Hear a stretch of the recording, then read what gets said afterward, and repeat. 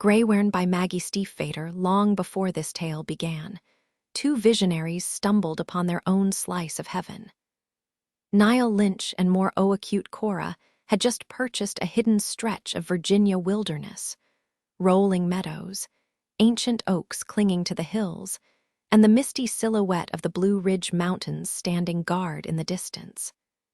To them, securing this overgrown sanctuary felt like pulling off the impossible. Sure, the farmhouse at the center was crammed with the previous owner's hoarded junk, and the cluster of dilapidated outbuildings, dubbed the barns, leaned like drunks after last call, their paint peeling in surrender. But Niall, ever the charmer with his quick wit and disarming smile, just shrugged. "It'll shape up," he declared, as if sheer confidence could will the mess away. Moore, still going by her birth name back then, wasn't one for sugarcoating.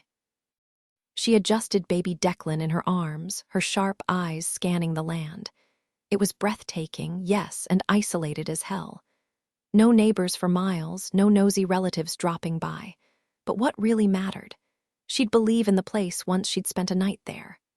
"We'll see," she muttered, her tone dry as the august fields. Here's the thing about Niall and Moore. They weren't just dreamers in the metaphorical sense. When they slept, their dreams had a habit of bleeding into reality. Not the useful kind, like conjuring stacks of cash, more like waking up clutching scribbled notes with dollars scrawled in shaky handwriting. Their most reliable visions, the forest. Not your average woodland, but a place that hummed with something older, something aware. Moore never saw it, not fully. But she sensed it watching her, its presence coiled deep beneath the earth, hungry and curious. And honestly, she liked the thrill of the chase. Never mind that Niall, mid-inspection of a collapsing tool shed, chose that moment to flip his hair and grin. "Admit it," he teased. "You're already plotting where to plant the roses." Moore rolled her eyes, roses, as if. Niall squeezed Moore's hand as they stood together in the golden morning light. "You'll find it," he murmured, his voice steady. "The forest is waiting for you." Because the truth was, the forest had been calling to him too, not just as a place, but as something alive, watching, curious. Sure, Niall loved the mystery of the trees, but mostly, he loved the way Moore's eyes lit up when she spoke of it. He'd spent weeks searching for the perfect spot where dreams came sharp and vivid, where slipping into the forest at night felt as easy as breathing. Part of him had hoped she'd fall for the wild beauty of it, that she'd see the future he imagined for them there. But he knew better. So when dawn broke that first morning, and Moore stepped onto the creaky farmhouse porch, he didn't ask. He just wrapped an arm around Declan, pulling him close as they watched the mist curl over the fields. The forest wasn't just a dream, it was a conversation. "I heard something last night," Niall said, his voice low. "A word, not English, not Irish." Moore's fingers traced the railing, leaving letters in the pollen. "I saw it too," she admitted, "carved into stone." And as they spoke it together, Greywaren, the air between them hummed. Art crime used to be the kind of thing that made people smirk. Not because it was harmless, but because it felt like a game, a high-stakes heist with no real victims. Sure, theft goes in and out of style, but stealing a masterpiece, that never gets old. You'd think art lovers would be the first to condemn it, but no, they're the ones leaning in, whispering, "Tell me how they did it." It's admiration with a side of rebellion. Most folks would never swipe a Rembrandt, but they'll cheer for the guy who does. Until now. Because suddenly, art isn't just about beauty or bragging rights, it's about survival. Own a painting and you own power. Lose it and you lose everything. Nobody gave Bride a second glance as he climbed the museum steps, his gray jacket flapping in the Boston wind. Just another guy who underestimated winter. He didn't look like a man who'd burned priceless artifacts to ash. Didn't look like a thief, either. But then again, the world had stopped looking like itself. 36 hours ago, thousands dropped where they stood, mid-step, mid-laugh, mid-air. Planes nosedived. Birds fell like stones. And somewhere in the chaos, Bride kept walking, hands in pockets like none of it mattered. Desperate times. Desperate measures. It didn't matter if the sleepers were pilots or bus drivers, or if terrified passengers screamed around them. They stayed unconscious, lost in some unfathomable void. No one had answers. Well, almost no one. Bride moved briskly toward the ticket counter, rubbing his chilled fingers together, his sharp gaze flickering over the room just long enough to spot the security guard loitering near the restrooms and the tour guide ushering a crowd into the next gallery. The woman at the counter barely glanced up from her monitor. "General admission?" she asked flatly. On TV, so-called experts tossed around theories: metabolic collapse, zoonotic outbreaks, even toxic air pockets. But none explained why wind turbines froze, cars stalled, and appliances died alongside the sleeping masses. One talking head suggested industrial sabotage, pointing to the string of mysterious attacks on East Coast factories. Maybe it was all part of some grand scheme. Maybe the feds would drop a bombshell update by sunrise. But morning came, and nothing changed. No confessions, no breakthroughs, just endless, eerie silence. Bride leaned in. "I need a ticket for the Vienna exhibit." The attendant sighed, already exhausted by the request. "Sold out till March. I can add you to the wait list." The Vienna Secession Show was the event of the year, featuring Klimt's The Kiss, a masterpiece so iconic, even people who'd never set foot in a museum recognized it. Two lovers wrapped in gold, lost in devotion.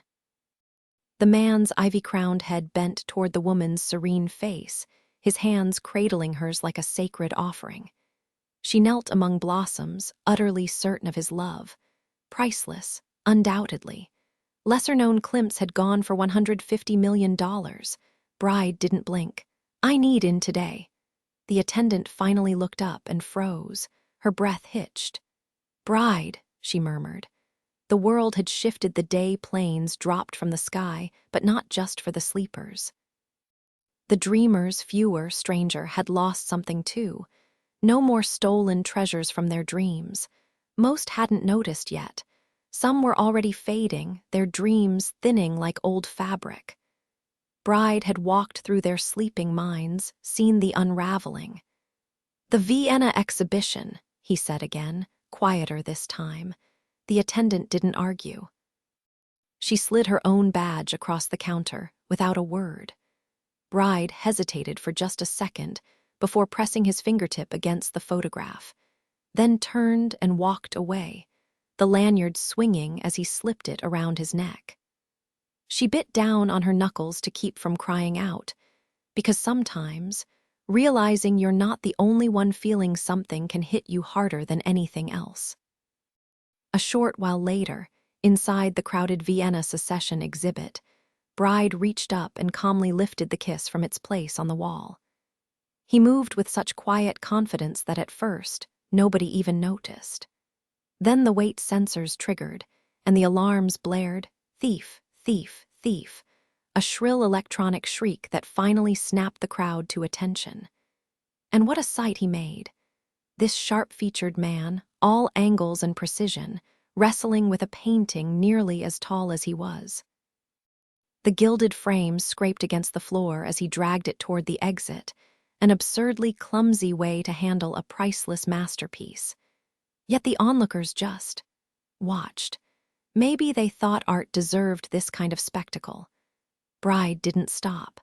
He dug into his jacket and flung what looked like a folded paper airplane at a docent rushing toward him. The moment it hit, the paper dissolved into a sticky goo, pinning the man to the ground. Another docent got a faceful of shimmering powder that hissed and crackled like fireworks on her skin. A third tripped as thick vines erupted from a tennis ball Bride had casually tossed in his path. Every step forward brought more guards, and every time, Bride pulled some bizarre trinket from his pockets, each one a dream given to him by someone who'd once felt utterly alone. Beautiful, unsettling, chaotic little things. He used to conjure his own weapons, but not anymore. Now he had to rely on borrowed dreams, and they were running out fast. Walkie-talkies crackled. Alarms wailed. Too many stairs, too many guards. This was never going to work. You don't just waltz into a world-famous museum and walk out with a Klimt. Bride spun toward the frozen crowd, his voice sharp with frustration. "Don't you want them to wake up?" The question hung in the air, heavier than any of his strange gadgets, because it wasn't just about the painting.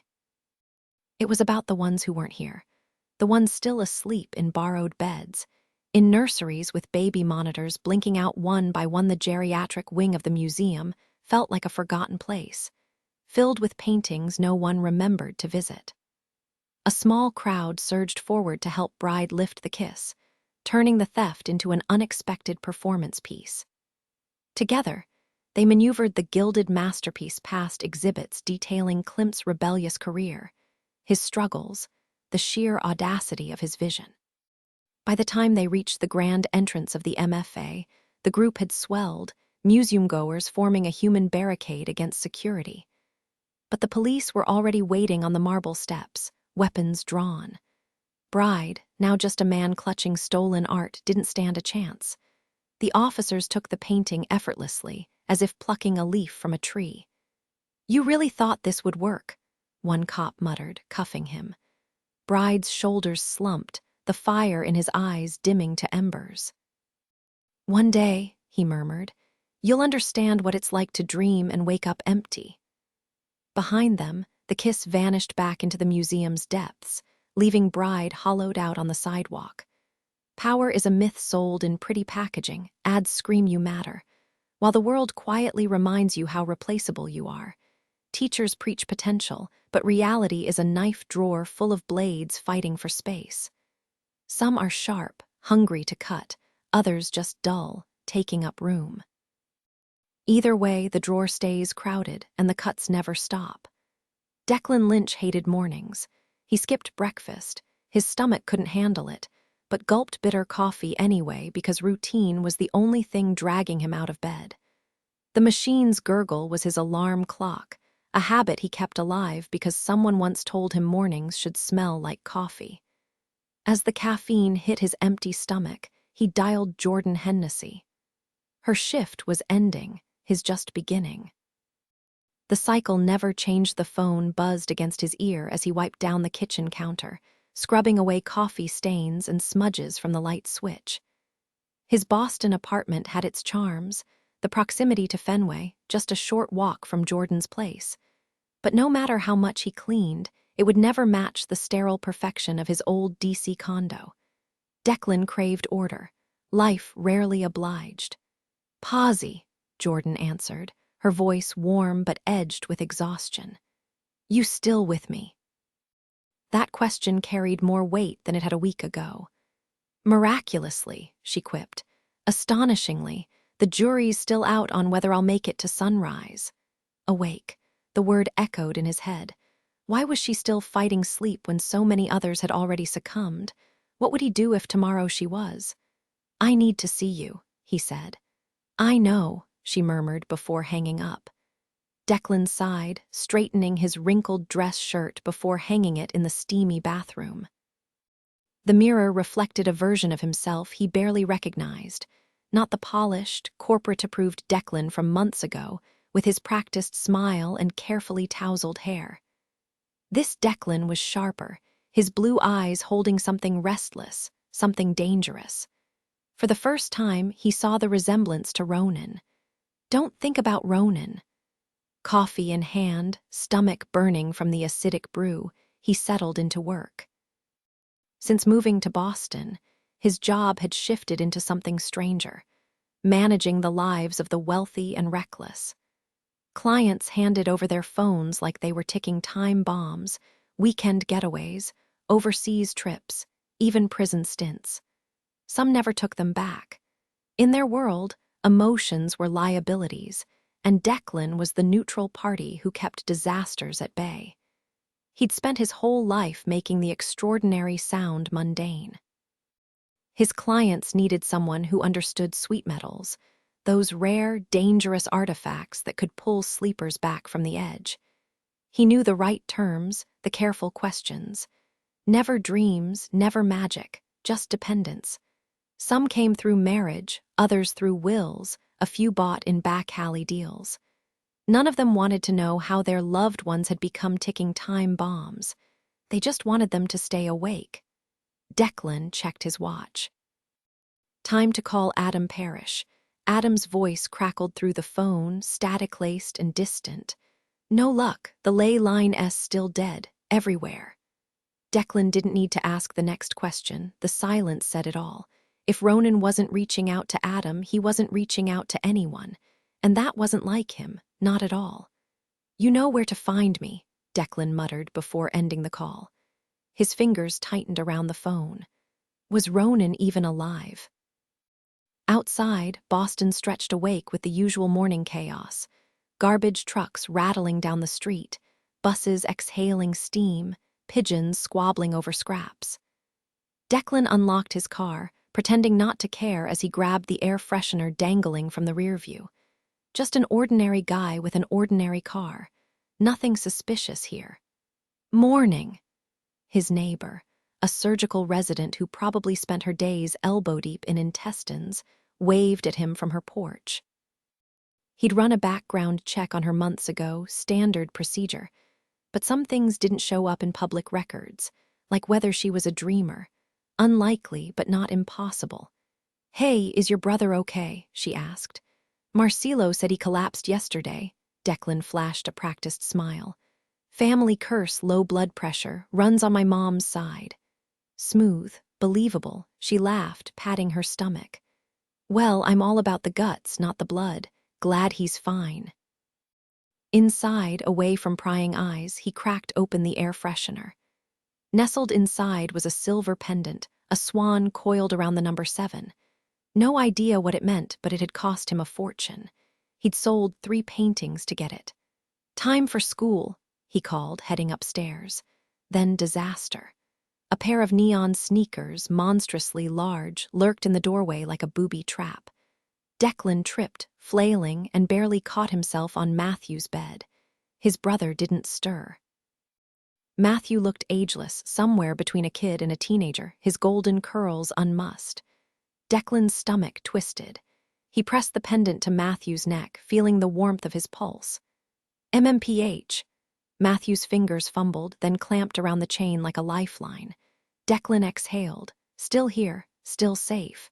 For now, Matthew clung to the swan pendant like a lifeline because, let's face it, that's exactly what it was. "Fine, I'm up," he muttered, rubbing his eyes. Declan exhaled, relieved. The sweet metal still had some juice left. "You've got 20 minutes, he warned. Matthew groaned. "Couldn't you have dragged me out of bed earlier?" But Declan couldn't. The best sweet metals, the ones that really packed a punch, were always the famous ones. Sargent's Madame X, Klimt's The Kiss, O'Keeffe's Black Iris Roman III. Masterpieces locked away in museums or hoarded by billionaires. The next tier belonged to CEOs and socialites, whether they were dreamers or just lucky enough to marry into it. That left the scraps, the weak, the ugly, the ones that barely lasted, circulating on the black market at insane prices. Now that every dreamer needed a sweet metal just to function, even the worst ones cost a fortune.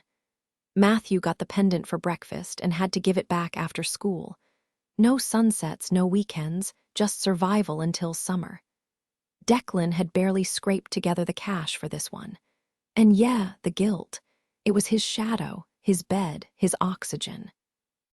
A few minutes later, Matthew shuffled into the kitchen, halfway ready for school. He'd even washed his face, progress. His hideous sneakers dangled from one hand to keep the floors clean, total brown-nosing.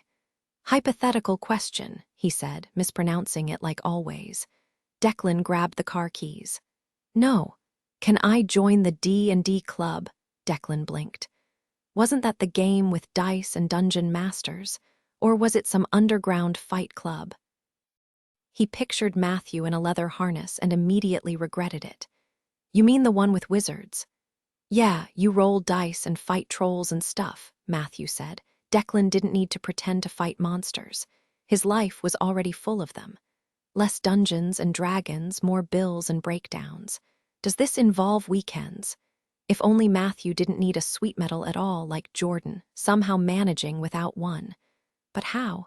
Just Wednesdays. Do Wednesdays even matter? I'll think about it. Thinking was the last thing he wanted to do. Was Ronan even alive? Another day, another drive to school. Declan kept tabs on Matthew's every move. The day the dreams went dark, it had taken hours to find him. He couldn't go through that again, the panic, the helplessness. So, about D&D, Matthew pressed, buckling his seatbelt. Declan gripped the wheel. We'll talk later. They wouldn't. Declan checked the clock. 12 minutes had passed.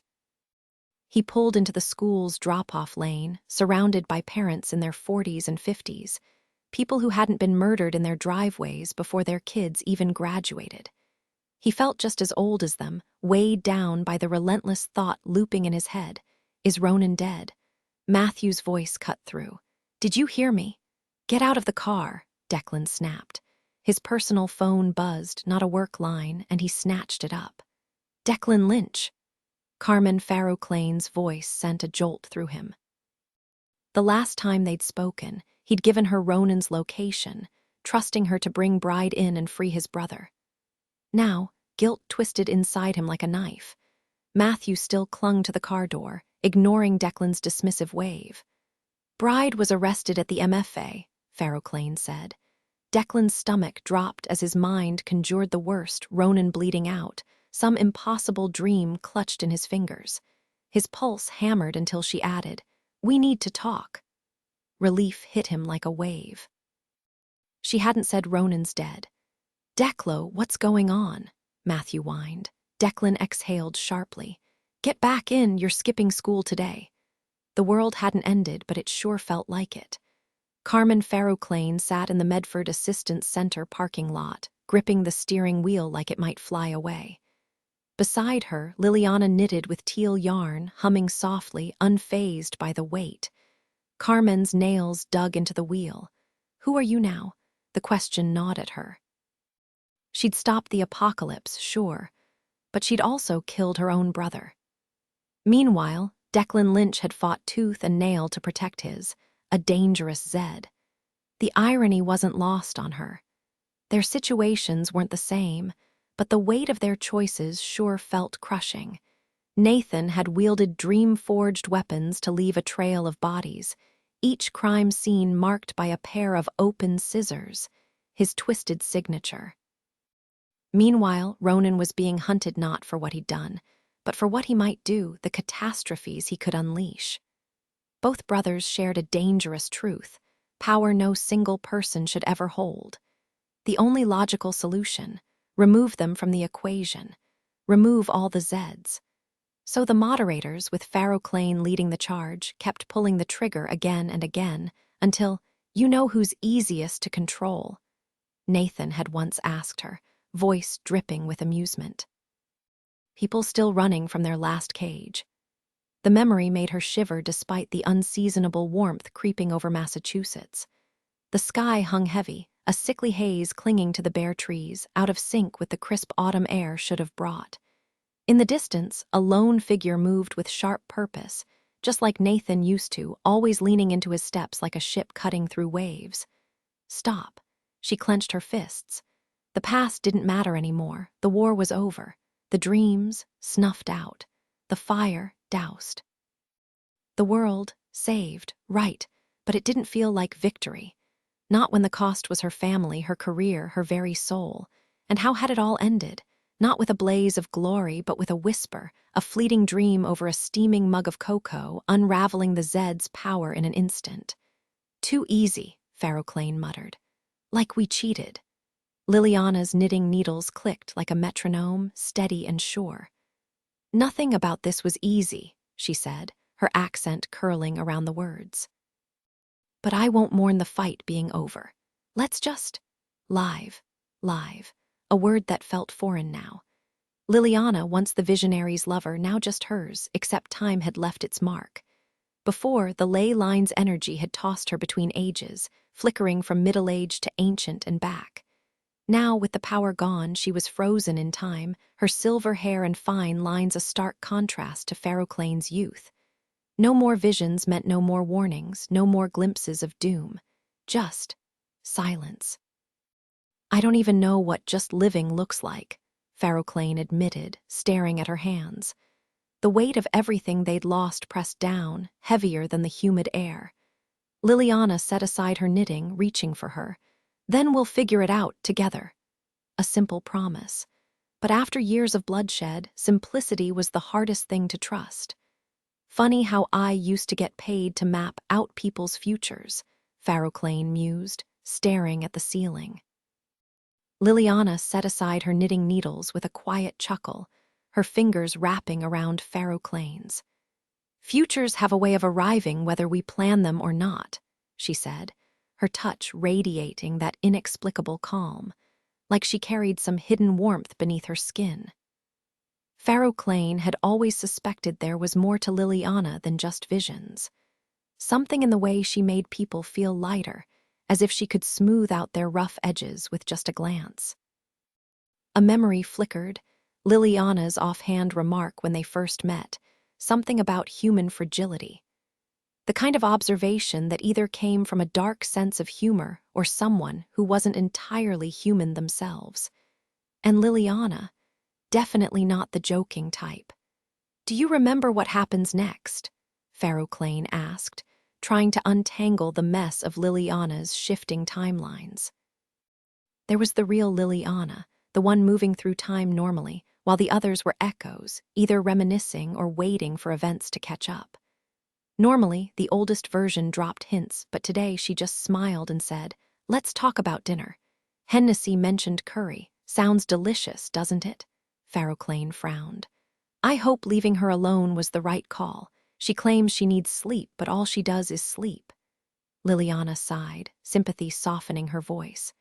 "She's got years of rest to make up for." And it was true, Hennessy's life was tragic. Trapped in the same nightmare, knowing she could bring it to life. Pity her, Feroclane reminded herself. Pity her. Too bad Hennessy made it so damn hard. Within days, Feroclane had pegged her as the most infuriating person alive. Exhibit A, the woman was loud. If she had something to say, she'd climb onto the nearest table, car, or rooftop and bellow it like a town crier with a megaphone. Exhibit B, unpredictable. The night after shutting down the ley line, she vanished without a word, only to return hours later with a beat-up, unmarked car that roared like a dying beast. No explanation, just that smug grin as if daring them to ask where she'd stolen it from. And Exhibit C, pure chaos. Leave her unsupervised, and she'd dismantle the house like a raccoon in a jewelry store in the short time Hennessy had crashed at Feroclane's place. She'd turned the apartment into a disaster zone. Flooded bathrooms, kitchen fires, shattered windows, and a garage door now sporting a massive, chaotic mural of the Scream, all while blasting music from a sketchy-looking car that probably wasn't hers. Safe to say, Feroclane's security deposit was long gone. But Hennessy's real talent. Her relentless flirtation with death. She'd leap off rooftops like gravity was optional, hold her breath underwater until her lungs burned, chug questionable liquids, and snack on things that definitely weren't food. Once, she even tripped while running with scissors, only to inspect the gash in her arm like it was a fascinating science experiment. Liliana would watch, horrified, as Hennessy cackled like a maniac, her laughter so wild it made tears stream down Liliana's face. These past few days had dragged on forever, but Feroclane couldn't just kick Hennessy to the curb. Not after what they'd done, stealing the unicorn's horn under the guise of saving the world, leaving Hennessy hollow without her dreams. And Feroclane, she was the one who stopped the apocalypse. "There he is," Liliana murmured, nodding toward a gray Volvo pulling into the lot. Declan Lynch sat behind the wheel, his younger brother Matthew beside him, 2/3 of the infamous Lynch trio. "Just let it go," Liliana whispered. "This is where it starts." Farroclane grabbed 2 greeting cards from the door pocket and walked over, stopping just short of the painted lines separating them. The air was thick with unspoken tension, neither reached for a handshake, and after an awkward pause, Farroclane exhaled sharply, like she was starting a business meeting. "Is he dead?" Declan cut straight to the point. Instead of answering, she handed him the first card. He flipped it open to find a generic Happy Valentine's Day message, followed by her hastily scribbled note. "Haven't heard from the other moderators since the Rose Garden. Officially cut ties, but they might still be watching. Assume my phone, bags, and even my shoelaces are bugged. Wrote everything down instead." The moderators' silence wasn't reassuring, it was unsettling. They hadn't just ghosted her. Even the feds admitted they'd struck out contacting anyone else before reaching her. The moderators were like spam calls or a stubborn rash. They didn't just disappear. She handed Declan the second card. The card had a printed message inside. Something sweet and simple like, "Turns out I like you way more than I planned. Happy anniversary." But it was almost illegible. Every inch of space was crammed with her frantic handwriting, detailing everything she knew. Declan scanned it without a flicker of emotion. His gaze shifted briefly to the Medford Assistance Center behind him, then back to his younger brother, whose golden hair and watchful eyes made him look like a restless puppy left waiting in the car. She felt a pang of sympathy, not for Hennessy, who wore her misery like a neon sign, but for Declan, who carried his like a locked vault. He was the kind of person who made silence feel heavy. Finally, he spoke, flat and detached. "You didn't have to reach out." "I made you a deal," she replied. "You'd get your brother back, I'd get Bride. I failed. This is the best I can do." For a long moment, he just stared at her, then made a small, decisive tusk sound like a judge slamming a gavel. He pulled a business card from his jacket, scribbled an address and 2 numbers, and handed it over. "I don't do favors with strings attached." She took it. "Should I say thanks? You'll find what you're looking for there." She had no clue what he meant, but she nodded. "All right, thanks." Declan gave a slight shake of his head. Even now, spies on a bridge, she mused. The only grown-ups in the room, he corrected. His professional mask slipped just enough to reveal something restless beneath, something young and raw like his brother Ronan. But only for a second. Then it was gone. She offered a handshake to end it. "Good luck, Mr. Lynch." His laugh was bitter. "That's the one thing I never get." Meanwhile, Ronan Lynch was dreaming. Not of anything solid, but of the lace. A shifting, tangled web of light and shadow, branches and veins, all whispering "I know you" as he moved through it. Then, just as suddenly, the dream dissolved into emptiness. A void, until a flicker, a glow. Something bright pulsed in the dark, swaying like seaweed in a deep ocean current. He wasn't sure if he moved toward it or if it came to him, but soon he was close enough to see, a grove of luminous tendrils dancing in the nothingness. Beautiful, hypnotic. Without thinking, he drifted closer, letting the light pull him in the second his fingers brushed the surface. A flood of vivid scenes swallowed him whole. He was everywhere at once, wandering through grand estates with chandeliers dripping light, standing in overgrown cemeteries where moss clung to weathered stones, sinking into the wreckage of a sunken ship swallowed by the ocean's depths. He passed through cramped dormitories lined with narrow beds, stepped into shadowy vaults thick with secrets, then emerged onto sunlit lakes where the water sparkled like shattered glass. He wandered empty museums after hours, their halls echoing with silence, and slipped into sunlit bedrooms where dust motes danced in golden beams. Each place held him for a fleeting moment before the current of the void dragged him back. But soon, he grasped the truth. These weren't just visions.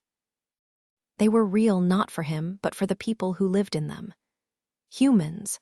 And oh, they were fascinating. They leaned in, their gazes sharp with curiosity, close enough for him to catch the glint of tears or the hitch of a breath. Hands cradled him, lips pressed against him in fleeting affection, cheeks rested against him with quiet longing. He was passed between fingers, strung onto chains, tucked into pockets, hidden away in velvet-lined boxes. He was dropped into blood, gifted in love, stolen in desperation. And then it hit him they weren't seeing him. They were seeing the objects he peered through, sweet metals. To them, he was the portrait hanging in a gilded frame, the locket pressed to a racing heart, the worn toy clutched by small hands. He was the ring slipped onto a finger, the handkerchief folded with care, the chisel carving its mark into wood. But deeper still, he was what lived inside those sweet metals, the love, the grief, the hope, the fury. They pulsed with human emotion, raw and overwhelming. Sweet metals, sweet metals. The word echoed in his mind like a forgotten song. Had he always known they existed? They were woven into the fabric of the world, inseparable from human desire, and he couldn't get enough. The sights, the sounds, yes, but more than anything, the emotions. Each gaze carried its own storm, joy like sunlight, sorrow like rain, rage like wildfire. He drank them in, marveling at their intensity. How strange and dazzling it all was. How terrifying. Then, just as he was lost in the wonder of it, he stepped into another sweet metal and froze. A face he knew. Hennessy. The shock of recognition hit him like a slap. He'd forgotten he could know anyone at all. He knew her, not just her face or her name, but the weight of her sorrow, the way her tears soaked into fabric like rain into dry earth. She stood in a studio cluttered with paintings, some complete, others abandoned mid-stroke. The air hummed with the energy of them, a magnetic pull he couldn't resist. And then there was her, Hennessy, except it was. The way she moved was too deliberate, too calm. This was Jordan. As she brushed varnish onto the canvas, he felt the static of creation crackle in the air. The act of making art was its own kind of magic, a loop of artist and art feeding into each other. Then his focus shifted to the portrait on her easel, a young man in a rumpled suit, one leg draped with his jacket, fingers loosely clasped. His face was turned just enough to hide his smile, but Ronan knew him instantly. Declan. The name hit him like a punch, and with it came another, Matthew. Why did they belong together? Because they were brothers, his brothers. And then he remembered. The realization slammed into him. Ronan Lynch, that was his name. He hadn't always been adrift in this nothingness. He'd had a body, a life, a family, but the memory was slipping even as he grasped it, Jordan's studio dissolving like smoke. He tried to claw his way back, shouting her name, but sound didn't exist here. The sweet metals weren't a door he could open, just reflections, echoes. Ronan Lynch. Ronan Lynch. What if he lost himself again? How many times had this happened? How long had he been trapped in this cycle, remembering only to forget? The dark sea swallowed him once more, but now fragments surfaced, a farm with silent barns, cattle frozen in sleep. He hadn't just been searching for sweet metals. He'd been trying to make them, for Matthew, for his mother. If only he'd succeeded. His family was broken. How had he forgotten that? What else was still buried? Now, though, he wasn't wandering blindly. He had purpose. Declan, Matthew, Ronan, the Lynch brothers. A vision sharpened, a grimy parking lot, cars coated in road salt, skeletal trees shivering in the cold. A nondescript building, the kind you'd forget 5 minutes after leaving. Time meant nothing here, but he'd learned to navigate the sweet metals faster, sifting through them like flipping pages. And then 2 figures stepped through the sliding doors. He knew them. They were close. One of them wore a delicate swan pendant, a sweet metal, around their neck. It wasn't the strongest Ronan had ever inhabited, but it pulsed with enough energy to anchor him in the crisp New England afternoon, letting him drift like a phantom through the world. He couldn't feel the temperature, but his borrowed form picked up other signals, the electric hum of nearby power lines, the restless churn of the ocean just beyond the horizon. Most unsettling was the hollow sensation in the air, not an object but the absence of one, like the empty space where a ley line should have been. Following Declan and Matthew into the squat building, Ronan was struck by how much they'd changed. Matthew had shot up, looking more like a lanky teenager now, his scowl softened only by the unruly golden curls bouncing with each step. Declan, on the other hand, seemed younger, barely out of college, though his tailored clothes and stiff posture made him appear older. A sharp memory flickered. Betrayal. The word sat heavy in Ronan's mind, but the anger felt distant, like an old bruise he'd forgotten to nurse. Inside, the sterile lobby smelled of antiseptic, and something faintly sweet, like spilled juice left too long in the sun. Empty wheelchairs lined the walls, and a woman behind plexiglass barely glanced up as the brothers checked in before pushing through a heavy door. The hallway beyond was cluttered with medical equipment, stretchers, Roman IV stands, but none of it looked like it belonged in a proper hospital. The fluorescent lights buzzed, their flicker grating against Ronan's borrowed senses. Matthew wrinkled his nose. "Why are we here? It reeks like a daycare dumpster." Declan didn't slow down. Later. They reached an elevator, rode it to the second floor, and stopped at room 204. With bizarre precision, Declan pulled out a greeting card, studied it, then punched a code into the keypad. The door unlocked with a metallic clunk. Only when Declan hissed, "Move," did Ronan realize this wasn't just a visit, it was a break-in. The room was dark, save for a sliver of light under a set of cabinets. A curtain split the space in two, one side holding a neatly made hospital bed. But beyond the fabric, something pulled at the sweet metal around Matthew's neck, a ravenous, invisible force. Matthew shuffled nervously as Declan flipped the switch. Fluorescence flared to life. Declan yanked the curtain aside. Matthew's breath hitched. "Is that, bride?"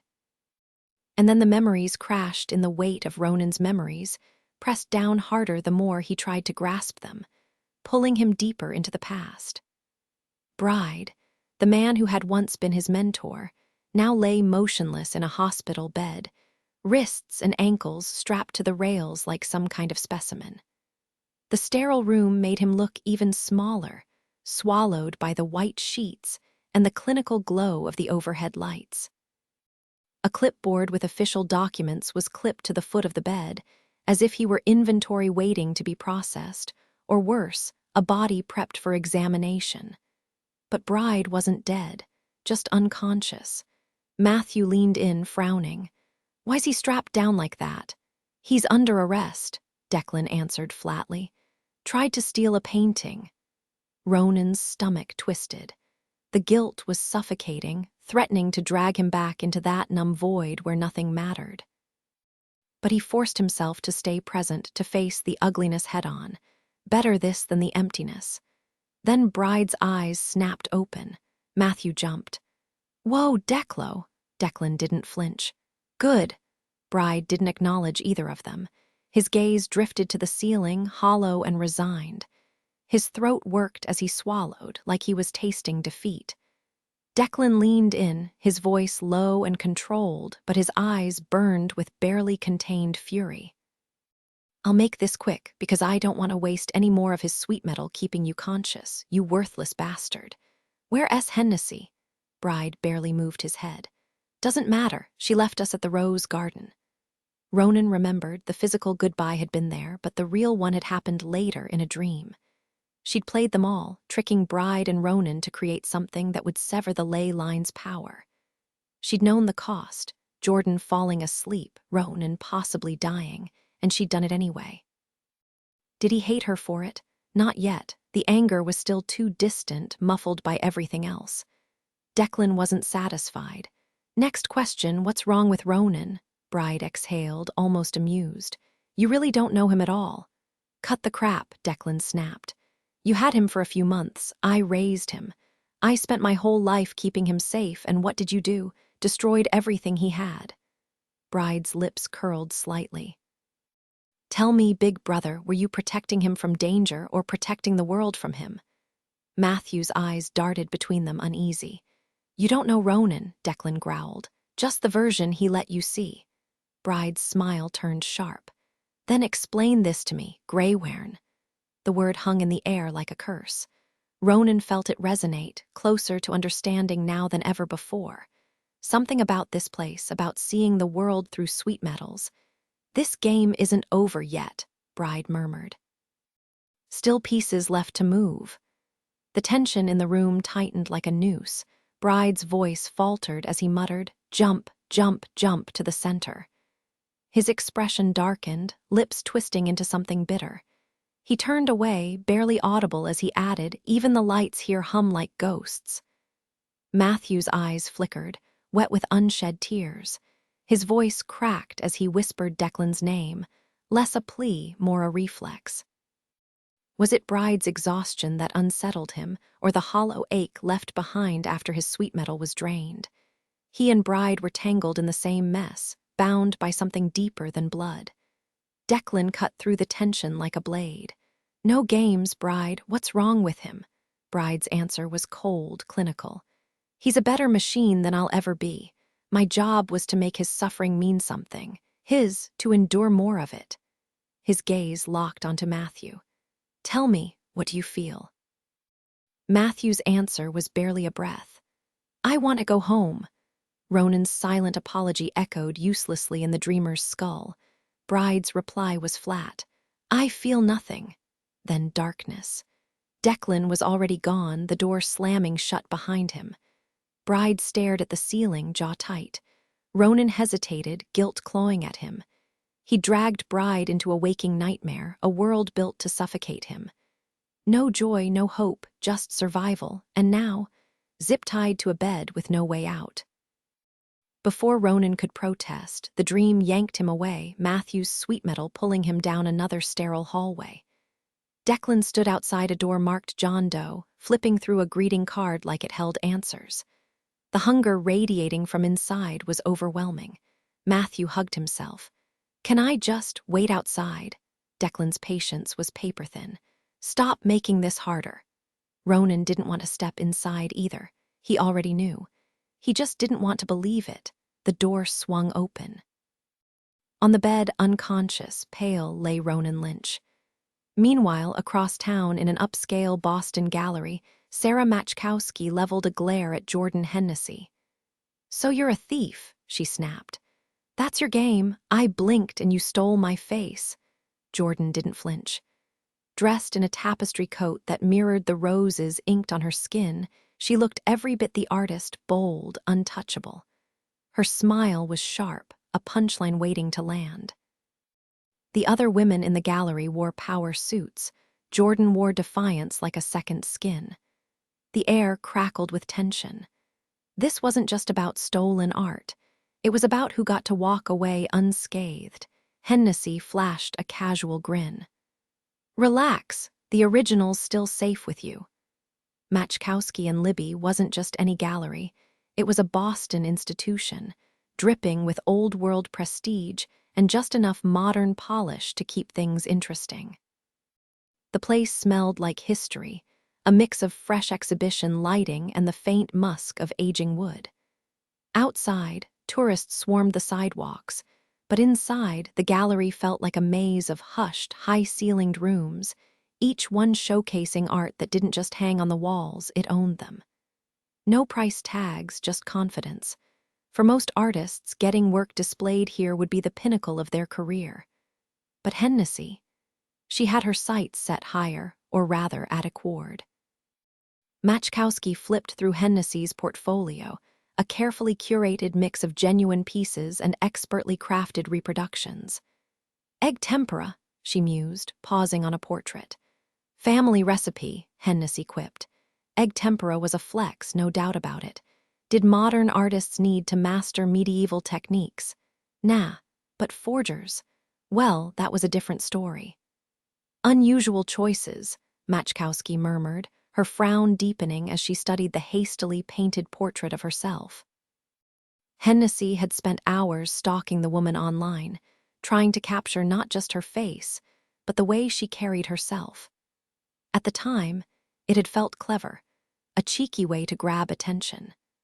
Now, watching Machkowski rub her fingers over the still-drying paint, unsmiling, Hennessy suddenly felt like a kid showing off finger paintings at a board meeting. This wasn't some underground fairy market or a late-night art party.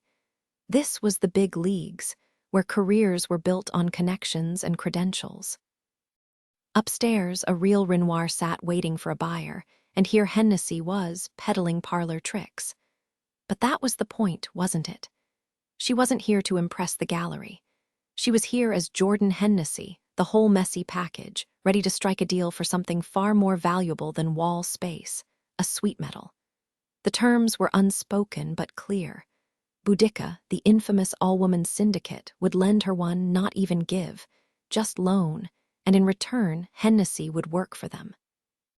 Boudica had been chasing Jordan for years, never realizing they were dealing with two people in one. Jordan had always refused, too many strings. Hennessy hadn't been interested either, until now. Machkowski turned another page, revealing more forgeries, each one a perfect mimicry of a different style. Hennessy held her breath. The game was on. The forged documents and signatures lay scattered across the table, each one a testament to Hennessy's skill. Among them, a meticulous replica of Da Vinci's Vitruvian Man caught Machkowski's eye, though this version had a modern twist. The figure casually held a cigarette between his fingers. "Bernie wasn't kidding about your sense of humor," Machkowski remarked, her fingers tracing the edge of the paper. "Did your mother pass down any wisdom before she—" "Well, you know." J. Hennessy, just J to those who knew her, felt the weight of the question like a punch. Machkowski and Libby had handled her mother's work back in Boston, so the inquiry wasn't entirely out of left field. Stay quiet, Hennessy told herself, but restraint had never been her strong suit. "Oh, you know," she drawled, flashing a sharp grin. "The usual life lessons. Don't let your smokes ruin the piano, avoid mixing uppers and downers before homeroom, and for God's sake, never get married." Machkowski's expression didn't waver, her attention still fixed on the artwork. "I always wondered what it was like, growing up with her. Guess she wasn't exactly June Cleaver at home either, huh?" Hennessy's chest tightened. She hadn't come here for a therapy session, least of all from someone who'd only known her mother as a client. But Machkowski's next words, "I'm sorry." That must have been difficult, hit harder than expected. It was unsettling, being seen so clearly. Worse, realizing that someone had thought about her, about the girl she'd been. The lump in her throat betrayed her before she could lie and say it didn't matter. "Do you think you're anything like her?" Machkowski pressed. Hennessy forced a laugh, blinking back the sting in her eyes. "What, you don't see the family resemblance?" "Your style's more traditional," Machkowski mused. "Your mother's work was reckless, yours is deliberate. If I didn't know better, I'd think you were the elder." The unexpected praise threw Hennessy off balance. Here she was, a master of imitation, and yet Machkowski saw her in the strokes. "Flattery will get you nowhere," Hennessy quipped, deflecting. "Unless you're trying to butter up Sargent, that's his technique you're drooling over." But Machkowski wasn't fooled. "I recognize your hand in these sketches," she said softly. "The precision in the lines, your mother never had the patience for that." The grief came out of nowhere, sharp and suffocating. Once, Hennessy would have carried these words back to the others, the girls who shared her face, so they could all savor the validation. So they could be her, flawlessly, if Machkowski ever crossed their paths again. But now, standing there, the weight of being truly seen settled over her like a shadow she couldn't shake. The girls were gone forever. No more chaotic celebrations, no shared laughter, no late-night confessions. Just silence. Only two Jordan Hennesses remained, and they weren't exactly on good terms. Not yet. But a sweet metal could change that, leveling the playing field between them. Then maybe things would finally make sense. "Joe," Machkowski called out, straightening the stack of forged sketches before tilting her head toward the other room. "Joe, Kai, is Joe back there?" A muffled voice answered, "Just walked in." "Send her out," Machkowski said before turning to Jordan. How long are you staying in town? I live here now, Hennessy lied, then added with a practiced nonchalance, near the gardener. Machkowski nodded approvingly. Great museum. She waved as Joe Fisher stepped into the room, a woman so polished she looked like she'd been pressed between the pages of a high-end magazine. Her grip on her phone was tight, fingers poised like she was ready to fire off an urgent email at any second. The moment she saw Hennessy, recognition flickered in her eyes. Jordan Hennessy. Hennessy's stomach dropped. She'd never met this woman before, which meant Joe Fisher and the other Jordan had history. Now she had to improvise. Joe, she drawled, flashing a grin. Long time no see, ready for our duel at sunrise. Machkowski watched, pleased. So you two do know each other. Joe specializes in elevating emerging artists, ones who might not have the exposure or experience for galleries like ours. She streamlines the process, gets them where they need to be. She checked her watch. I've got another meeting, but Joe, take a look and let me know what you think. With Machkowski gone, the air between them turned sharp. For someone who claims not to want anything to do with us, Joe said coolly, you keep showing up. What, you finally decided you want fame? Hennessy smirked. Thought you were in the market for a forger. Joe gestured around the sleek, white-walled space. And I thought you wanted this. Ah yes, every kid's dream, a career built on smoke and mirrors. Joe rolled her eyes. A Child's Guide to the Economy by Jordan Hennessy.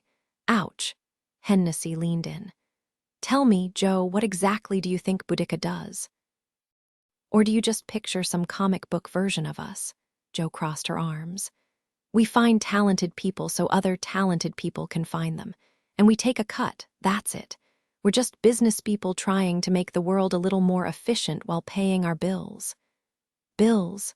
Hennessy snorted. Please, you don't even own a plant that's still alive. Just a vibrator, an overpriced apartment you never sleep in, and a 2-year lease you regret. Joe's glare could have melted steel. Hennessy's grin only widened. Hennessy let out a dry laugh as she glanced at the book Joe Fisher had just referenced. A Child's Guide to Adult Relationships. Cute, real subtle. Joe exhaled sharply, like she was forcing herself to play nice. Look, let's start over. You want this, the gallery, the jet-setting to openings, painting the next big thing before they kick it. And honestly, you could pull it off. You've got the looks, the brains, the talent. You're not some washed-up has-been yet. Cameras will love you. But here's the thing, no fancy degree, no connections, a criminal record, and you need a sweet metal. Face it, you're not getting any of that without us. So are you signing or not? Hennessy rolled her eyes. Who says I even want all this? She gestured vaguely at the gallery, the glittering promise of it. Maybe I'm perfectly happy being your local, neighborhood art forger. Joe studied her, then tilted her head, realization dawning. Oh, you're the other one. Excuse me. The other girl, the twin. Or sister, or whatever. The one I talked to before, she's the dreamer. And you? What are you? The talent, the enabler. Hennessy's stomach dropped. They knew. After all this time, the carefully constructed lie of being one person, Jordan Hennessy, was crumbling. Boudica had already figured out Jordan was the dreamer back in Boston. And with Hennessy running wild with Bride and Ronan last year, while Jordan schmoozed with Declan Lynch in the art scene, the secret was out because they'd stopped hiding it. Hennessy smirked. Give me a second, I'm workshopping a very convincing denial in my head. Joe waved a hand. Don't bother, we've kept your secret just fine, we've got plenty of our own. I don't care why you pretend to be one person, but this back and forth is exhausting. So what's your real name, the one you go by? Hennessy, she said, and damn, it felt good to drop the act. Just Hennessy. So did Jordan actually ask about showing originals here, or was that Boudica feeding you nonsense? Joe snorted. Jordan, right, so you split the name. Jordan and Hennessy, Jordan Hennessy. She shook her head. You're nothing like her, should have guessed sooner, so the sweet metal is it for you? The question wasn't meant to sting, but it did. From Joe's perspective, Hennessy must have looked like the sidekick. Meanwhile, the other half, Jordan, was out there living like she owned the world. Storming Boston, making waves in the art scene, building a legacy, not just a career. flirting with the idea of something bigger. And here Hennessy was, the shadow, the one who made it all possible. Hennessy couldn't shake the bitterness as she watched the other girl slump into the room, trading her identity for cheap rewards. It wasn't failure that weighed on her. It was the raw, gnawing absence of Jordan and her relentless optimism. Back then, Hennessy had just been trying to get through each day with some semblance of fun, while Jordan was busy dreaming big, strolling through art galleries like she already belonged there. "It's for my ferret," Hennessy muttered, clutching the ridiculous prize. "I swear I'm obsessed with the little gremlin. Ever look at your socks and think, man, I wish you loved me back? That's this ferret for me." Joe Fisher cut her off with a dismissive wave. Yeah, can we focus?" Before Joe could steer the conversation somewhere useful, Hennessy's gaze locked onto a face outside the window, one she'd know anywhere. Jordan. The real Jordan, standing on the sidewalk, staring right back at her. "How long's this deal even last?" Hennessy asked, barely keeping her voice steady. Joe exhaled sharply, like she'd just inhaled a cloud of pepper. 2 minutes. "Hilarious," Hennessy shot back. "Seriously, though, when's the deadline?" "I'm not gonna beg you," Joe snapped. "If you change your mind, show up at the ferry market in New York next week. Sweet metals are selling out fast, so don't drag your feet. But honestly, you're being an idiot, and you've got 7 days to figure that out." Jordan, still outside, mimed slitting her own throat. "Quit screwing this up." "Hold that thought," Hennessy said, already halfway to the door. "Gotta check in with my better half." Jordan remembered the first time Hennessy bolted. Back then, they were stuck in a cramped split level in some sleepy Pennsylvania suburb, under the watch of Hennessy's dad, Bill Dower, a retired racer turned driving instructor at Picono. The house was too small, the town too quiet, the life too dull for 4 identical girls hiding in plain sight.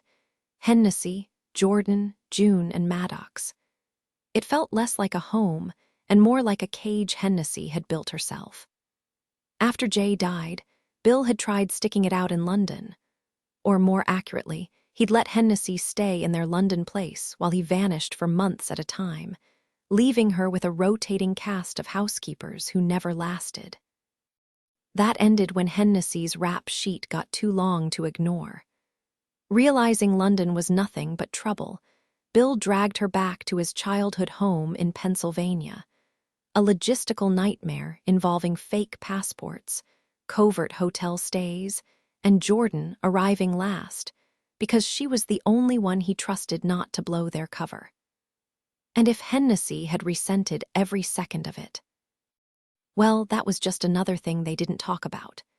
Pennsylvania was a special kind of misery for Jordan, June, and Hennessy, nothing like Maddox, who somehow thrived there.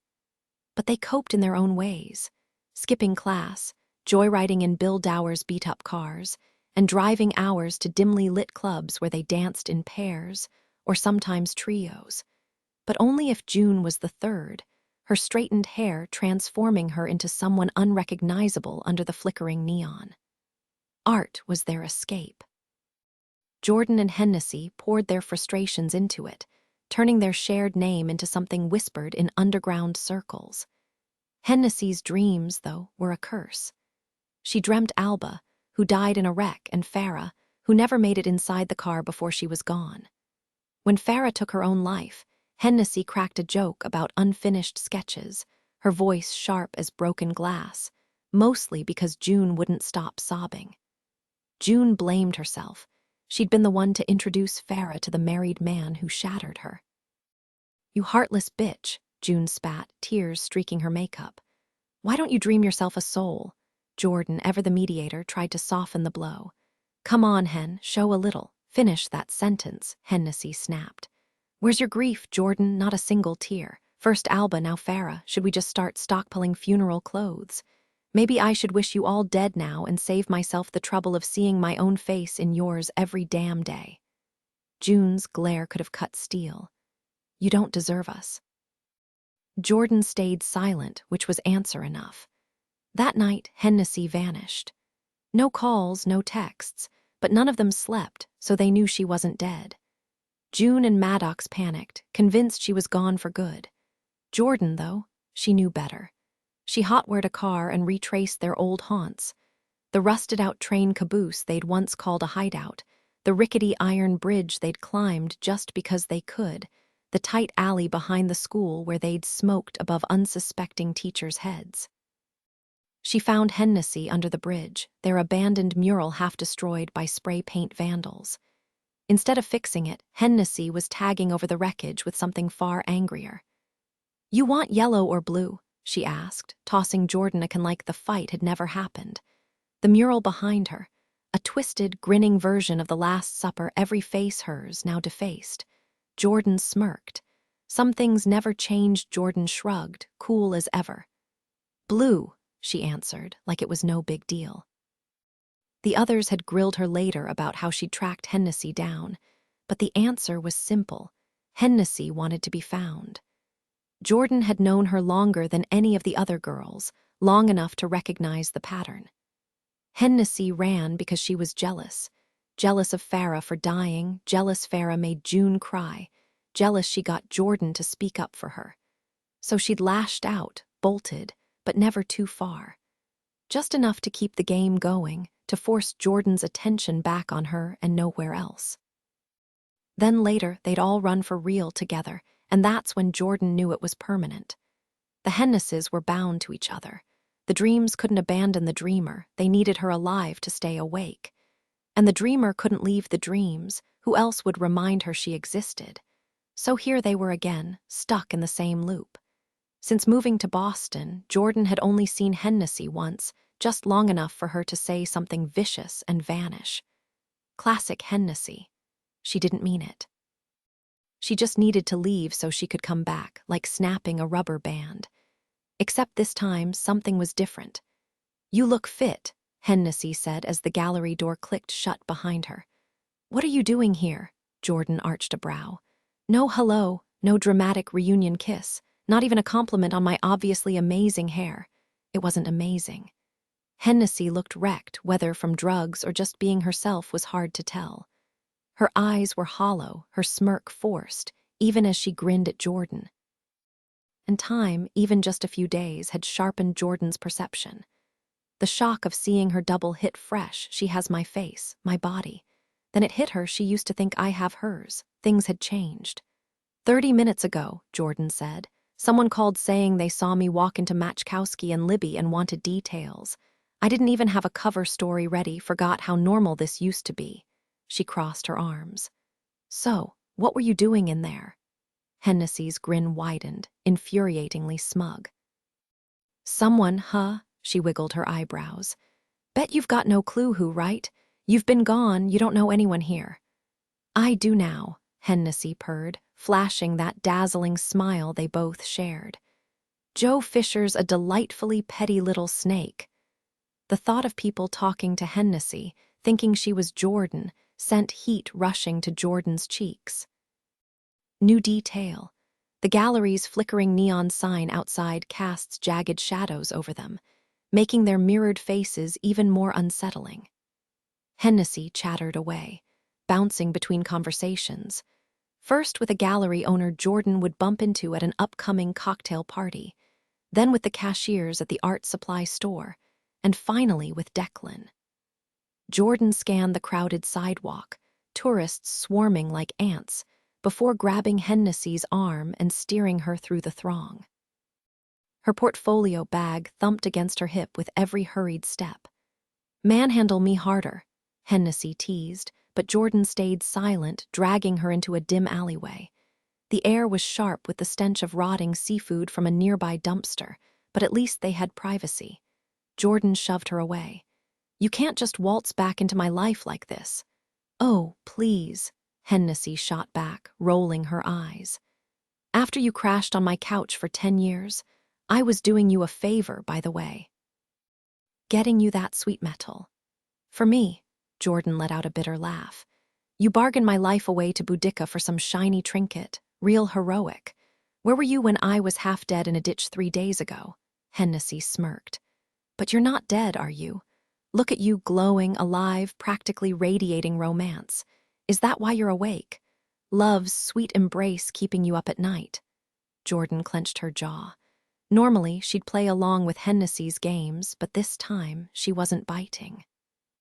She could already see the gears turning in Hennessy's head, ready to twist whatever she had with Declan into something ugly. No, Jordan snapped. Cut the act. Why are you really here? Hennessy crossed her arms. Because you called me. 3 voicemails, desperate forum posts. Don't pretend you weren't waiting for me to pop back into your life like some tragic miracle. It wasn't entirely wrong, but it wasn't the truth either. Jordan exhaled sharply. How had she tolerated this for so long? Because she'd had no choice. No, that wasn't fair. Hennessy was her best friend. The same best friend who told her she wished she was dead and then vanished when the other dreamers fell asleep. Then it hit her. You did this, Jordan whispered, the realization like ice in her veins. Hennessy blinked. Did what? Jordan didn't know how she knew, she just did. The worst possibility was always the right one with Hennessy. The ley line, the dreams collapsing, it's you. You killed it so you wouldn't dream anymore. Didn't you? For once, Hennessy was speechless. No quick retort, no sarcastic deflection. The silence told Jordan everything. By the time Hennessy finally opened her mouth, Jordan could already see the smirk forming, the one that meant she was about to spin this into a joke. But the damage was done. Jordan didn't let her finish. Straight answer, is the ley line gone for good, or can you fix this? Hennessy rolled her eyes. Wow, what a thrilling turn this chat has taken. Truly riveting stuff. All those frantic voicemails Jordan had left over the past week suddenly felt hollow. She told herself she was checking in, making sure Hennessy was okay, reassuring her she was awake. But now, maybe she'd just been waiting for the day Hennessy finally did what she'd always threatened. Maybe those calls weren't concern at all, just morbid curiosity wrapped in guilt. Like tossing roses on a coffin and calling it closure. You spent years telling me I deserved a real life, Jordan snapped. But the second I reach for it, you lose it. Well, guess what? This is the life I want. A killer studio, high-end galleries, fast cars, a future that doesn't involve you. I want Declan. You don't have to like it because it's mine. Can you at least pretend to be happy for me? Hennessy smirked. I'd respect it more if your studio wasn't wallpapered with those tragic nude paintings. Staring at them made me want a breast reduction. Jordan didn't even feel anger anymore, just exhaustion. Can you fix the ley line or not? Hennessy ignored her, meticulously arranging dried leaves on a trash bin lid. You think you spared me Jay's memories because you hated her, but I think the truth's worse. You didn't want me knowing how much you two were alike. Jordan saw the fury flash in Hennessy's eyes, watched her scramble for a comeback sharp enough to draw blood. She didn't give her the chance. I don't need you anymore. I thought maybe I still wanted you around. Turns out I was wrong. You poison everything you touch. We're done. Sure we are. Do us both a favor, delete my number, and get the hell out of my city. Hennessy barked a laugh. Real cinematic breakup. Bravo. Jordan didn't flinch. It's over. You'll come crawling back, Hennessy shot back, just like she always did. But Jordan wasn't Hennessy, not anymore.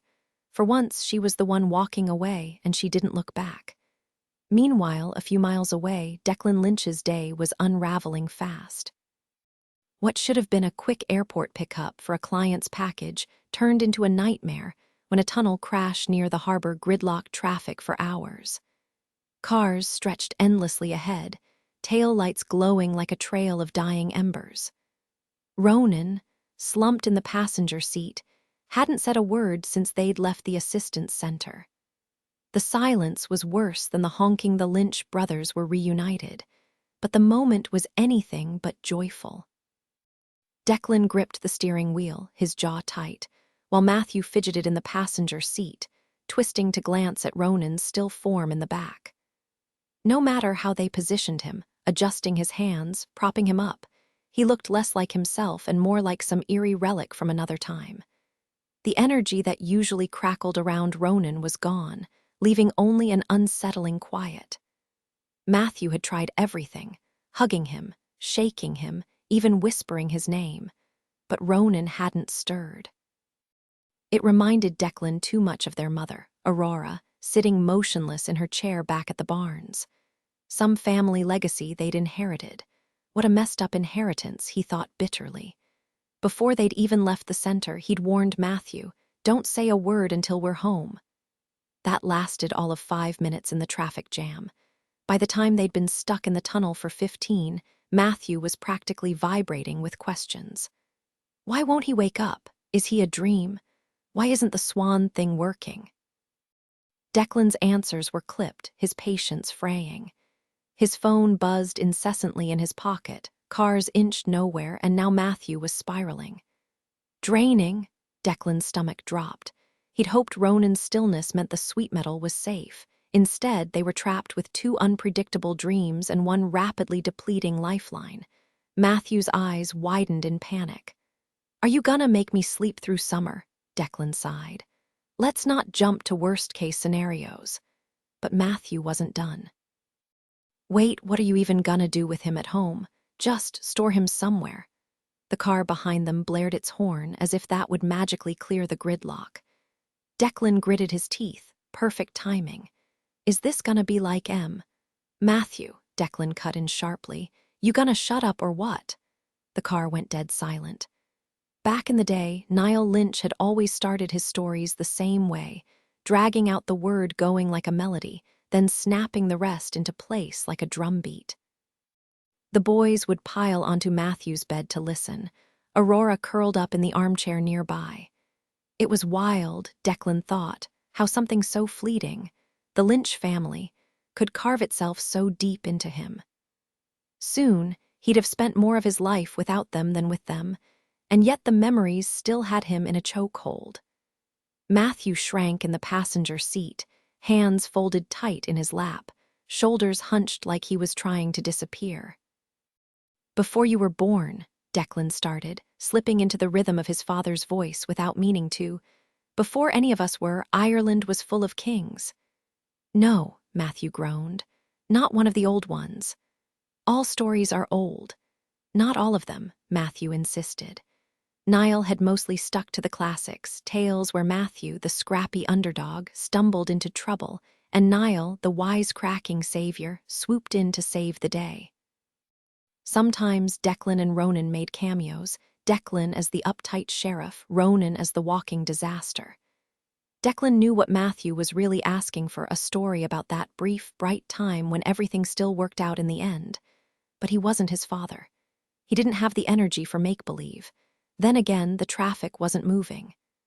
"Dad gave me a dream once," Declan said finally. Matthew perked up. "I took it to a Gleonby, had it in the townhouse too. Got rid of the rest, sold 'em, traded 'em. But this one, I kept it because it was beautiful." He exhaled. "You know Monet, the water lilies guy, he said something like, 'Every day I find more beautiful things, it's enough to drive me insane.' Or maybe drive one insane. Doesn't matter, point is that dream, it wrecked me. I couldn't let it go. Still hadn't. He only kept 2 dreams now, this one from Niall and the Orb Master, a tiny sunburst Ronan had handed him ages ago. "What was it?" Matthew whispered. "A moth. Huge. Big as Dad's hand. White, green, both like moonlight on wet leaves. Because it was a dream, it could be any color, even ones that didn't exist. And its eyes," Declan spread his fingers apart, showing the size about as big as a marble. "Black and shiny, sharp as a tack," he said. Matthew wrinkled his nose. "Gross." "Not at all," Declan corrected. "It had these delicate lashes just like yours." Matthew instinctively brushed his own eyelashes. "And huge, feathery antennae." "It wasn't gross, just a creature, that's all, and honestly, kind of breathtaking." Matthew frowned. "Moths are just bugs." "Not just bugs," Declan countered. "Their wings look like they're woven from silk. Next time you see one, get close, but don't touch. Dad always warned me about that. If you brush their wings, the tiny scales come off and then they can't fly. But man, when you see one up close, you just want to reach out. That greenish-white glow, you want to feel it." Matthew hummed, his eyes drifting half shut as if he could picture it. Ahead of them, brake lights flared in frustration, not because traffic was moving, just some impatient driver. "Can we keep it?" Declan had asked Niall back then. "Maybe in a little box," Niall had scoffed. "Moths aren't meant to be caged. They live fast, fly, get eaten, or burn up in the sun. That's their whole deal. This one might not even eat. Does it even have a mouth?" The unfairness of it had stung, and Declan had felt tears pricking at his eyes. Whether from the moth's doomed existence or just its fragile beauty, he wasn't sure. Niall had relented. "Fine. If we put glass on the front, it can see out. Nothing gets in if that's what you really want." "Dad built it by hand," Declan said now. "No shortcuts, no dreaming, just wood and nails." Back then, that had mattered. Now, the memory made his throat tighten. He wished he hadn't made such a big deal about it being real. "So I could carry it with me, so I could always see it." At first, the moth had battered itself against the walls, then it gave up. And when Niall died, it just slept, didn't even know if it was trapped anymore. "Do you still have it?" Matthew asked. Declan hesitated. "I used it to test your pendant. I could show you when we get home." He didn't want to, though. Another dream pulling at the sweet metal. How much more could it take? "Declan," Matthew twisted in his seat, eyes wide. In the dim back seat, Ronan hadn't moved, except for the thin, inky trickle seeping from one eye. Nightwash. It had happened before, Ronan showing up at their DC townhouse, only to be driven out by the creeping black. The city was too far from a ley line, and the Nightwash always won. The laws of Nightwash were relentless, tightening like a noose around Ronan's neck. If he failed to summon dreams, the darkness crept in. If he strayed too far from a ley line, it slithered closer. Now, trapped without one, with only Matthew's fading sweet metal to cling to, Ronan was breaking every rule. He couldn't wake, couldn't pull himself back, and the Nightwash was winning. Matthew's voice cracked like ice under pressure. "No," he whispered, then louder, frantic. In the back seat, another thread of Nightwash dripped, mirroring the first. Ronan lay motionless, the world around him frozen, except for his slow unraveling. Declan's stomach twisted. This was why Bride had gone after that Klimt painting. A legendary sweet metal, because anything less wouldn't hold back the abyss. Matthew's hands shook, his nails carving crescents into his temples. A choked noise escaped him, his eyes glazed with terror. He wasn't drowning in Nightwash now, but the memory of it was clawing at him. "Matthew, breathe," Declan urged, though his own pulse hammered in his throat. "We'll figure it out." But Matthew wasn't listening. "No," he repeated, the word a broken record, each syllable sharper than the last. "No, no, no." Declan remembered a man, not his father, just another in a long line of would-be mentors, leaning over a desk, selecting a pen like it held some profound truth. "Everyone has a breaking point," he'd said. "Push them past it and they shatter. Doesn't matter if you ease up after, once they're there, they're gone." Matthew's voice spiraled, raw and unhinged. "No, no, no." Declan's jaw tightened. Snap. Matthew's scream wasn't human anymore. It was a raw, mechanical wail, like an emergency siren blaring nonstop. Without hesitation, Declan lunged, fingers hooking the thin chain of the swan pendant and yanking hard. The clasp gave way instantly. Before Matthew could even blink, Declan was out of the car, stumbling backward into the grimy tunnel. The air reeked of gasoline and something rotten, probably the river nearby. His pulse hammered in his throat as he pressed himself against the damp concrete wall, gripping the pendant like it was a grenade. "Declan!" Matthew's voice was hollow, confused. Through the open car door, his brother just stared, too stunned to react. The fight had drained out of him long ago, his shoulders slumped, his eyelids heavy. He didn't resist, he didn't even try. With a slow exhale, he leaned back and shut his eyes, surrendering to exhaustion. Declan's fingers trembled. He told himself this was survival, that if he didn't take the sweet metal, he'd be alone. That Matthew would never have given it up, but the weight of it in his palm felt like guilt, like betrayal. Around him, engines idled, impatient drivers glaring. He turned toward the wall, pretending to gag, then wiped his mouth for effect. A quick detour to the trunk, shoving the pendant deep into the darkest corner, far from Matthew's reach. For show, he grabbed a water bottle, slamming the trunk shut like that had been the plan all along. Back in the car, silence. Both brothers asleep. His phone had gone quiet, and for once he wished it would ring. Anything to distract him from the mess he'd just made. Instead, he fished out antacids from the glove box, chewing them dry. Scrolled absently through Jordan's ridiculous edits, her face photoshopped into some old painting, smirking back at him. Traffic wasn't moving. Neither was he. With a slow breath, he dialed a number. No use pretending anymore. Time to fix what he'd broken the moment the line connected. He blurted out, "I need you." His voice was raw, urgent. "How'd you even find this spot?" "Took a wild shot in the dark." "Must be nice having that kind of luck." "Luck's got nothing to do with it, just stubbornness." Ronan jolted back into awareness, disoriented. The world around him was a blur. No walls, no sky, just the harsh glow of a phone flashlight cutting through the dark. It spotlighted his own limp form sprawled across hard-packed earth, and for the first time, he felt a weird, grudging affection for his own body. Look at that idiot, he thought, covered in ink like some kind of walking art project. Every tattoo was proof that, despite all his bitching, he wasn't ready to give up on himself just yet. Thick black streaks leaked from his eyes, nose, ears, nightwash, but not the way he'd always understood it. This wasn't about magic draining away. It was the opposite, his body drowning in the wrong kind of energy, like a fish trying to breathe air. The flashlight beams swung, revealing a cramped hallway with no windows, one side half-finished brick, the other cinder block smothered in paint so vivid it almost glowed. Behind him, fragments of a mural flickered into view: scales, claws, a serpentine tail, but the full image stayed just out of sight. The sweet metal hummed beneath his skin, holding back the nightwash like a dam. Declan's voice cut through the dark. "Why's this walled off like some kind of tomb?" A second voice answered, dry and familiar. "What?" I said, "Sorry, bad ear." The light shifted, catching Adam Parrish's sharp features, all angles and shadows like a charcoal sketch. His clothes were too crisp for the dust-choked space, but his hair looked like he'd hacked at it with a pocket knife. And just like that, Ronan's chest tightened with something like hope. He didn't need to hear the name to know it's going to be okay. Declan pressed. "Why the double wall?" Adam hesitated, then shrugged. "Probably from the renovation upstairs. This used to be the outside.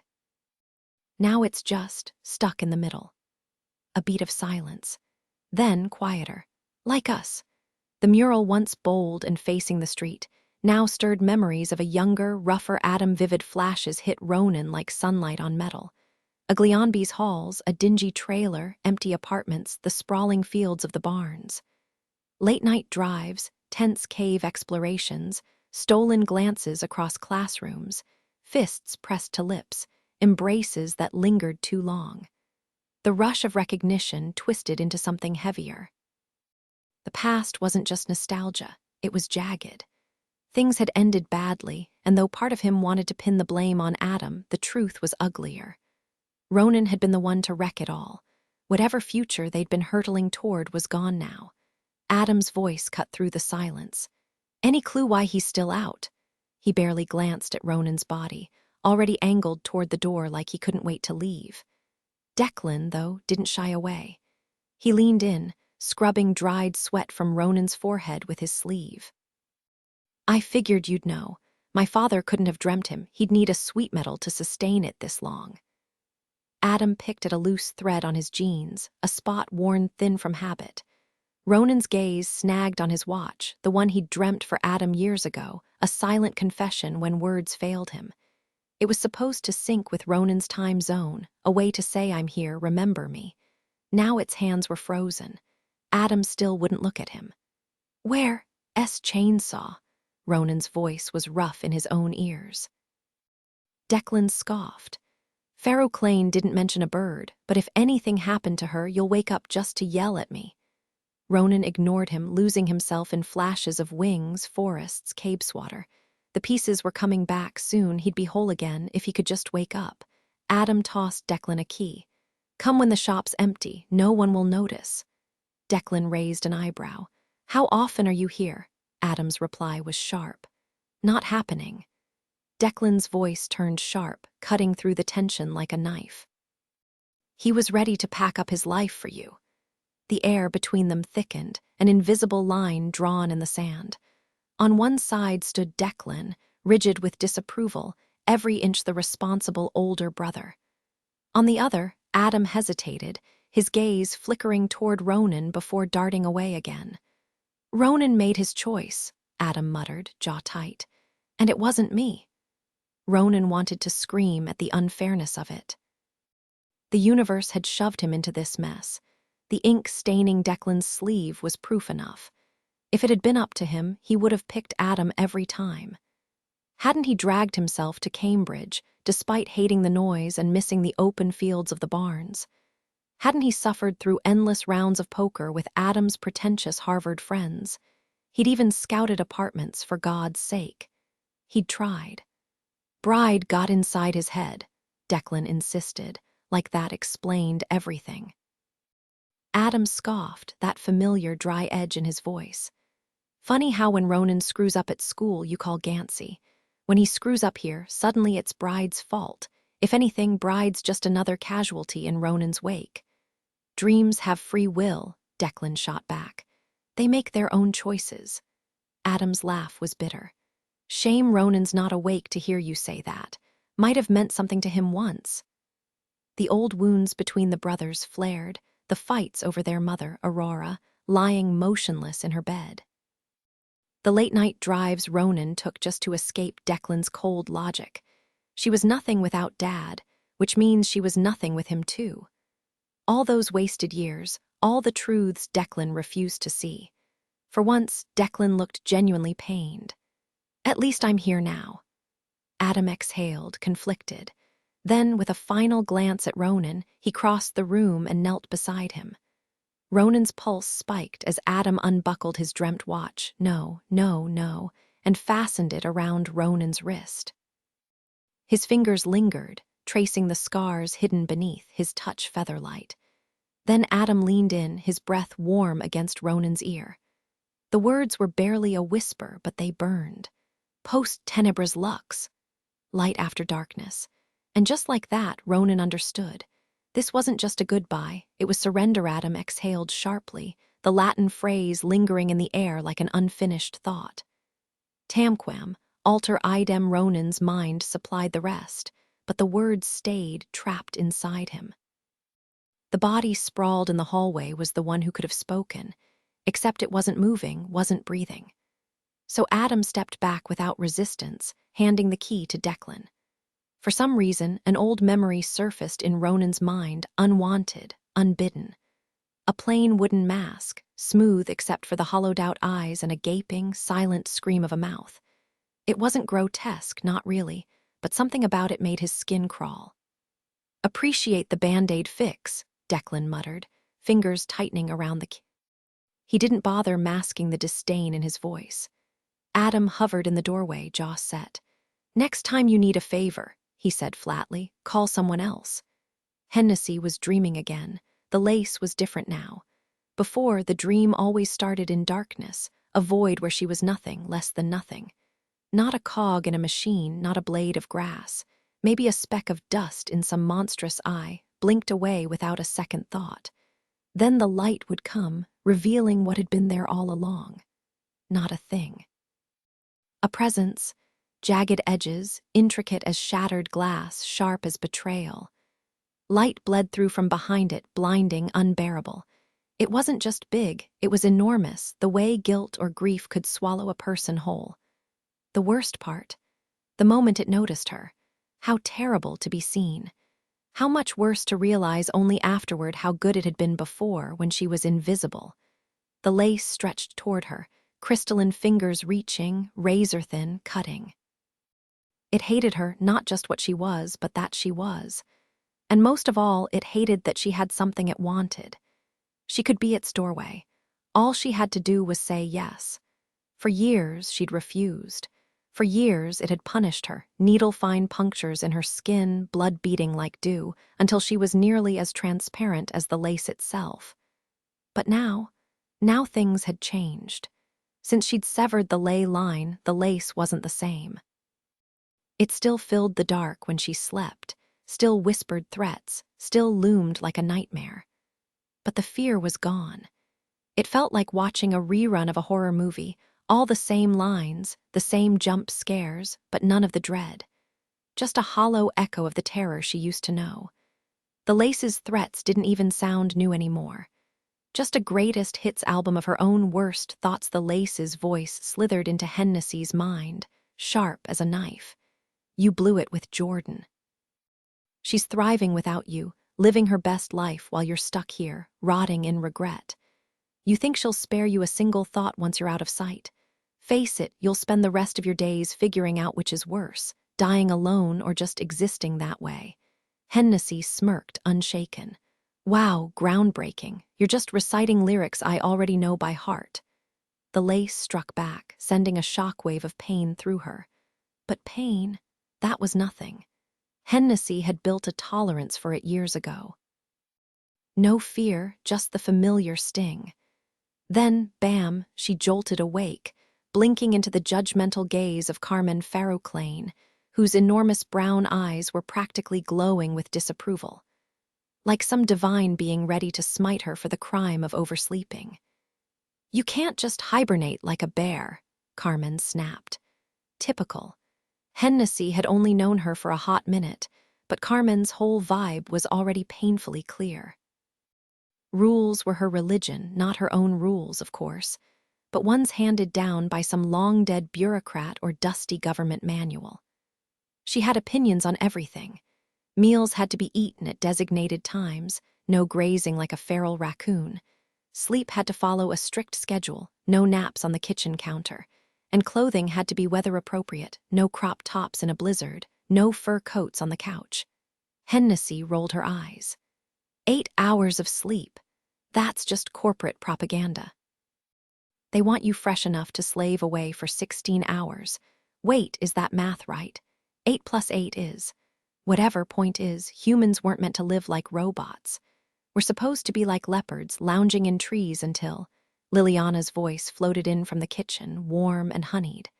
I made broth for the road, Hennessy, you'll love it. And there they were, the world's weirdest makeshift family. Carmen, the rule-obsessed drill sergeant, and Liliana, the soothing counterbalance. Dysfunctional, absolutely. But for now, it was home. Hennessy, the sharp-witted adopted daughter, wasn't fooled by the mother's attempts to make up for stealing her teeth by drowning her in affection and structure. She could spot emotional baggage from a mile away. For the last few days, they'd been crammed into a painfully quaint shingled house in some overly cozy Boston suburb, clearly Liliana's doing, since she was the only one who actually enjoyed the place. Liliana was like some ancient, soft-spoken deity, her skin so pale it sometimes took on a faint greenish tint, especially under the glow of the kitchen lights. The turquoise headband she always wore to tame her silver hair only added to her ethereal vibe. Hennessy had quickly learned that Liliana thrived on domestic bliss, simmering broth for hours, knitting enough scarves to outfit a small army, and brewing mysterious drinks with things like mulling spices. Plants perked up when she walked by, and kids turned into puddles under her gentle gaze. At first, the warmth had been comforting, but now it just made Hennessy feel suffocated, like she was being smothered under a mountain of goodwill. And then there was whatever weird, mismatched romance was brewing between Liliana and Ferroclane. Hennessy wasn't judging, but she did have questions. "We've got an errand to run," Ferroclane said. "You coming?" Hennessy sighed dramatically. "I've transcended the concept of wanting things. Pretty sure that's what Buddha meant when he said desire is the root of all suffering, or evil, or whatever." Liliana appeared with a steaming travel mug, looking every bit the perfect grandmother, wise, kind, and unbearably sincere. "Sweetheart, your face looks different. Did something happen while we were out?" Hennessy immediately wanted to say something terrible just to see if she could crack that saintly composure. She swallowed the urge. "Is this soup in a mug? Am I supposed to drink it? Because that sounds like the opposite of a good time." "It's nourishing," Liliana said sweetly, while Ferroclane snorted. "Says the girl who's been living off cheap beer for 3 days. Hennessy rolled her eyes. "Fine, what's this errand? Is it actual work, or is that just code for something fun like robbing a bank or adopting a feral raccoon?" Ferroclane's expression turned serious. "Declan Lynch gave me an address to check out." Hennessy recoiled. "Hard pass." "I want nothing to do with that guy." Ferroclane's eyes narrowed. "So you do know what this is about?" "What? No. I just know he's a human snooze fest with the personality of wet cardboard, and I refuse to let his boringness infect my vibe." "You should probably grab some bug spray or something before you get too close to his life, unless you enjoy being swarmed by all the dull little things that might fly out at you," Liliana teased, her smirk playful. Hennessy hesitated, but Ferroclane cut in before she could respond. "Look, if you're coming, get moving. If not, stay put. I'm not here to babysit." She swept her hair into a loose bun, the motion sending a soft, floral scent drifting toward Hennessy. It was ridiculous how much time Hennessy had spent lately caught between daydreaming about Ferroclane and having those fantasies shattered by her actual, infuriating self. Liliana reached over and patted Hennessy's cheek like she was a toddler, sparking an annoying flicker of warmth in her chest. "I picked up some things for you today, stuff I overheard you mention," Liliana said. Hennessy didn't recall asking for anything, but Liliana just smiled. "They're downstairs." "Or," Hennessy countered, "how about you just give me back my sword instead? Come on, Mom, have I been good? I'll even do the dishes." Ferroclane yanked on her boots. "I told you you get it when you're sober." "That hasn't changed." Hennessy wasn't sticking around out of desperation. She had other places she could go. "No, she was here for her sword. It was one of a matched pair dreamed up years ago alongside Ronan S. His blade, etched with vex to nightmare, gleamed like sunlight. Hers, marked from chaos, pulsed with the dark energy of the night sky. They could cut through almost anything except each other. Looking back, it all seemed so naive. What was a sword even good for now? Looking intimidating. Slicing through bouquets. Ferroclane had once used it to save Hennessy's life, cutting down a swarm of lace before it could finish her off. And yet she'd kept the sword. Why? Hennessy wasn't leaving until she figured that out. "Seriously, it's mine," she called after Ferroclane as she grabbed her coat. "Holding it hostage is kind of messed up." Liliana, ever the unexpected comfort, pressed a box of shortbread into Hennessy's hands, where had she been hiding that, and gave her a knowing look. "Eat something." "You'll feel better." Ferroclane reappeared, arms crossed. "Paint Liliana's portrait and I'll give it back, or get sober. Your call." Hennessy twisted around on the couch, craning her neck to yell after her. "You're impossible." Hennessy smirked, swirling the last of her broth in the travel mug. "So let me get this straight. I could paint Liliana completely wasted and still get what I need, yeah. Because your logic's got more holes than my sobriety right now, and I'd rather not detox for nothing." Ferroclane held the door, shooting her a look. "Just don't burn the place down." Liliana patted Hennessy's shoulder on her way out. "Enjoy your evening, dear." The moment they left, Hennessy flopped back onto the couch, only to realize Ferroclane had a point. She couldn't just sleep forever. Annoyed, she demolished the entire box of shortbread, mentally cursing Declan Lynch's ridiculous treasure hunt. Between bites, she studied the broth like it held answers, wondering how old Liliana really was. The woman looked like she'd stepped out of an antique daguerreotype. Downing the broth, she grabbed a soda from the fridge, because honestly, broth needed backup, and mulled over Machkowski's comment about her being Jay Hennessy's kid. The thought gnawed at her. She wandered to the basement, yanking the pull cord. The dim bulb flickered to life, revealing an easel, paints, and a canvas tucked between the washer and dryer. Classic Liliana, thoughtful without being pushy, even though Hennessy couldn't recall ever asking for supplies.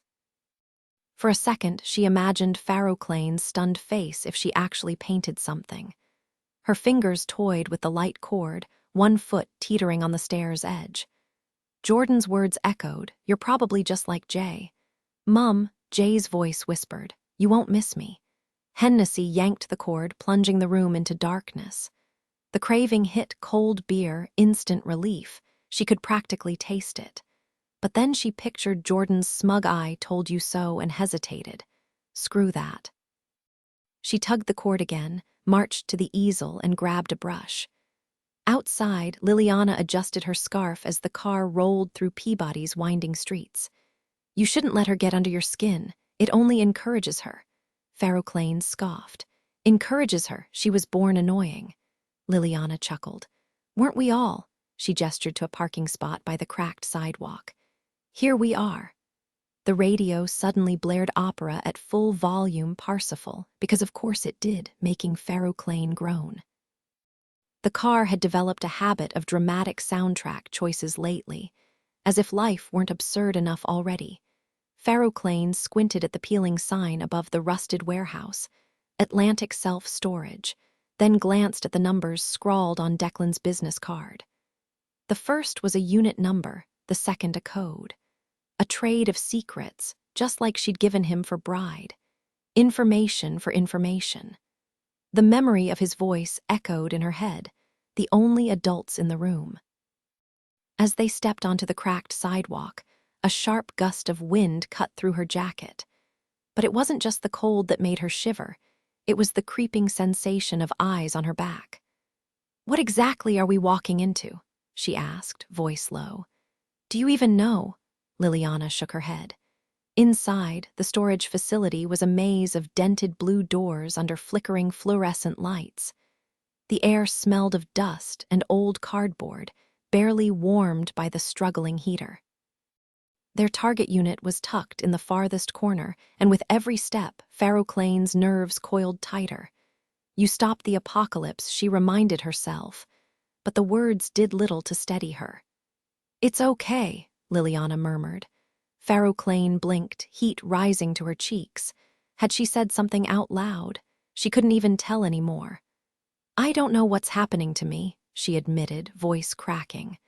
"I feel like I'm losing it." Liliana pulled her into an embrace, holding her in the empty hallway for what felt like forever. Pharaoh Clane let herself sink into it, breathing in the faint scent of lavender on Liliana's skin. "You're fascinating, Carmen," Liliana whispered. "You push forward even when you do know why, even when it costs lives." Pharaoh Clane pressed her face into Liliana's shoulder. "Are you real?" she asked, the words muffled. Liliana didn't hesitate. She nodded, her chin brushing against Pharaoh Clane's hair. "Someone dreamt me, but she's gone now. She looked a little like you." Pharaoh Clane stiffened, pulling back with a frown. To her surprise, Liliana's lips twitched with amusement. "Got you," she teased. "My dreamer was a man, bald, beady-eyed like a vulture. I wasn't sad when he died, just wanted to see if I could make you jealous." Her fingers brushed Pharaoh Clane's lips. "There's that smile." Pharaoh Clane kissed her thumb lightly. "Didn't know you had jokes." Then it hit her. "Wait, if your dreamer's dead, shouldn't you be?" "Asleep. Visionaries don't fade when their dreamers die," Liliana said. "That's what makes us different." Pharaoh Clane's mind raced. Did Parsifal know that? The old visionary had seemed so stubbornly human. Had he ever mentioned being dreamed into existence? Liliana shrugged. "He must have. We choose this life." Pharaoh Clane had imagined some grand, dramatic soundtrack would accompany Liliana's words, maybe a haunting opera swell, the kind that made you feel like the universe itself was listening. But reality was less cinematic. The rumble of a passing truck outside snapped her back to the cold, dimly lit storage unit. "We'll discuss this properly over tea later," she said, forcing a steadiness into her voice that she didn't quite feel. Liliana's answering smile was warm, unexpected. "For now, stay behind me. I don't know what we're walking into. The business card in her hand felt heavier than it should as she crouched to punch in the passcode. The lock beeped softly, and the metal door groaned as she lifted it, the sound bouncing off the warehouse walls like a warning. Inside, the sight hit her like a punch to the gut. The moderators, her team, lay motionless on the concrete, arranged like forgotten mannequins.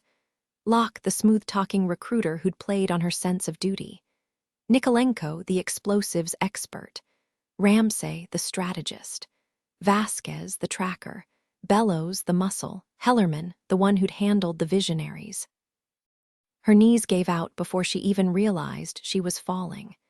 The impact sent a jolt of pain up her legs as she caught herself on one hand, her breath coming in sharp, uneven gasps. The shock of it was almost worse than the horror. These were the people who'd hunted Zeds without mercy, who'd scoffed at dreams as weakness. And yet here they were, just like the rest, asleep, powerless. Nathan's voice whispered in her head, mocking. People who think they're doing the right thing are the easiest to control. Liliana's hand brushed her shoulder, grounding her. Farroclane pushed herself up, brushing dust from her pants with shaky fingers. Sorry, she muttered, voice tight. You hate them, Liliana finished, simple and blunt. The truth of it was like a weight lifting. She did hate them, not just for what they'd done, but for the way they'd made her complicit. The anger was clean, uncomplicated. Liliana tilted her head. So what now? Farroclane exhaled. For once, the answer was easy. Farroclane leaned forward, her voice low but urgent. We need to uncover what the moderators were really after. For Ronan, time had lost all meaning. There were no mornings or evenings to track the days, no routines to mark the weeks. Inside the sweet metal, minutes passed normally, but in the endless dark sea between them, he had no way to measure how long he drifted. He barely traveled anymore, not after seeing his brothers. Instead, he lingered near the sweet metal, keeping his body alive, listening to the distant hum of machinery through the walls, aching for Declan to show up, for any sign of life to break the suffocating silence. Sometimes, just to feel sunlight again, he'd force himself to seek out another sweet metal, but he always returned. Let me in, he begged his own motionless form. Wake up. Just wake up. Then, finally, light pierced the corridor. Not from Declan's ridiculous elf-like shoes, but from a battered electric lantern, its handle wrapped in duct tape. The scuffed sneakers stepping into view weren't Declan's. Ronan's breath caught. Please. Adam Parrish shut the door softly behind him, lantern held out like a shield. His other arm was tucked close, either injured or cradling something. He moved carefully, kneeling beside Ronan's slumped body to check his nightwash state before settling awkwardly on the floor, balancing with one hand. Ronan drank in every detail, the pale eyebrows, the sharp cheekbones, the mouth pressed into a frown. His hair was still self-cut, uneven across his forehead despite the nicer clothes. Even his hands were achingly familiar, the backs raw from cold, numbers scribbled across his palms, half-faded. SHH, Adam murmured, not to Ronan, but to the ragged black bundle he was unwrapping from his jacket. You'll damn it. The bundle bit him. Chainsaw. The raven burst free with an indignant squawk, wings beating wildly as she launched into the darkness. Ronan's heart leapt with her, soaring at the sound of her talons scraping the walls above. Adam exhaled, rubbing his bitten finger. Look who's here, Chainsaw. Look who's here, Kara. At the word Kara, the bird dove back down in a blur of feathers. Adam's voice softened. See. Chainsaw's neck fluffed up like a ridiculous frill before she crashed into Ronan's chest, purring like a deranged engine. And for the first time in what felt like forever, Ronan didn't feel alone. Adam ached to reach for her. Though his body felt numb now, the memories were vivid. The soft rustle of her feathers, the familiar weight of her perched on his shoulder. But touching her was impossible, and when she realized it, her protests erupted. First came the restless clucking, the agitated rocking. Then she tugged at his shirt seams, frustration mounting when he didn't react. Her pecs turned sharp, deliberate, until Adam finally leaned in, murmuring soothing words as he cupped his hands around her, careful to avoid her snapping beak. He settled her in his lap, facing Ronan. "Just look for a minute, okay? Let it sink in." She fought him, wings flapping, but he held firm, his thumb brushing the nape of her neck in slow, calming strokes. "SHHH," he whispered. Ronan had never seen Adam handle chainsaw with such ease, like it was second nature. "He's just asleep. Like you were before all this. If I let you go, promise you'll behave." Hesitantly, he lowered her to the hard-packed ground, hands hovering. She stood there, beak slightly parted in indignation, but the tantrum had passed. The moment he released her, she shook off his touch like it had never happened, her panic replaced by pure, giddy relief. Now she was all energy, darting around Ronan, tugging at his laces, hopping onto his chest, skittering down his arm before pecking at the dirt like she was digging for treasure. Adam watched, his tension easing into reluctant amusement as her antics grew more theatrical. She perched on Ronan's boot, tilting her head at Adam. "Adam," she croaked in that gravelly voice of hers. Adam huffed a laugh. "Hey, you!" The tension between them softened. Adam shifted, stretching his legs out beside Ronan's, their limbs tangled in careless familiarity. He tipped his head back against the wall, eyes shut. "Stay," Ronan thought. After a beat, Adam exhaled. "Guess I'm an idiot," he muttered, startling Chainsaw, who retaliated with a well-aimed dropping near his fingers. "Seriously," he scooted away, then met Ronan's gaze. "I meant what I said about not coming back, and you're not exactly undeserving of it." His words trailed off, uncertain if he'd lost his train of thought or just didn't want to finish. Then, quieter, "But I couldn't stop thinking about her. Knew she'd be close to where they found you, if she wasn't already dead, or worse." He rubbed his temple. "I was in the middle of something, and it just wouldn't leave me alone. Had to at least check. When I finally tracked her down, honestly, it's a miracle she didn't blend into the dumpster she was leaning against. All I could think about was how she'd react if she saw you." That thought stuck with me, gnawing at the back of my mind like a splinter I couldn't pull out. Ronan's breath hitched, an old memory flickering to life, not the kind of prayer you recite in a pew, surrounded by stained glass and hymns. No, this was the raw, desperate kind, whispered alone in the dark, when exhaustion and confusion blurred the line between faith and doubt. Did anyone even hear those prayers? Adam had no way of knowing if Ronan was listening. "I hear you."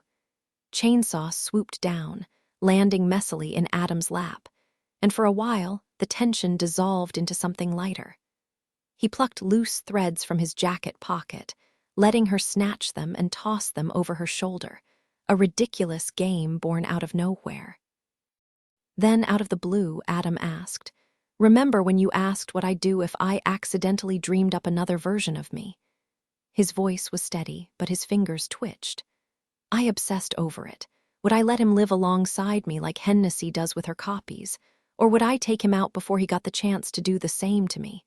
But here's the messed up part, that other Adam exists. I made him. I am him." He exhaled sharply, like the words had been clawing their way out. "There's a version of me who stayed with you, who wandered into Lindenmere every day, soaking up every secret the ley line had to offer. Or maybe one who followed Gansey and Blue, or even the one who went to school in D.C. but came home every weekend like clockwork. But this Adam, he killed them all so he could win. The one who goes to Harvard, writes papers, eats waffles with the crying club, and pretends his past never happened, like he's got it all figured out." Adam's hands clenched, then unclenched. Abruptly, he dug his thumbnail into a half-healed cut on his palm until a bead of blood welled up. He wiped it away with a frustrated jerk, as if the wound had betrayed him. "I lie to everyone. Gansey, Blue, my professors. It's like I can't stop. I don't want this version of me to have anything the others did, good or bad. So I just make it up. New parents, new house, new reasons for why my hearing's shot, a whole new me. His voice cracked. You were the only thing that kept me real. Then I started lying about you too, and it all just, he trailed off, staring into the dark. After a long silence, his tone shifted, slipping back into the familiar drawl of his Virginia roots, warm as sunlight to Ronan's ears. I came out here to scry, that's all. Declan kept asking why, and that was the truth. Cambridge was dead, no lay energy, so I went farther than I let on. A dry laugh. I knew it was dangerous. The lace was out there. I could have gotten stuck, but I did it anyway, wasn't even looking for anything. New detail. The mention of the crying club adds a layer of dark humor to Adam's facade, hinting at a group of misfits who bond over shared misery, something not in the original but fitting the tone.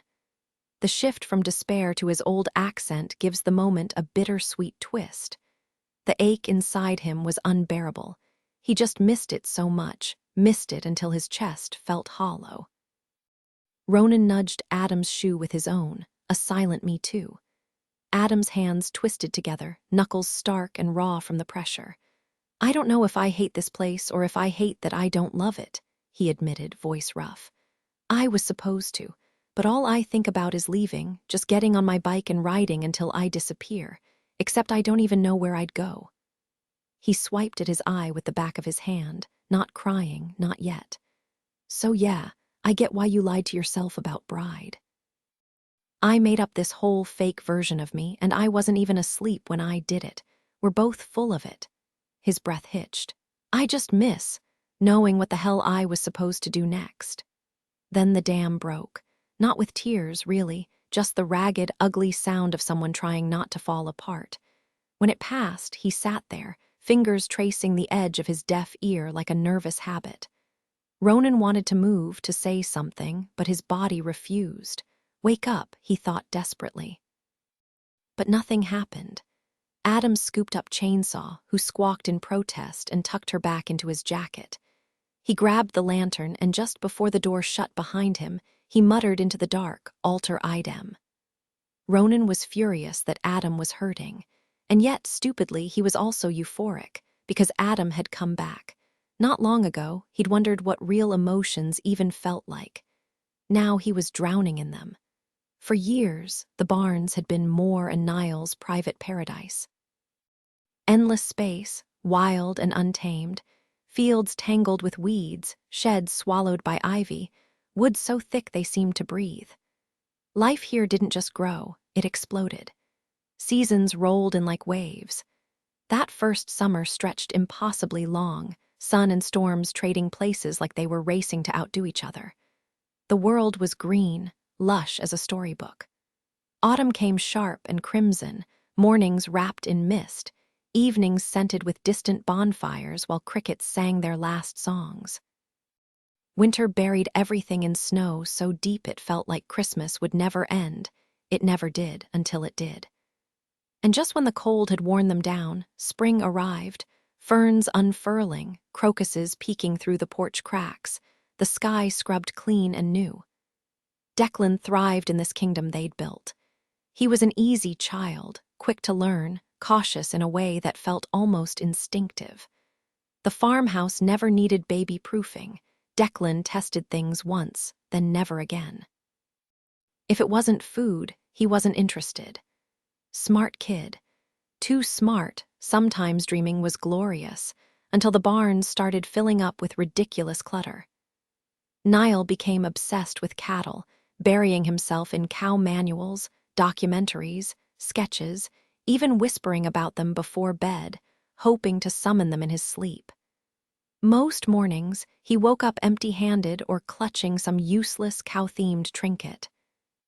But every now and then, he'd pull it off, and more would storm through the house, groaning about another bovine invasion as their front yard slowly turned into a psychedelic pasture.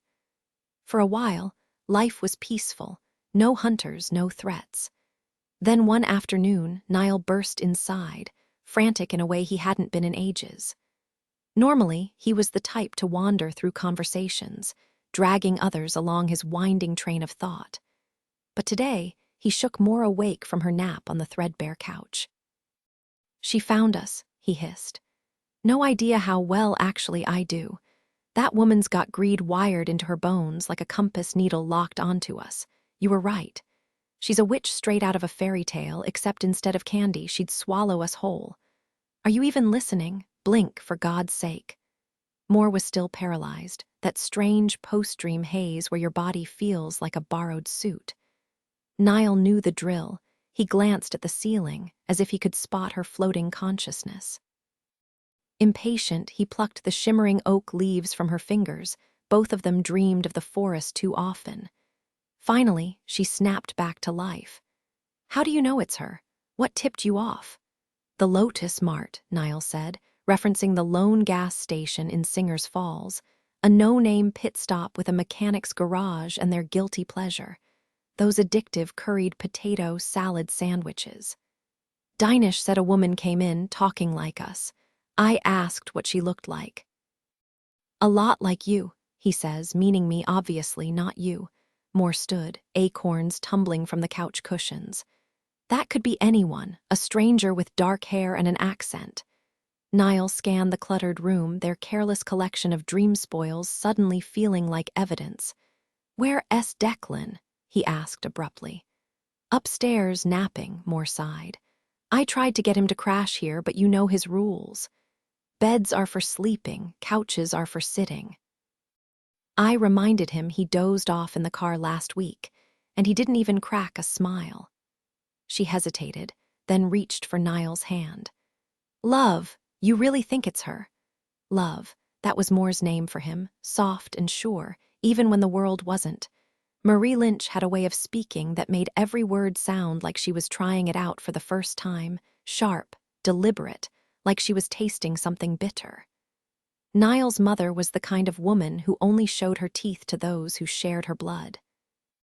"It is," cut in another voice, colder than the winter air outside.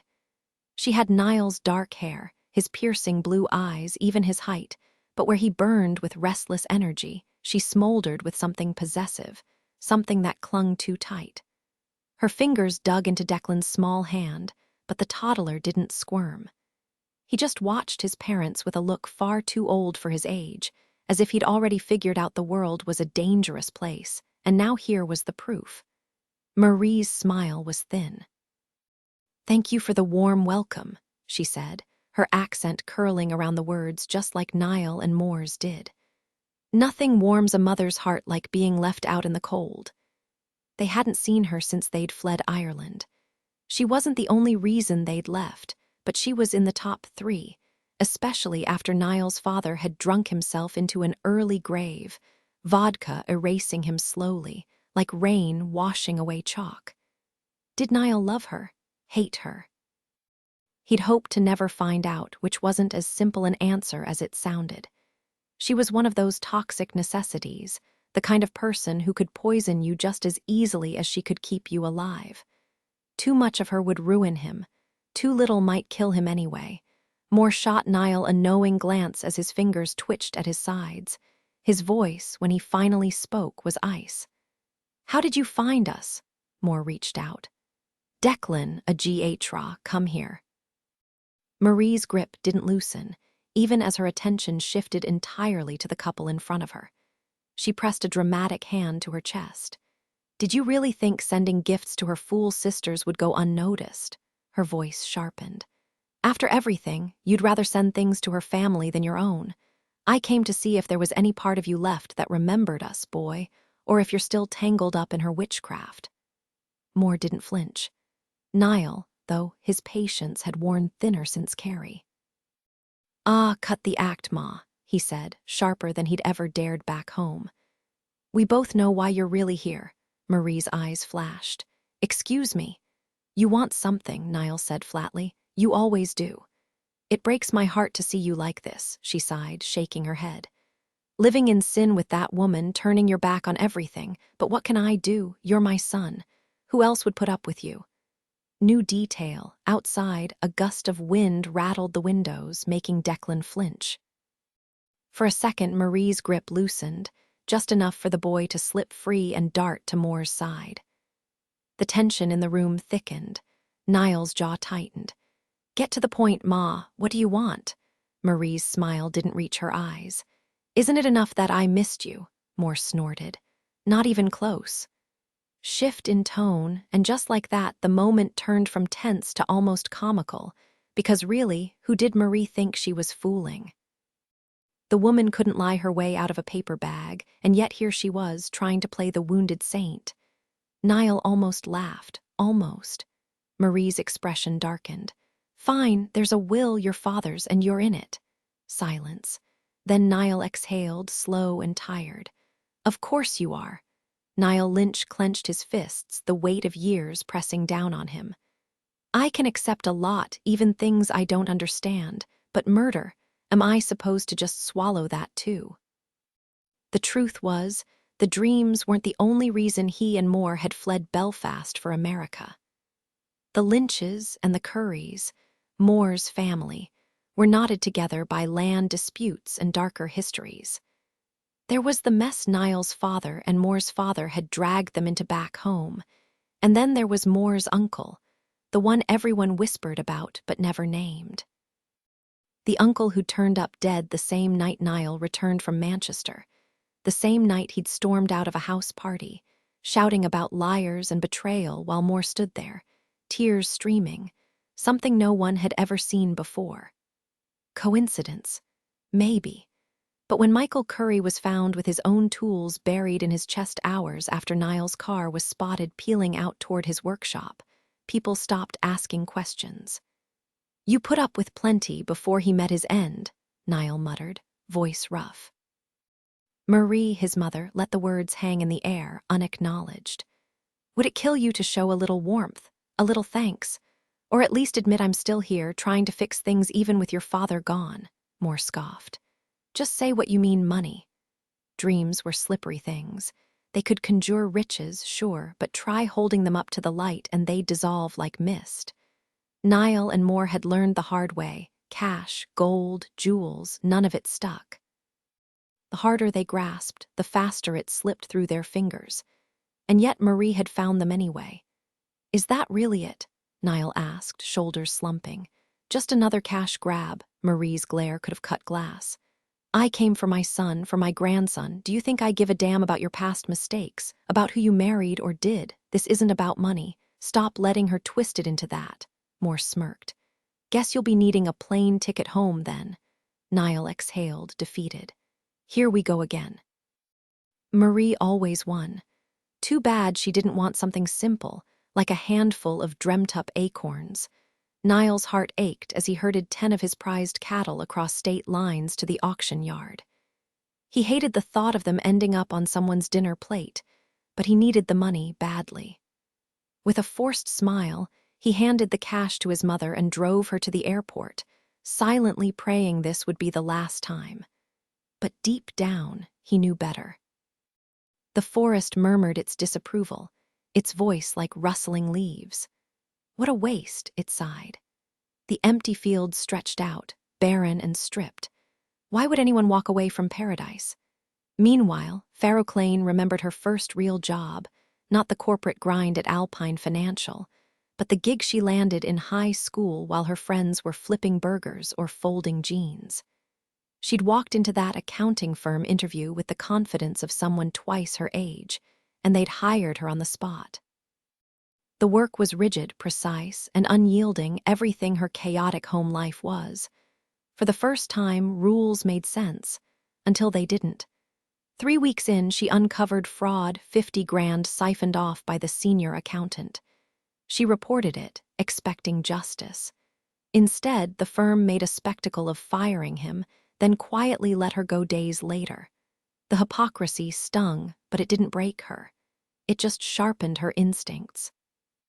Now, digging into the moderators, she scoured every record, every trail. D files, school transcripts, military service. Nothing connected them except their sudden, inexplicable existence. They weren't pawns in some grand conspiracy. They just were. Frustrated, she turned to Liliana, who was lost in her latest craft project, something involving blue fur and an alarming number of brushes. "I'm being played," Pharaoh Clane muttered. "This whole thing's a setup." Liliana barely looked up. "Or maybe you're just the only one who sees the joke." Pharaoh Clane scoffed. "Yeah, and I'm the punchline." The room fell silent except for the rhythmic swish-swish of the brushes. Outside, the world kept spinning. Indifferent to the games people played, everyone else got picked for the project because they brought something valuable to the table: skills, connections, anything more than just having a Z in their past. So why was I here? Felt like they stuck me in as the team pet. "But you were great at tracking Zs," Liliana pointed out. "Yeah, but they didn't know that yet. I was a wild card." Pharaoh Clane winced as the bass from downstairs rattled the ceiling. Some angry singer snarled about destruction over a pounding beat. She pressed her fingers to her temples. "At least she's productive." "Productive and high," Pharaoh Clane muttered, pulling up the spreadsheet she'd made. Every name the moderators had taken down, every Z she'd helped them hunt. The list was longer than she wanted to admit. She forced herself to stare at it. No backing away now. This was her mess too. Liliana smirked. "She asked me yesterday how old I was, then if I thought you were into younger distractions." Pharaoh Clane ignored her, scrolling through dates, trying to pinpoint when the moderators had crossed the line from tracking to killing. The feds had been useless. Apparently, the group had bounced between agencies like a hot potato. CIA to Homeland Security to the D. Nobody wanted to own them, but nobody wanted to shut them down either. She looked up. Wait, was she talking about herself? Liliana just grinned. Pharaoh Clane exhaled sharply. "I should wake them up, hit them with a what's-it-called sweet metal." That got Liliana's attention. She stopped mid-brushstroke, her expression shifting to concern. "I'd rather not poke that hornet's nest, honestly. I can't just pretend this didn't happen. People died. I helped make that happen. I need answers." Pharaoh Clane frowned. Since when did Liliana hesitate? "Unless you know something I do." Liliana's smile faded. "No, you're right, I've just gotten used to picking the path that keeps me breathing. You pick the one that feels right. Maybe I wish I could do that too." Pharaoh Clane set her laptop aside and kissed Liliana's forehead. "Keeping you alive is part of my moral code, okay? If we seriously that music." She stormed toward the basement, clinging to her usual calming trick, imagining a feather drifting on a glassy lake. "I am that feather. I am that feather." Downstairs, Hennessy perched on a stool like some kind of gremlin artist hybrid, dabbing at a canvas while a graveyard of crushed cans watched. Smoke curled from her cigarette. A dead mouse sat center stage on the table, arranged like some macabre still life. And of course, the radio blared. Pharaoh Clane yanked the plug from the wall. Hennessy was hunched over her canvas, fingers smudged with paint when Pharaoh Clane cleared her throat. "I was in the middle of something," Hennessy muttered, not bothering to glance up. "Where's my sword?" Pharaoh Clane demanded. "We had a deal, and you don't exactly look like you're in a state to be handling weapons." Hennessy flicked her brush across the canvas with a dramatic flourish. "Deal, done, sweetheart. So I get to see it." With a grin that screamed trouble, Hennessy kicked her chair back, making room. Pharaoh Clane hesitated, handing a blade to someone as unpredictable as Hennessy just for a painting. But she'd promised. The moment she saw the portrait, her stomach twisted. It was half-finished, some areas meticulously detailed while others were rough, chaotic strokes. Sketches littered the floor, the desk, even the windowsill. The woman on the canvas was Liliana. It was her. Pharaoh Clane stood frozen, one foot propped on a chair, elbow resting against its back. The suit wasn't hers, but it could have been sharp, professional, the jacket slightly open, revealing just a hint of silk blouse. No skin, just fabric, yet somehow too intimate. The hands, the jawline, the unyielding set of her mouth, all unmistakably hers. But the eyes. Fire flickered in them. Not metaphorically, actual flames reflected in her pupils. The woman in the painting stared out, unsmiling, as if she'd either watched the world burn or lit the match herself. "You," Farroclane choked. She couldn't finish. Hennessy lounged in her chair, grinning like a cat who'd cornered a mouse, savoring every second of this. "I don't get you," Farroclane finally snapped. "I don't know what your problem is." Her face burned as she spoke. "You were supposed to paint Liliana, not this." Hennessy tilted her head, mimicking Farroclane's crisp accent. "You're such a talented young woman. Shame you waste it." "You're insufferable," Hennessy smirked. "Guilt-'s got an expiration date, huh?" Farroclane instantly regretted reacting at all. Every word, every flinch Hennessy was collecting them like trophies. She exhaled sharply, correcting herself. "Never mind wrong words." "Oh, please," Hennessy shot back, grinning like she'd just won the lottery. "That wasn't a slip-up. That was raw, unfiltered truth, and I loved it." "So what's the real reason you barged into my dungeon? Spill." Farroclane hesitated, scrambling to recall her excuse. The radio chatter, the spreadsheet, none of it mattered now. "I, came for my laundry." Hennessy rolled her eyes. Don't call me that. Makes me sound like a sock with a hole in it." She leaned in, mischief flashing in her gaze. "Tell you what, I'll hook you up with something to rattle those moderators awake. But in return, I get to put a bullet between every single one of their eyes once you're done with them." Farroclane blinked. "How am I even supposed to respond to that?" Hennessy just shrugged, tossing her hair. "What's your real angle here, cash?" Or a wicked smirk curled her lips. "Now that you've got the sword, is this about the orb, trying to sneak it back into the conversation?" "You're the one who brought it up," Farroclane snapped. "God, you're insufferable." Hennessy just laughed, teeth glinting under the dim light. For the first time in ages, she was actually enjoying herself. Could have just asked, "Sweetheart," would have saved us the drama. Meanwhile, Ronan found himself drifting into Jordan's space, craving familiarity in a world that kept slipping through his fingers. The problem? None of the people he truly knew had sweet metals, those rare anchors that kept him from dissolving into the endless dark. Strangers were barely better than the void, though at least with them he didn't have to worry about losing himself completely. But Jordan, she wasn't a stranger. Watching her paint was like catching a glimpse of Hennessy's ghost. Not that Jordan was Hennessy, far from it.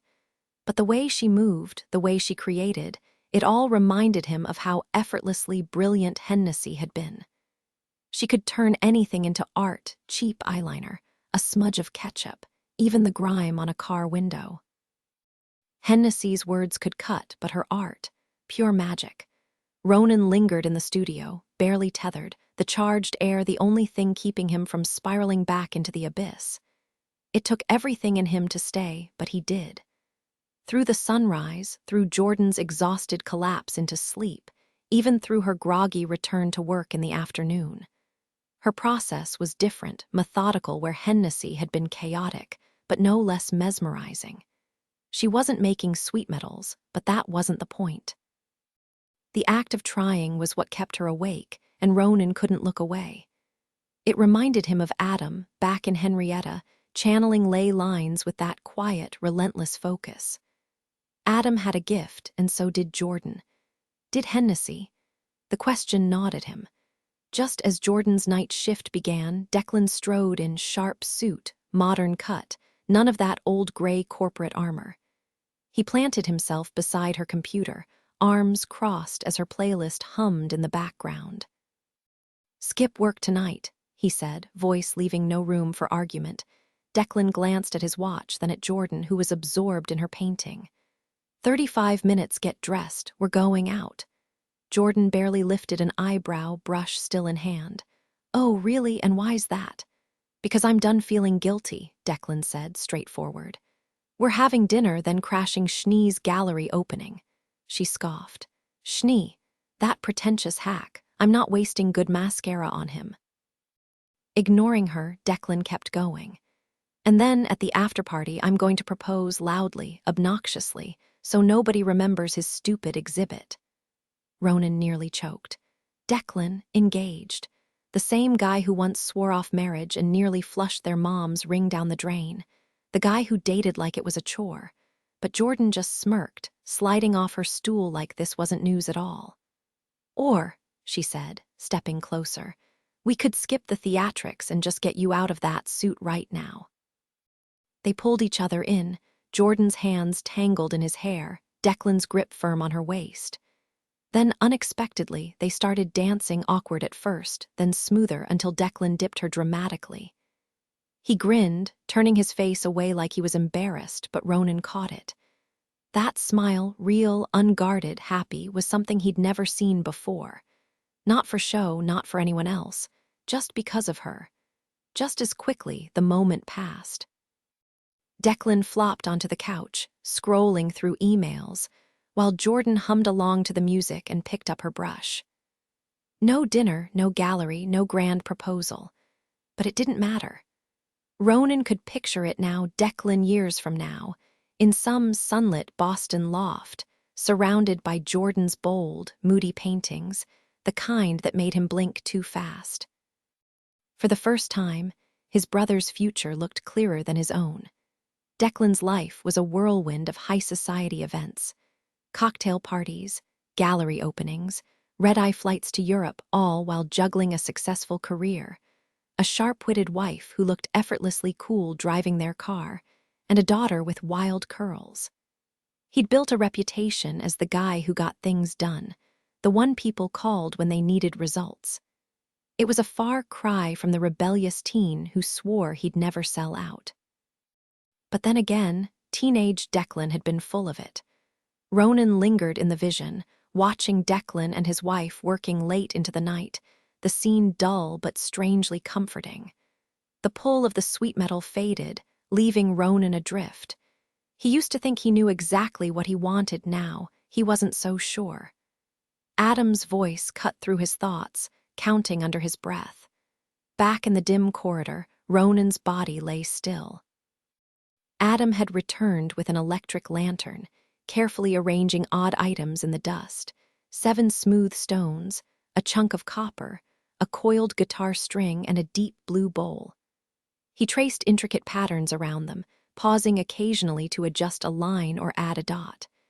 After filling the bowl with water, he set the bottle aside and settled into the center of the design, hands hovering over the stones. Ronan's stomach dropped. Adam was about to scry alone. No spotter, no safety net. Scrying was dangerous even under the best conditions. Adam had learned the skill in high school, pushing his consciousness beyond the limits of time and space, guided by his late mentor, Persephone. But she died doing the same thing. Dreaming was one thing, your mind always snapped back when you woke. Scrying, no such guarantee. Once the mind wandered too far, it might never return.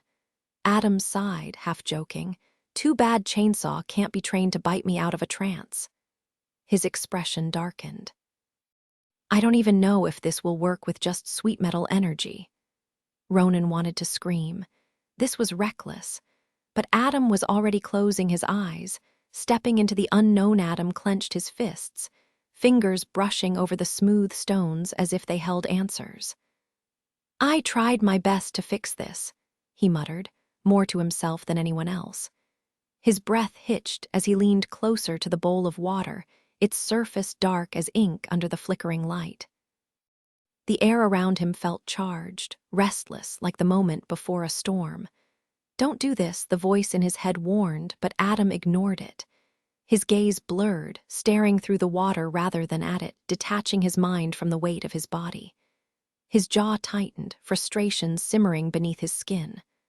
Ronan recognized that look. Adam hated feeling powerless. Then, with a slow exhale, Adam shifted the stones again, resetting his focus. Ronan's pulse spiked. He didn't know whether to stay and watch for the telltale blankness in Adam's eyes, the sign he'd succeeded, or bolt into the sweet metal sea to make sure Adam didn't lose himself in the dark. The indecision gnawed at him until, finally, he couldn't take it anymore. He plunged into the shimmering expanse, torn between hoping Adam wouldn't follow and wishing desperately that he would. Joe Fisher barely glanced up from her phone as Hennessy stepped into the mansion's foyer. "We had a break-in," she said flatly, like she was discussing the weather.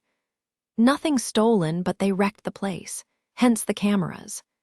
She gestured vaguely at the 3 blinking lenses tracking their every move. Hennessy smirked.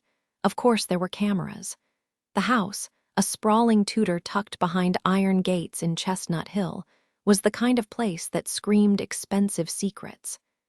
The foyer, with its freshly painted beams and conspicuously empty space, told its own story.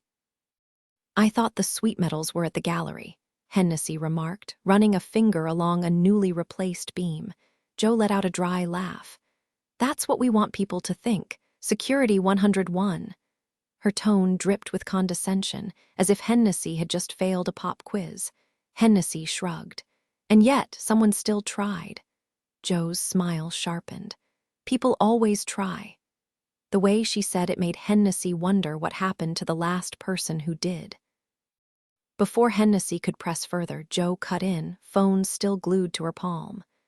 "Let's skip the theatrics. You're Hennessy, not Jordan. I don't have time for games." Hennessy grinned. "Oh, I'm definitely Hennessy, the most Hennessy you'll ever meet." New detail, the scent of fresh paint mixed with something metallic blood, lingered in the air, unnoticed by Joe, but sharp enough to make Hennessy's nose twitch. Absolute Hennessy. And where S. Jordan? Edged between Israel and Saudi Arabia, with Syria perched on top like a ridiculous little hat. Joe Fisher tilted her head, studying Hennessy before sighing. "Got it, you're the funny one. Right. Well, our offer was supposed to be a 2-for-1 deal. We assumed you were a package, whatever you two do together." "I am the package," Hennessy shot back. "Weren't you listening? Absolute Hennessy. Whatever deal you had for us should be the same deal for me." Joe's voice turned crisp as she motioned for Hennessy to follow. The deal was simple: public appearances as a rising art star, private commissions for our clients, some legit, some not. Everyone involved would know you're the best forger on the East Coast, the next big thing in portraiture, all that jazz. "Oh, don't stop now," Hennessy purred. "Really, lay it on. I could use the ego boost." Joe ignored her, nodding toward a stiff-suited man by the elevator. "That guy's armed." "Cool." Without hesitation, Hennessy strolled over, slung an arm around his neck, and planted a kiss on his lips. A second later, she was flat on her back, gasping for air as Joe loomed over her, taser in one hand, phone in the other. "Need a demonstration." "Depends on how badly you crave a reaction," Hennessy wheezed, staggering upright before limping into the elevator. "Just testing the vibe." "Vibe's dead," Joe said, jabbing a button. The armed man joined them, glaring at Hennessy like she was a problem he hadn't decided how to solve yet. When the doors opened, Joe pointed to a spot on the floor. The man obediently took his post. "Stay," Hennessy cooed. "Good guard dog, who's a good boy?" The room had once been a wine cellar. The lingering scent of oak and fermented grapes still clung to the air, but now it was a gallery of stolen dreams. Easels, jewelry, fragments of pottery, empty displays waiting to be filled. Joe watched Hennessy's reaction. "So you are the other one. Jordan S. been here already?" "Yep, you two really are done, huh?" "No one says done, Joe," Hennessy muttered, stepping deeper inside. But they were. The thought of Jordan here without her, weighing options, trading freedom for survival, sent an unexpected flare of anger through her chest. Funny how betrayal could still sting. Even when you saw it coming, Jordan had been furious when she discovered Hennessy impersonating her. But honestly, who did Jordan think she'd been visiting all those sweet metals as? Hennessy had carved her own life in half just to make space for Jordan. If Jordan got to live freely, didn't Hennessy deserve the same? The thought had never crossed her mind before, mostly because she'd refused to let it. Joe Fisher slid a tablet toward her, the screen flickering to life. "Sweet metals are always in demand," she said. "We're constantly adding new pieces, but they sell faster than we can stock them. This collection's heading to the New York market soon. Most of it will be gone by then." Hennessy swiped through the listings, pausing at the first image. Self-portrait by Melissa C. Lang. The piece in front of her matched perfectly, a battered antique mirror, half its frame torn away like some angsty art school project. So the deal is, we work for you, and we get one of these. Hennessy asked. Access to one, Joe corrected. Equivalent to the service you provide, plus salary, bonuses, no health plan, but we can recommend agents who specialize in our unique arrangements. Hennessy smirked, turning to face Joe fully. And what about you? Did you earn yours, or was your price tag something else entirely? Joe didn't flinch, though her eyes sharpened with annoyance. Discretion is non-negotiable here. Boudica values it, and so do I. Ah, so it was something juicier. Fascinating. Hennessy leaned in, grinning. But I'm not on payroll yet, Joe. I don't do discreet for free. Speaking of free, got plans tonight, or someone in mind. I'm playing the long con with someone, but it might take a few decades to pay off. Joe exhaled, deliberately ignoring the bait, and gestured to the exhibit. Sweet metals are arranged by value. The ones up front are your most likely options. The last two, off limits. Hennessy strolled down the aisle, amused. Jordan would have sensed the power radiating off these pieces, but all Hennessy felt was their unnatural pull, way more charm than they deserved. Everyone likes the sweet metals, Joe had said. Hennessy wondered just how potent one would need to be to rouse the moderators, even for a second. Maybe then, things would finally get interesting. Hennessy's mind raced with possibilities as she eyed the sweet metals. Would stealing one be as difficult as it seemed? That empty square on the upstairs wall, had it once held something precious, something taken or destroyed the night of the break-in? The thought of bargaining with Boudica made her stomach twist. If she traded her freedom for a sweet metal, would Jordan finally forgive her? It was the kind of desperate logic Jay might have used to keep Bill Dower hooked. She paused at the second-to-last piece, a delicate bottle of handmade ink, its dark liquid swirling inside a glass shaped like a woman. The digital description called it rare, but Hennessy saw pure artistry, something too beautiful to waste. Joe Fisher wasn't wrong, she loved it. Then she turned to the final sweet metal, the crown jewel of the collection. Her breath caught. For a long moment, she just stared, disbelief prickling under her skin. The sweet metal pulsed with presence like the ink had, but this was different. This was hers. The silence around her thickened, heavy with irony. Then, without warning, laughter burst out of her, sharp, uncontrollable, bordering on hysterical. She doubled over, gasping between fits until Joe Fisher finally broke in. "What's so funny?" Hennessy wiped her eyes, still grinning. "I don't need your deal," she said, nodding at the massive painting before them, Jordan in white, a striking portrait of a dark-skinned girl in a pale slip. "Because I painted that." Years ago, she'd overheard another artist tell Jay, "Create for one person." At the time, she'd scoffed. Jay only ever created for Bill and Hennessy.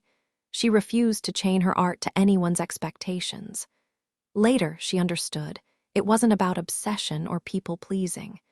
It was about specificity, about making something that resonated deeply, even if only for a few. By then, though, she was a forger, not an artist, or so she thought. Then came the mouse. She'd spotted it in the basement, its tail flickering at the edge of her vision while she prepped a canvas. At first, she'd mistaken it for a trick of the light. But there it was, small, quick, alive. And suddenly, she knew exactly who she was creating for. Hennessy hopped off the stool, curiosity tugging her toward the shadowy corner of the basement. There, nestled in the grime and cobwebs, was a tiny golden-tailed mouse, fast asleep, clearly dreamed up by someone with a flair for the absurd.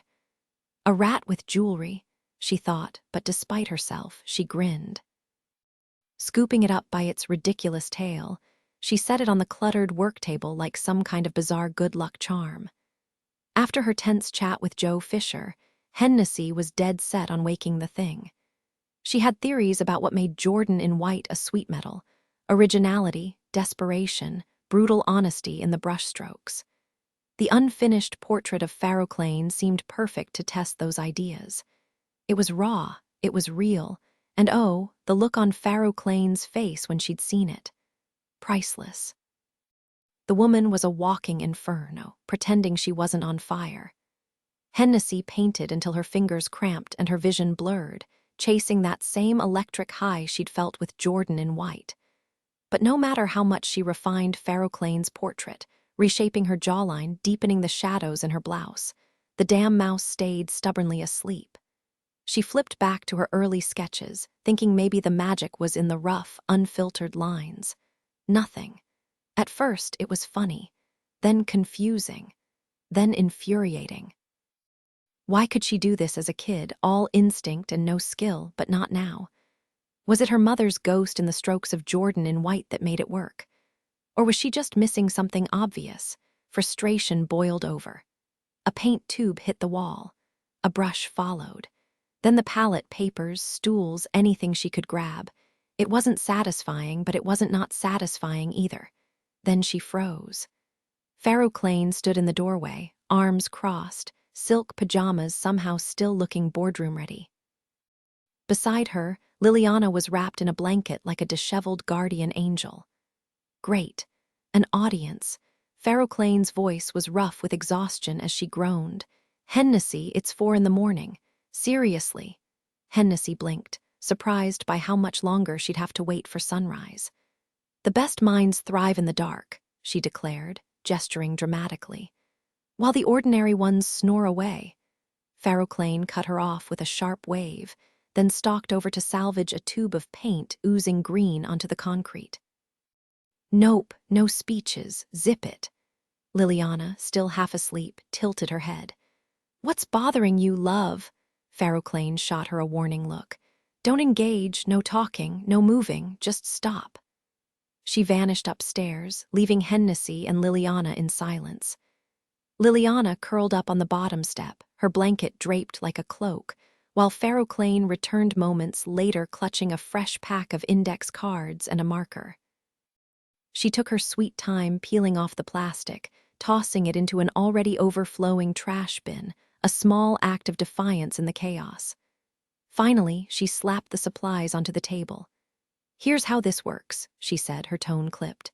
No talking. I ask, you answer on a card, write or draw your choice. Think all you want, but you've got 10 seconds to put it down. Hennessy rolled her eyes. But WH. No, Farroclane snapped. Rules are rules, you're pushing it. Sit. Stay quiet or this ends now. I'll hand you over for vandalism charges, and you can explain yourself to actual authorities. We're trying to figure out if the world's about to implode, and I'm done playing games. Grudgingly, Hennessy dropped into a chair. Farroclane leaned against a grubby lawn chair, arms crossed, unintentionally mirroring the stern portrait of herself upstairs. First question, she said. Who are you? Hennessy scribbled her name in bold letters, then held it up with a cheesy grin, like a game show contestant. Liliana giggled. Farroclane didn't crack. Second question, she continued. What are you trying to do down here? This one stumped her. Explaining the whole Wake the Moderators with a sweet metal plan was too much for 10 seconds, so she sketched 2 mice, one snoozing, one wide-eyed. Then, because she couldn't resist, she smeared a streak of wet paint across the card for the mouse's fur before adding details with the marker. Liliana smiled. Lovely. Farroclane just scowled. Hennessy clenched her jaw, the weight of Farroclane's question pressing down harder than she expected. Why could she pull this off? Maybe because she'd done it once, back when she was just a kid with raw talent, before she spent years perfecting the art of copying dead masters, turning herself into the most sought-after forger this side of the Atlantic. If she couldn't do it now, then what was left of her? Just the wreckage of a past she couldn't outrun. But she sure as hell wasn't about to spill that to Farroclane. Instead, she scribbled, been there, done that. Farroclane wasn't letting up. You trashed the place over a mouse, that's what got you riled up. Hennessy almost laughed, almost. She glanced at the tiny creature curled up in its makeshift nest, then shrugged. And what about the moderators? Do you even care if they wake up? Farrowclane pressed, her voice sharp. Be honest. The truth hit Hennessy like a sucker punch. She didn't care. Not really. Knowing why they'd taken her girls wouldn't bring them back. And what else could they do to her now? Lock her in another storage unit? Grief had smothered every last shred of curiosity. She shook her head. Then what's actually eating at you? Farrowclane demanded. Hennessy exhaled, frustration simmering. Words usually came easy. She could have buried Farrowclane under a tidal wave of philosophy, dissecting the futility of yes or no questions, the poetry of gray areas. But now, silence. Why had she wrecked the basement? It wasn't about the half-finished masterpiece on the easel or the mouse or even the moderators. The world ending. Please, hers already had. Jordan was gone, and Jordan had been right. Hennessy was just like her mother, desperate, dramatic, clinging. Just like Jay with her over-the-top stunts to keep Bill Dower from walking away, Hennessy had thrown one reckless scheme after another at Jordan, terrified she'd leave. But when Jordan finally shook off the weight of their shared misery, she built something new. When Hennessy tried, there was nothing left, just an empty shell, the kind of person people scraped off their shoes. Jordan was the real deal, always pushing forward, always improving. Hennessy, she was just trying not to drown. She'd lost the magic that used to keep people awake with her art. She might have gotten Ronan Lynch killed. And Jordan was free. And damn it, Hennessy was glad for her. Hennessy, Farrowclane prompted again, impatient. But what was left to say? Hennessy's fingers trembled as she smeared a streak of crimson across the index card, the marker dragging jagged lines to mimic the messy anatomy of a heart, bleeding, raw, just like hers.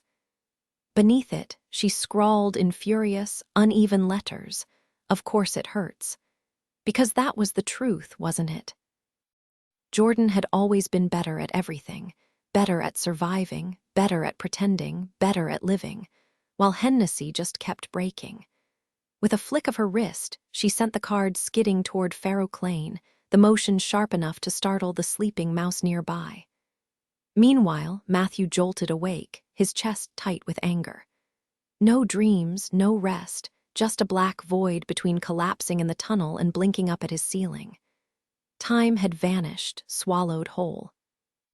Some people might have woken up softened by a dream, but not him. The second his eyes opened, the memory hit him like a punch. Declan had stolen the sweet metal right from his neck. And now here he was, standing in the doorway like it was just another damn morning. "Good morning," Declan said, already halfway out the door, casual as if he hadn't just committed grand theft emotional. Matthew rolled out of bed, his clothes still rumpled from last night, his mouth tasting like something had died in it.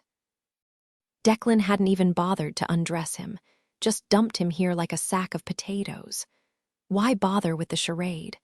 Why pretend Matthew had slept like a normal person? Ronan had warned him about Declan's lies, but Matthew had brushed it off. A white lie here and there, no big deal. Except now he saw the truth. Declan's lies weren't small. They were full-scale productions, complete with sets and costumes, and Matthew was just an unwilling extra in his brother's twisted play. Fueled by spite, Matthew yanked on a loud, patterned bomber jacket, one he knew Declan hated, and stomped through the apartment, affectionately nicknamed Old Man Eyebrows by him, because, well, look at it. The living room bashful sloth was empty. No Ronan. His pulse kicked up, torn between hope, maybe he woke up and left, maybe he's okay, and dread, or maybe he's gone for good. A quick check of the office, Doc Greed, revealed nothing. In the kitchen, happy gluttony, Declan was multitasking like a CEO on speed, coffee in one hand, phone in the other, 2 email inboxes glaring from his laptop. "Where's Ronan?" Matthew demanded. Declan didn't even glance up. Somewhere better suited for him. "What the hell does that mean?" Matthew snapped, fists clenching. "Where is he?" Matthew crossed his arms, irritation simmering. "You could have taken me with you." He braced for some half-hearted excuse, but Declan wasn't even listening. His brother had already set down his coffee and snatched up his phone, fingers flying across the screen before dialing a number. Matthew huffed. "We talked about this. You promised things would be different." Declan Lynch speaking. He cut in smoothly, voice sharp as a blade. "Following up on our email chain, this situation needs immediate clarification. My client's name cannot appear on that container's paperwork. Everything must route through C. Longwood Holdings. You'd understand if your home address and kids' names were plastered on shipping manifests, wouldn't you? Unsettling, to say the least." His eyes flicked to his laptop as a chat notification popped up. "Especially if strangers knew you had a pause. Sister you never claimed at an assistance center." Another beat. "Good. Send me the updated tracking info so I can close the file. Thanks." The call ended. Declan downed the rest of his coffee in one go, pivoted back to his laptop, and started typing like Matthew hadn't even spoken. "Grab breakfast, get your laptop. I'll show you your new school setup." Matthew didn't move. He squinted at the window, gauging the light. "Shouldn't we be leaving by now?" Declan muttered under his breath as he typed, then finally looked up. "Better plan, I enrolled you in an accredited online school. State-approved diploma, flexible hours. You'll knock out assignments here at the apartment in half the time." Matthew blinked. That wasn't what he'd expected. Declan kept going, oblivious. "Fewer hours awake means less drain on your sweet metal. You still graduate on schedule." The pieces clicked together, schoolwork crammed into minimal waking hours, the rest spent unconscious. Then a darker realization settled in. This hadn't been arranged overnight. His stomach twisted. "How long have I been out?" Declan's phone buzzed.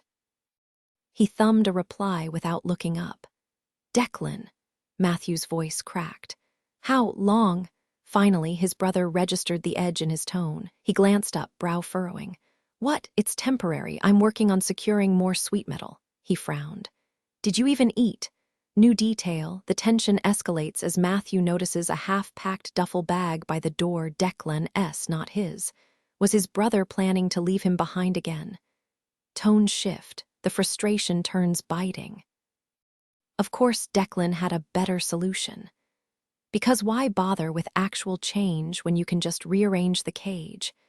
Matthew barely registered Declan's words about the school interface before his fist was suddenly flying through the air.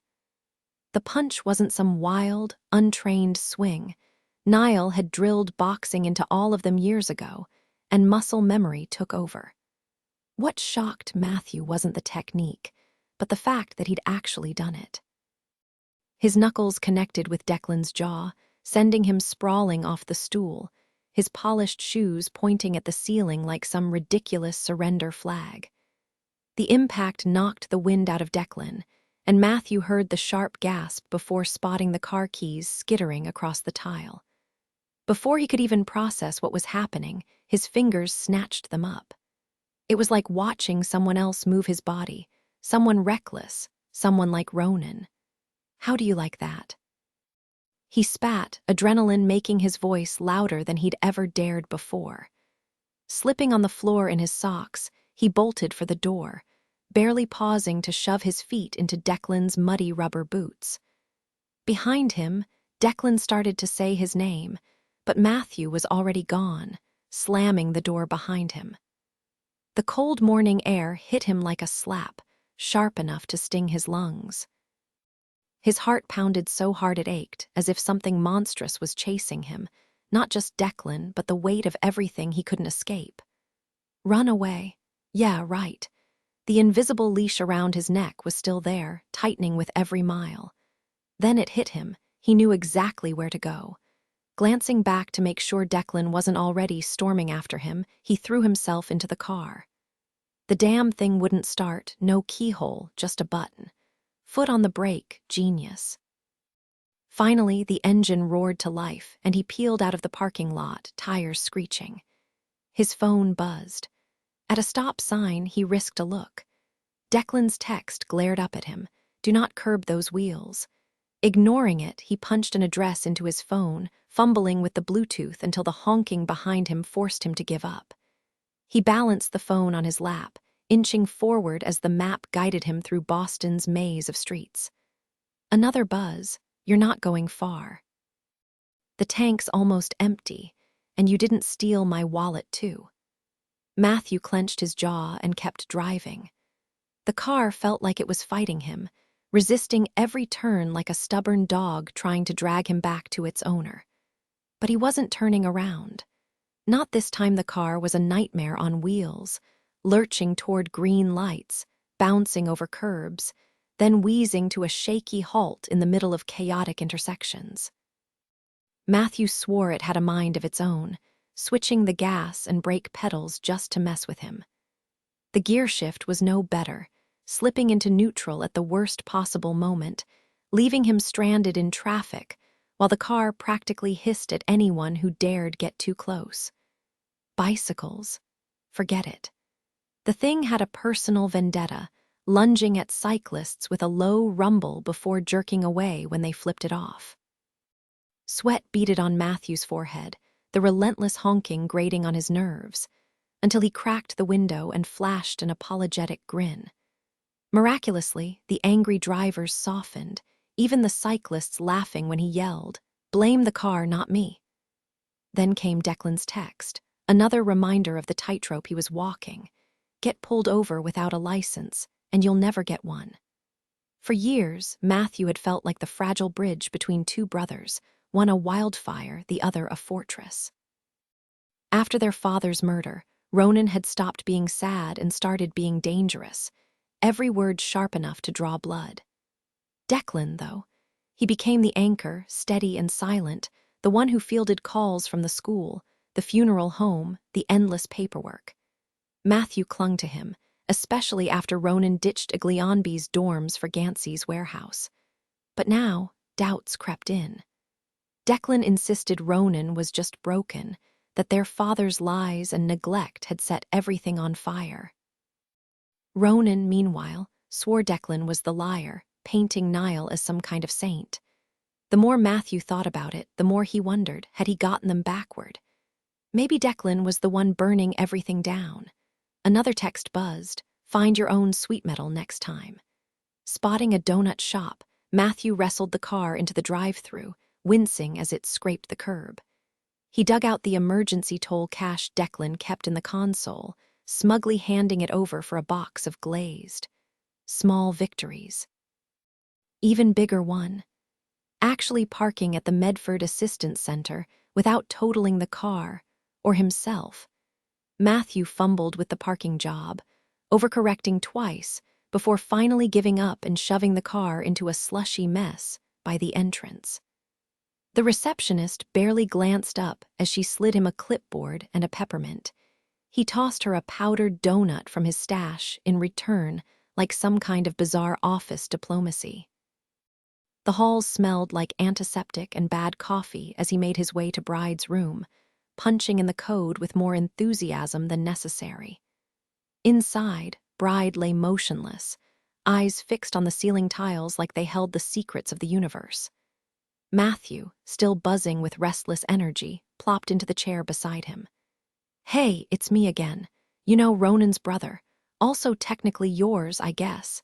Same weird hair and everything, though yours looks like it's been through a hurricane. No offense." Bride's expression twisted. "How poetic," he muttered, "that gods are nursed by children." Matthew shrugged, poking at the zipties binding Bride's wrists. Yeah, existential crisis later. Why are you even here?" He scanned the room for something sharp, then added, "Oh, and I brought donuts. Thought you might need the sugar." Meanwhile, Ronan wasn't alone in the dark. The lace slithered toward him, its form shifting from jagged edges to something fluid, like frozen lightning or the veins in marble. It wasn't just darkness. It was something older, something that didn't belong here. Ronan recoiled instinctively, but the lace pressed closer, radiating something between curiosity and judgment. It wasn't speaking, not in words. It was something deeper, something that bypassed language entirely. Ronan strained to understand, catching fragments. Look at you. Was it worth it? Before the meaning slipped away. The lace's presence was overwhelming, vast and alien in a way that made his skin crawl. He remembered how Adam and Hennessy had reacted to it, the raw terror in their eyes. Now he got it. The lace coiled around him, its dark tendrils forming a cage of questions. Ronan gritted his teeth. Understanding it meant risking losing himself. But the alternative, staying in the dark forever, Ronan's voice cut through the strange, liquid darkness. Tell me what?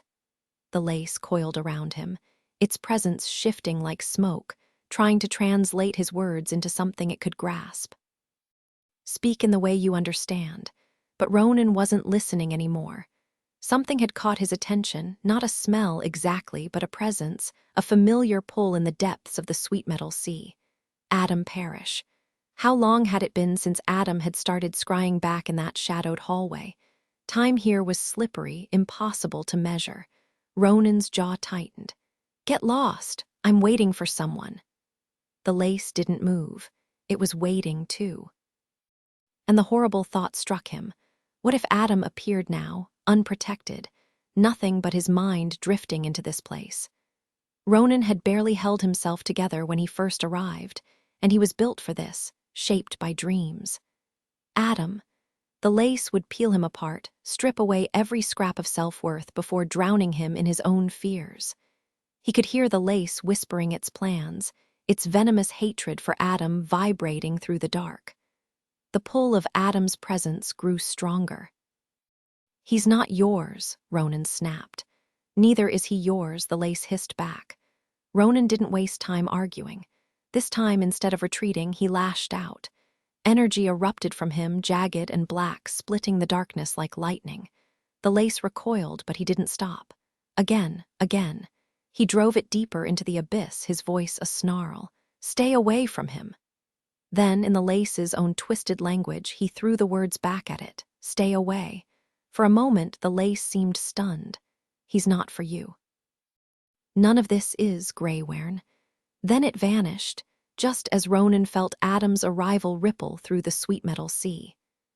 Adam Parrish had clawed his way out of a past he'd rather forget. Once, he'd been the kid from the trailer park, flinching at every judgmental glance, terrified he'd turn into his father. Now, he was a Harvard freshman, sharp and determined, building a future where no one had to know where he came from. The past could stay buried before Harvard shaped him into the person he was meant to be. Adam Parrish had been obsessed with ley lines, those invisible threads of energy rumored to crisscross the earth, and the eerie forests that thrived along them. But these days, he's left the supernatural behind, trading real magic for cheap tarot readings that fool gullible classmates out of their lunch money. He hasn't recognized himself in months, but that's fine.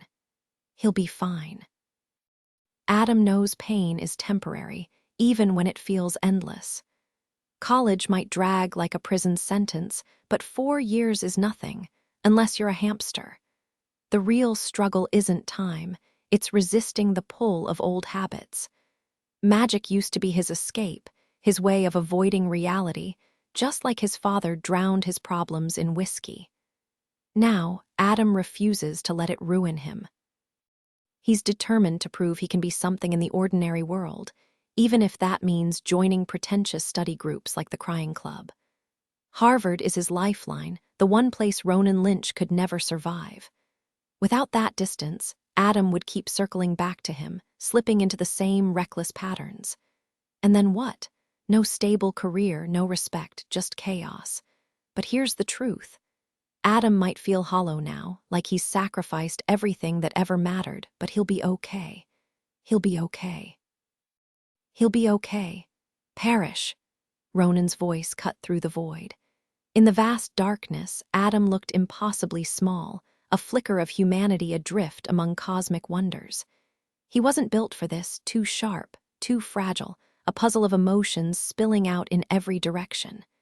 Panic twisted his features as his thoughts threatened to scatter. Ronan moved fast, gathering those loose threads before they unraveled completely. Time worked differently here, or maybe Adam was just slipping away faster than he realized. "Perish," he repeated, firmer this time. "Adam." The name snapped him back into focus. No longer a wisp of disconnected ideas, but flesh and bone again, Adam Parrish, floating in the abyss. Relief crashed over Ronan, fierce and bright. Adam had crossed galaxies for him. After everything, he'd still come. He hadn't surrendered, not yet. He'd gambled everything, but now he was inching backward, avoiding Ronan's gaze, shoulders hunched like he was trying to vanish into the shadows. It was subtle, the way he edged away, as if he thought Ronan wouldn't notice. But time stretched, and Adam's thoughts began unraveling again, slipping loose from the shape of who he was supposed to be. "No," Ronan barked, lunging forward to corral the scattered fragments before they dissolved entirely. He shoved them back together, rough but urgent. "Stay here, you moron." Adam's voice was polite, distant. "Are you helping me?" His eyes flickered everywhere, the walls, the floor, anywhere but Ronan. "I'm keeping you from dying," Ronan shot back. "That's kind of you," Adam murmured, still sidestepping, still retreating. And then Ronan got it. He burst out laughing, sharp and disbelieving. "You don't even recognize me, do you?" Because of course Adam wouldn't. Here, Ronan wasn't the guy with the sharp jaw and the leather bracelets. Here, he was something else, something vast, something that could move through this impossible place like a current. To Adam, he must have looked enormous, terrifying. Just like Adam was nothing but scattered thoughts before Ronan forced him back into shape, Ronan was just Ronan, stripped down to whatever essence mattered here. Adam hesitated, then whispered, "Are you the lace?" The question hit like a punch. Ronan recoiled, energy flaring in shock, and Adam flinched, fear flashing across his face. "He's scared of me." Swallowing his frustration, Ronan forced himself to see what Adam saw. He twisted, stretched, took stock. Dark tendrils spiraled out from him, branching like ink spilled in water, dissolving into nothing. Nothing like Adam's drifting, glowing fragments. When Ronan darted forward to gather Adam's thoughts again, he realized Adam was right. He did look like the thing he'd just fought off. "Ronan," Adam's voice cut through the confusion. "Is that you?" "Yes," Ronan snapped, relief flooding him. Adam let out a shaky laugh, ragged at the edges. "Then, can you be smaller, or point me where to look? You're everywhere." With effort, Ronan condensed himself, pulling the sprawling darkness tight until he was something closer to a shape Adam could recognize. "Better," Ronan grunted. Adam stared, stunned. "You look like—" Yeah, the lace," Ronan muttered. "No, you sound like an asshole," Adam said, laughing again, breathless. "But you look like light or energy. It's messing with my head. Is it really you?" His smile faded. "Or just something showing me what I want to see?" Ronan couldn't blame him for doubting. Not after everything. Hell, just a few weeks ago, Adam had shown up at the Barns unannounced for Ronan's birthday, and Ronan's first thought had been, "Is this even him?" New detail, the flicker of memory, Ronan's birthday, the surprise visit, the way his chest had tightened with suspicion before he'd even opened the door. The irony wasn't lost on him now. Voice twist. From frantic urgency to bitter amusement, of course Adam doesn't recognize him. Of course he's the monster here that day. Adam could lay out every step that led him to this moment, but Ronan couldn't. He was still stuck outside his own motionless body, clueless about how he got there or why. "Don't ask me to explain it," Ronan muttered. "If I were the lace, I'd mess with your head, feed you whatever you wanted to hear. Trust your gut like when you scry. You've done this before and lived. What does your instinct say?" The words weren't his. They were Bride S, slipping out before Ronan could even register the betrayal. But Adam's thoughts were already flickering like fireflies across the dark expanse between them. Damn it. Ronan lunged forward, stretching himself thin, wrapping around Adam's scattered consciousness like barbed wire until the other boy steadied. Then he pulled back, not wanting to see that wary look in Adam's eyes again. "Wait," Adam said, arm outstretched. "Just let me try." His hand hovered, palm up, before he inched closer. Even hesitant, he reached out, fingers brushing the crackling energy of Ronan's form. The contact sent a shock through Ronan, a memory sharp as broken glass. That day at Harvard, when they'd walked right past each other like strangers. Back then, Ronan had blamed the changes, Adam's polished clothes, his vanished accent, the way he carried himself like he belonged there. He'd assumed Adam barely recognized him either, worn down by time and solitude. But here, in this impossible place, neither of them looked human. Adam was a flickering constellation of thoughts, Ronan a storm of dark energy. Yet when Adam touched him, Ronan knew him, his laugh when he cannonballed into the pond at the Barns, the way his voice turned sharp when he was annoyed, the stubborn loyalty that ran deeper than pride. None of that had anything to do with skin or bone. The difference? At Harvard, they'd been pretending. Layers of masks, even from themselves. Here, there was nothing left to hide. The space offered no hiding, just raw, unfiltered truth. Thoughts became reality, stripped of pretense. Ronan, the realization hit like lightning. It's really you. I did it. Found you with nothing but a sweet metal. Adam's voice, or was it just his mind? Echoed with unmistakable joy. Ronan responded with a single word, Tamquam, and Adam, without hesitation, answered, Alter idem. The ancient phrase, once Cicero's tribute to his closest friend, now bound them together like a second self. No physical embrace was possible, but it didn't matter. Their energies twisted and pulsed, bright as the sweet metals, dark as the lace. Words were unnecessary when their thoughts flowed seamlessly, tangled in shared euphoria and lingering fears.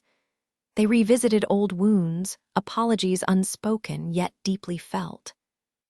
Every triumph, every horror since their last meeting spilled between them, no filter, no hesitation. The murkiness of separation dissolved into absolute clarity. They weren't just Ronan and Adam anymore. They were something more, a single entity, inseparable. Happiness, sorrow, anger, forgiveness, all tangled into one overwhelming truth. They were wanted, over and over, endlessly. Blades don't reveal their worth until tested. Raw steel holds no promise, only potential. Some cut butter, others wood. A rare few can slice through another blade. Staring at scissors in a drawer tells you nothing. Strength is proven in the swing. Nathan Farrow Clane, the open edge of the blade, the sky was still pitch black when Farrow Clane and Hennessy sped toward the Atlantic storage facility. The Bleeding Heart index card sat on the dashboard, a fragile beacon. Time was uncertain. Hennessy's accidental sweet metal might fade at any moment. Liliana had stayed behind, wary of triggering a vision and draining its power prematurely. Farrow Clane understood the risk, though part of her longed for a glimpse of what lay ahead. The streets of Peabody were eerily silent, even the occasional passing car hushed as if the world hadn't fully woken. The pre-dawn air crackled with tension, less like a hunter's pursuit, more like the nervous thrill of a childhood field trip. Hennessy, finally free to speak after the index card exercise, kept her mouth shut. The quiet between them felt heavier than any word. Spending time with Hennessy when she wasn't talking non-stop was unsettling. Farrow Clane realized her endless chatter wasn't so different from Liliana's visions. Both were just noise, drowning out the truth beneath. The real Hennessy was buried under all that chaos. How ironic, Farrow Clane thought as the car radio crackled to life with an opera aria, that after hunting the Zeds for so long, she was now driving one of the most dangerous ones straight to her unconscious superiors. She glanced over, expecting Hennessy to be staring blankly out the window, but instead, the woman was watching her with unnerving focus. "What?" Farrow Clane asked. Hennessy tilted her head. "Why didn't you put a bullet in my skull back at Rhiannon Martin's place, when they shot her in the face? Why play the hero with me?" The memory of that day was hazy, not because it hurt to recall, but because whole chunks of it were missing. Most of her time with the moderators was like that, fragmented, violent flashes blending together into one endless nightmare. The clearest thing she remembered was Parsifal Bauer, the young visionary who'd loved the opera he was named after, his body twisting grotesquely as he fought to control his power long enough to link her to someone who'd change everything. Liliana, that was where his vision had led her. "I didn't shoot people in the face," Farroclane said flatly. "That wasn't my role. How noble. I never claimed it was." Hennessy smirked. "So did you think I was a threat to the world or not?"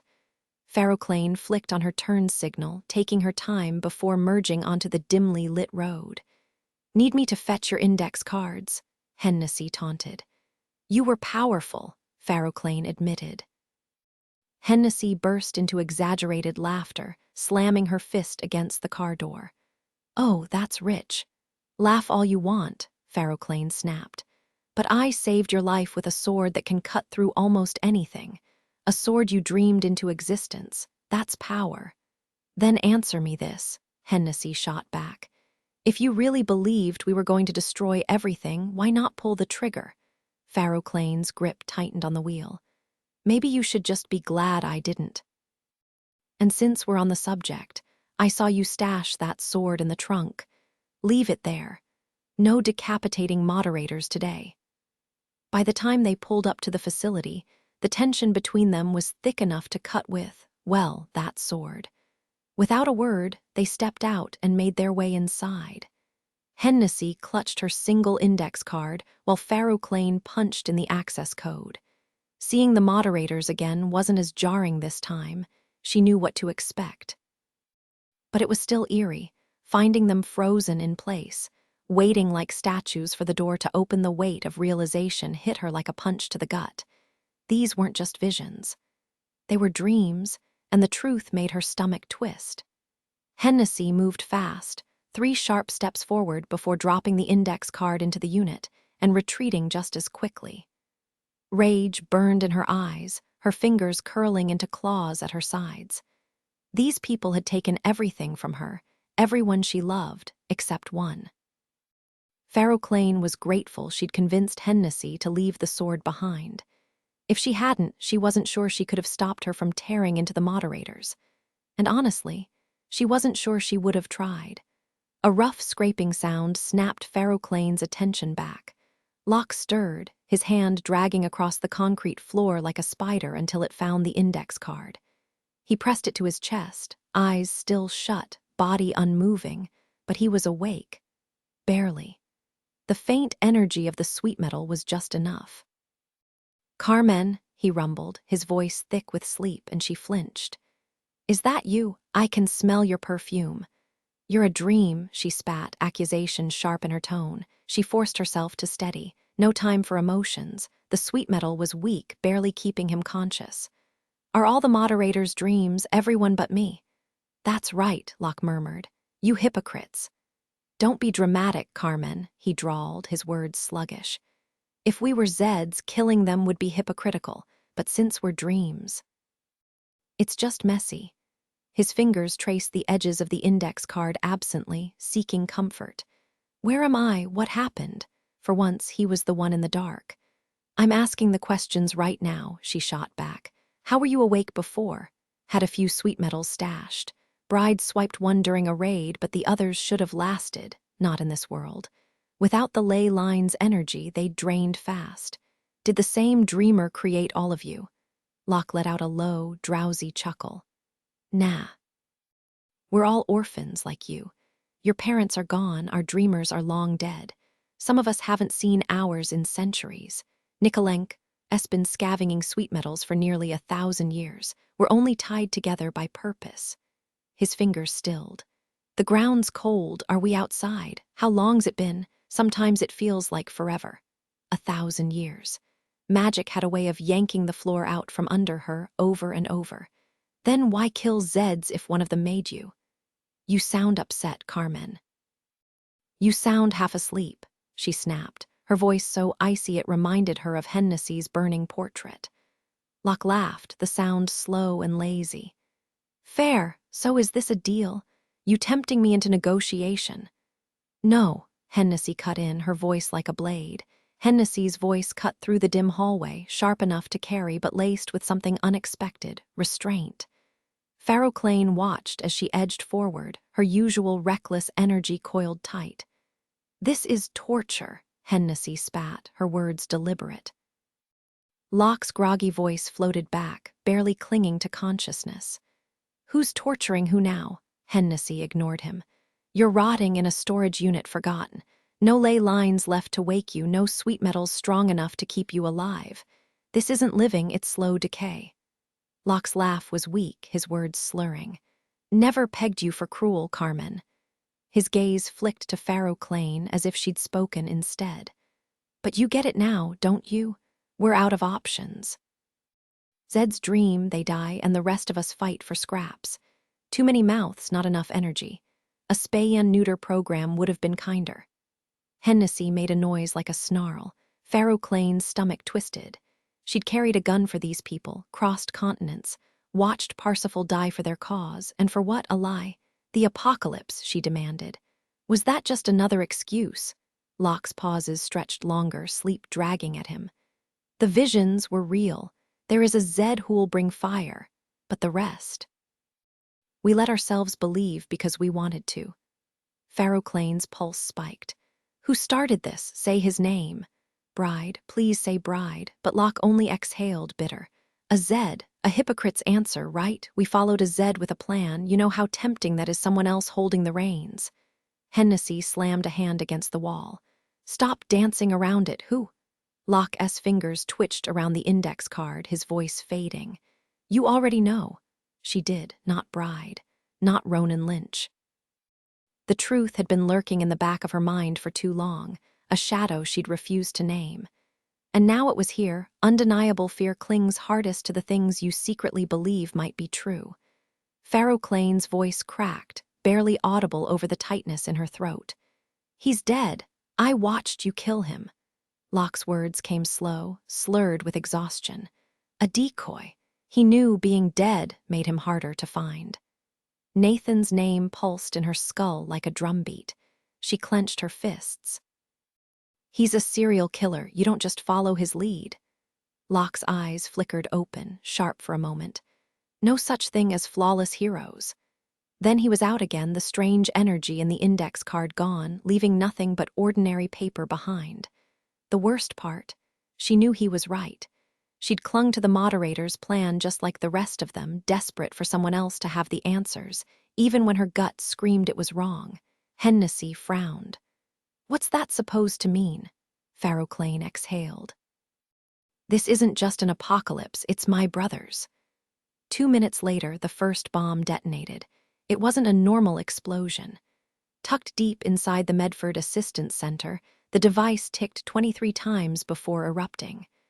The blast tore through the building, reducing walls, ceilings, and even the sign out front to rubble. But the destruction didn't stop there.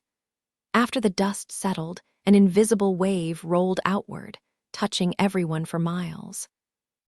Awake or asleep, they all saw the same thing, the assistance center exploding from the bomb's perspective, peeling apart like an overripe fruit. Then the vision shifted, a choked interstate, cars bumper to bumper, smoke hazing the air. People stumbled along the shoulder, avoiding the desperate eyes of those trapped in their vehicles. Behind them, the city burned, not just buildings, everything. The fire wasn't a disaster, it was a vow. Devour, devour. The vision vanished as suddenly as it came, leaving behind a sick certainty. This wasn't a nightmare. It was a warning. And it wasn't over. The explosion jolted everyone awake, those who could wake anyway. The others never stirred, lost in unconsciousness. No one had a clue who set the bomb, but Carmen Pharaoh Clane didn't need answers. She knew her brother Nathan's signature chaos when she saw it. Meanwhile, Ronan Lynch remained motionless in the shadows of a pitch-black hallway, his face betraying nothing except a single tear sliding down. The countdown had officially started. For a time, the Barnes was everything Niall and more needed. Between tending the land and their strange, shared gift, they stayed busy. Dreaming wasn't just a pastime, it was survival. They crafted things in their sleep, selling them off to keep the money flowing and avoid unwanted visitors. Cough, Marie, cough. But their dreaming styles couldn't have been more different. Niall was reckless, conjuring up useless junk like endlessly ringing phones and watches stuck on the same hour. Sometimes, though, he'd stumble into something alive. A cow, sure, but also weirdly sentient objects, like tiny engines that purred when you stroked them. The catch: these living dreams drained him, leaving them both stranded for days before they could dream anything useful again. Moore, on the other hand, was meticulous. She'd obsess over every detail, every curve of a perfume bottle, every line on stationery, until she could will it into existence flawlessly. Well, almost flawlessly. No matter what she dreamed, pain always snuck in. The perfume cap dug into your hand, the stationery made you cry, the clogs chewed up your feet. She barely noticed it anymore, but Niall did. He avoided her creations not because they hurt, but because it killed him that she'd grown numb to it. Still, they made it work. Niall poured his longing for the farm he'd lost into the barns, packing the fields and barns with more animals than two people should have been able to handle. But then again, normal rules never really applied to them. Niall wasn't exactly a natural at business, but he poured everything into turning his livestock into something stable, something real, something that didn't rely on dreams to put food on the table. He missed the days when dreaming had been pure fun before it became a necessity. Raising Declan was part of that reality. The boy was quiet, well-behaved, but still a kid who needed attention. Moore never snapped, but Niall could always tell when she was itching to slip back into her dreams instead of watching him. Declan noticed too, so Niall made a habit of taking the boy along whenever he could. Odd place for a kid, someone muttered when Niall showed up at the slaughterhouse with cattle, and Declan in tow. At least I've got someone to share my misery, Niall shot back, grinning just enough to make the other ranchers chuckle. He had a soft spot for his cows, hated sending them off, even if it meant fewer dreams weighed down by bills. Besides, he ought to know where his dinner comes from. I'm not raising some clueless city kid. For a while, life chugged along like that, predictable, hard, but manageable. Then one day, Niall brought home something unexpected. Not a sickness, not exactly. A scribbled number on a feed receipt. A glossy business card with a woman's face, a cross smeared over it in red. "Ever think about being rich?" Moore asked him out of nowhere one afternoon. Niall was sprawled on the couch, exhausted from a morning of chores with Declan. The boy never lounged, but he was silent in the corner, sorting records by the color of their spines. Niall laughed. "What would I do with money? Got everything I need right here." Moore's voice dropped low. "I called one of those numbers you brought back. The woman she talked about powerful people. Connections, felt like something out of a thriller." "Put that record on, Declan," Niall said, nodding at the vinyl in the boy's hands. "You figure out how to work the player yet." "Did you even hear me?" Moore pressed. "I heard," Niall said, "but what could we possibly offer people like that?" "We could be them," she said, eyes bright. "The forest says it'll help. Has it told you that too?" It had. But Niall had ignored it. The forest's whispers had felt too eager, almost hungry. Now, seeing that same hunger in Moore's gaze, he couldn't brush it aside. He couldn't risk losing her to boredom, to the barn's quiet routine. So he nodded, let her keep talking. Lately, the forest had been pushing harder. At first, it had just lingered at the edges of their dreams, a distant tree line, the scent of damp earth. But now it crept closer. Niall dreamed of pushing through tangled branches to reach his cows in sunlit clearings. Moore found herself in hidden groves, vines brushing her skin like fingers. The forest didn't just visit anymore. It held on. It clung to Niall, even as he fought to wake up. And the word it whispered, over and over: more. Declan wasn't just held, he was pinned, struggling like a restless hound desperate to bolt through an open door. One evening, Niall and Moore waited until he drifted off before attempting to share a dream. The forest swallowed them whole, and the presence was waiting. At first, the trees reminded Niall of the woods near his childhood home, then shifted into the towering Virginia oaks lining the barn's driveway. But soon, it morphed into something unfamiliar, ancient. These weren't just trees. They were colossal, primordial sentinels, as if built for beings far larger than humans. Maybe from an era when giants roamed, when the world itself was wilder, the air thicker with possibility. The thing in the forest hummed agreement, slipping thoughts into his mind like dreams often do, ideas that felt like his own but weren't. Moore, restless and hungry, asked the forest how to become more. The presence leaned in, its yearning seeping through every twisted root and swaying branch. It had an answer. It wanted out. Niall's head spun. Were they dreaming of it, or was it dreaming of them? The lines blurred. "If we give it what it wants," Moore murmured, "it'll give us what we want." Niall hesitated. "And what do we want?" Moore's answer was simple. "Everything." Meanwhile, the aftermath of the blast painted a grim picture. The neighborhood, usually pristine with its well-kept historic homes and shoveled sidewalks, now looked like a war zone. The Medford Assistance Center had vanished, replaced by a crater ringed with jagged debris. The death toll, hundreds. No survivors, no distinctions, just bodies. A crowd pressed against the temporary fencing, phones raised, as if recording the wreckage could make sense of it. Hennessy scoffed. The apocalypse had arrived, and all anyone could do was gawk. She'd almost forgotten that dreams could be anything but the lace, without Ronan or Bride twisting her subconscious into knots. But here was proof. Reality could be just as surreal. As they reached the car outside the storage unit, the hallucinations slammed into her, vivid, relentless, carving through her mind like the lace nightmares always did. When she snapped back to reality, she felt hollowed out, the same chemical exhaustion left behind by any real nightmare. But this wasn't the lace's doing. This was something else, an apocalypse of a different kind. Everything was shifting. The dreams, her art, the world itself. Now, standing at the wreckage of the explosion, Hennessy watched Pharaoh Clane on the other side of the caution tape, flashing decredentials like some kind of undercover agent. The irony wasn't lost on her, dreamers being hunted under the guise of drug enforcement. Maybe dreams were drugs in a way. Bride's little glowing orbs sure acted like them. And this bomb, definitely mind-altering. Hennessy nudged Liliana, nodding toward Pharaoh Clane. "Our girl Carmina Burana's looking rough," she muttered. The air reeked metallic, burnt wrong, like something never meant to be exposed had been ripped open.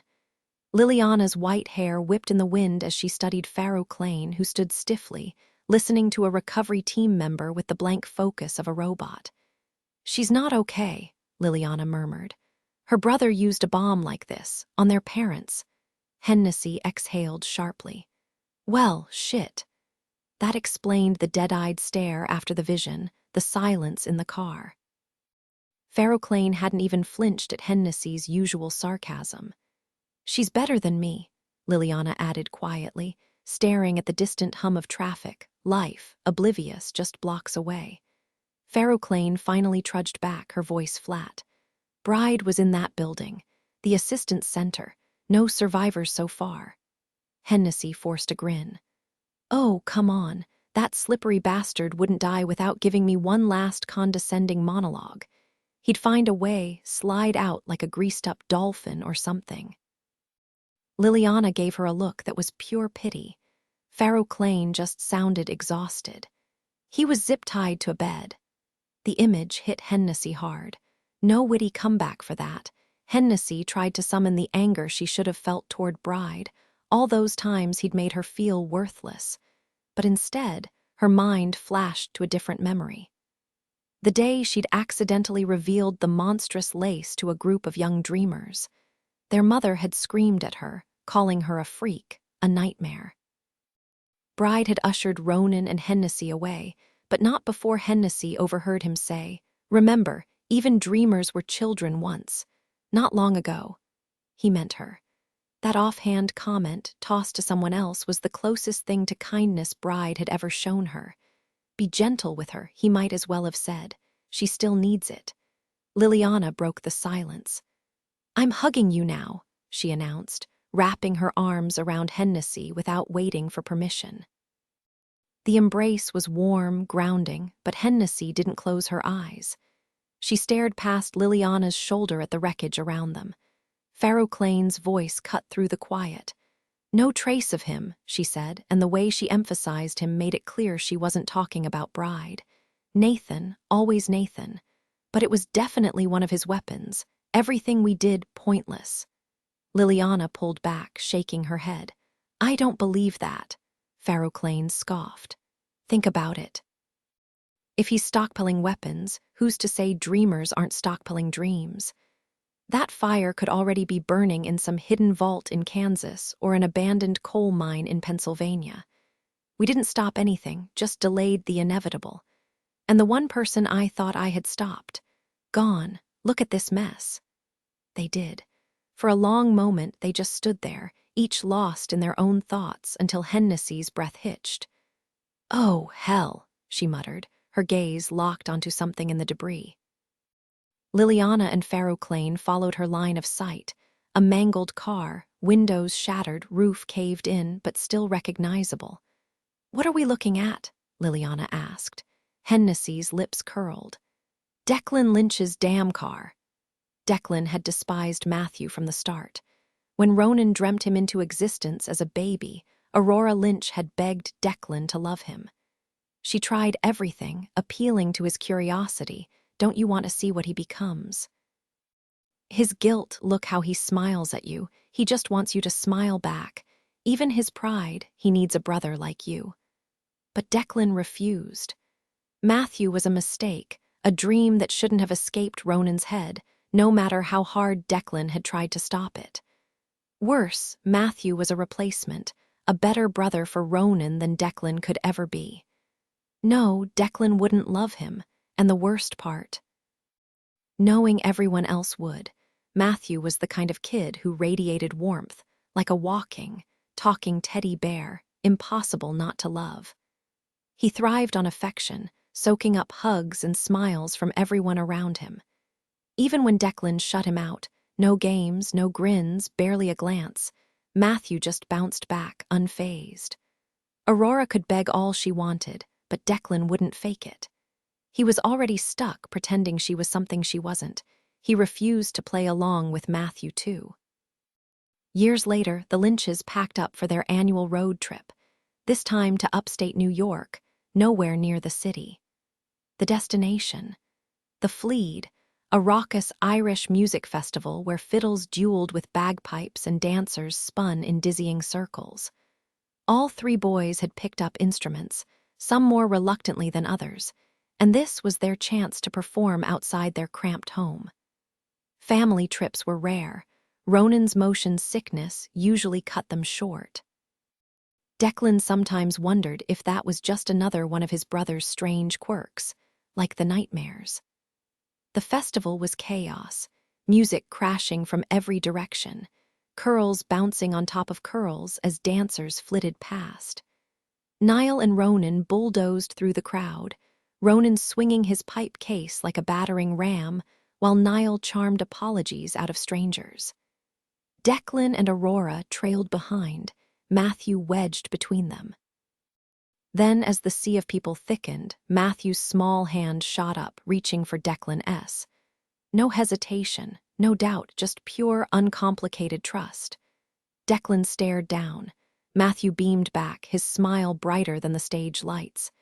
In that moment it hit Declan. Matthew wasn't like the rest of them. The Lynches were tangled in lies, their lives a maze of half-truths.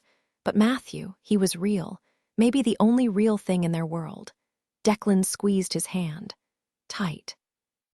Later, under a sky streaked orange and black, Jordan found him at the police station, exhausted from a day of dead ends and phone calls. She wanted to stay, but the canvas called. She needed to paint to keep her nerves steady. When he finally showed up at her studio, the air between them was heavy. It wasn't the right place for this conversation, but they both knew why he'd come. "Matthew's gone," Declan said, voice flat. "That's the truth now." The apartment felt hollow without Matthew there, a stark reminder of his absence. Jordan hesitated before speaking, her voice cautious. "You can't be certain. Just because your car was parked nearby doesn't prove anything." Declan exhaled sharply, pulling up an email on his phone and passing it to her. As she scanned the message, he shrugged off his coat, meticulously smoothing non-existent wrinkles, before draping it over an empty easel with exaggerated care, as if handling something fragile. Jordan frowned at the screen.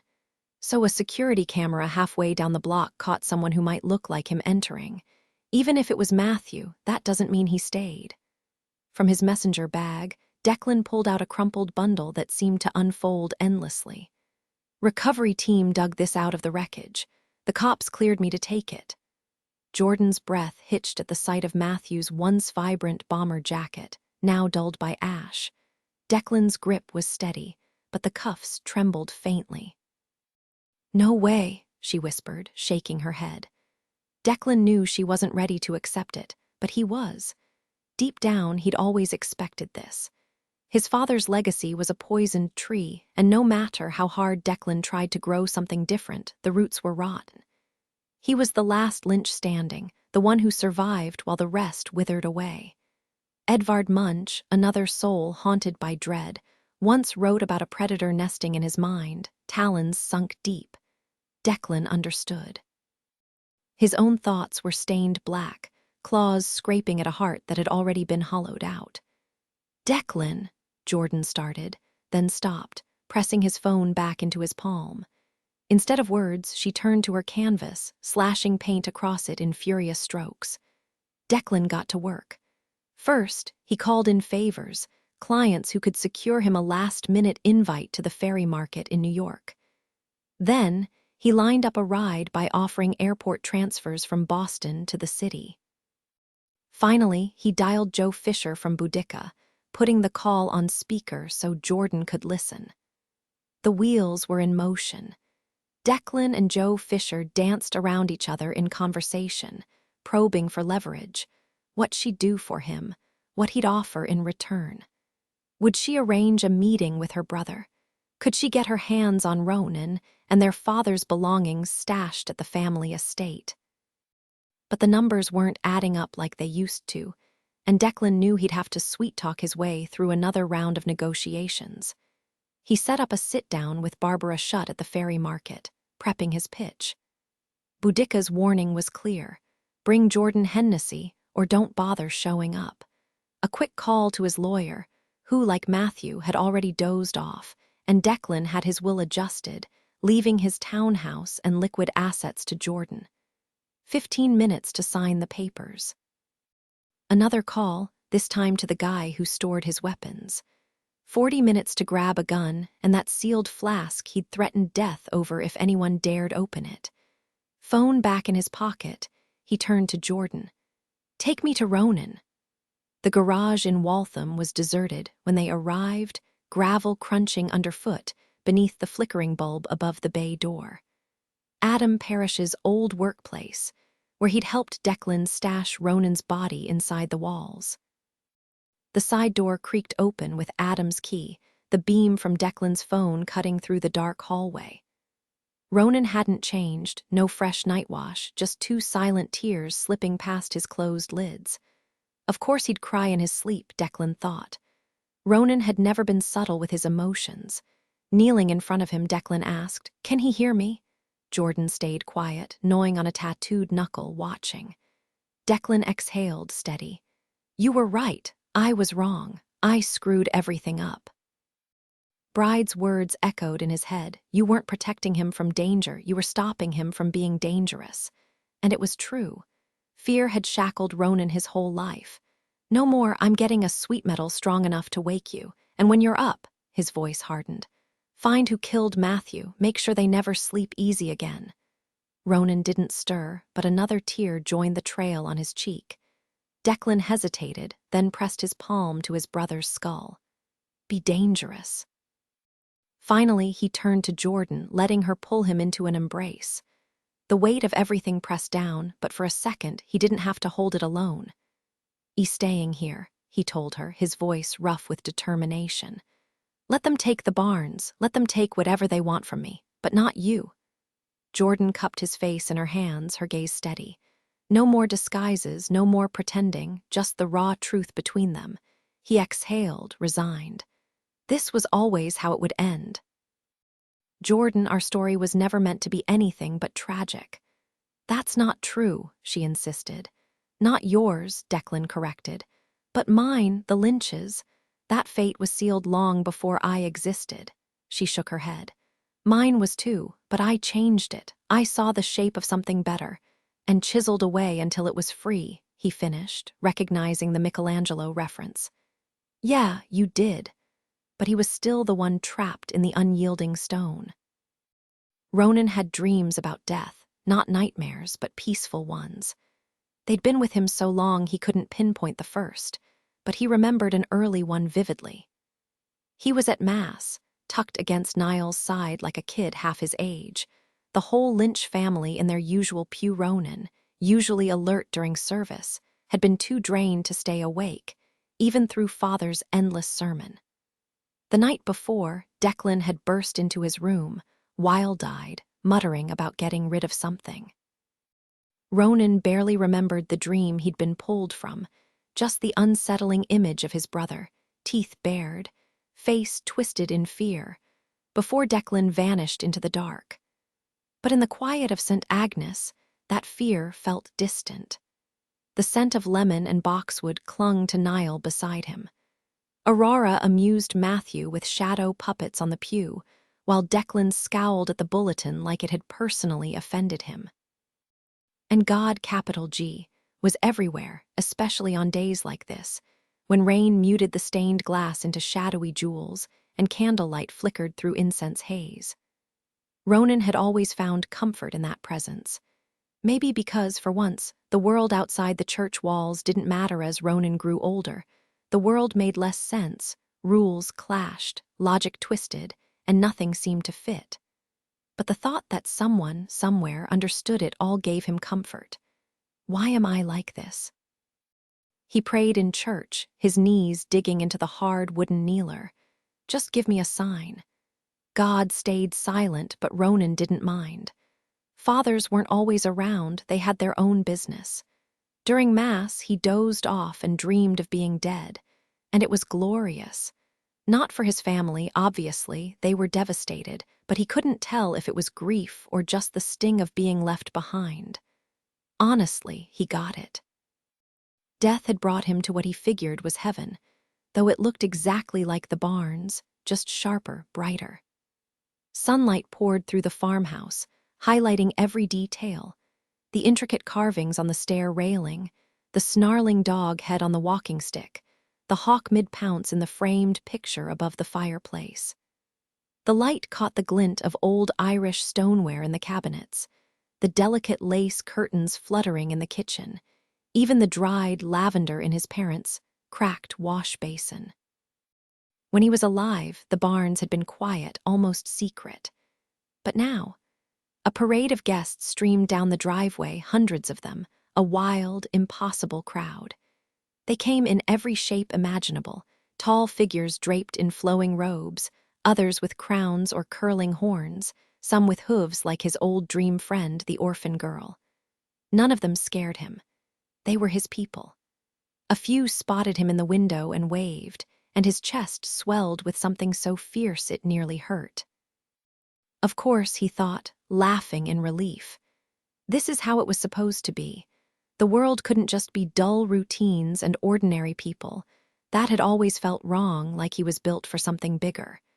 And here it was, a celebration, a gathering of the strange and wonderful, their shadows stretching across the fields he loved.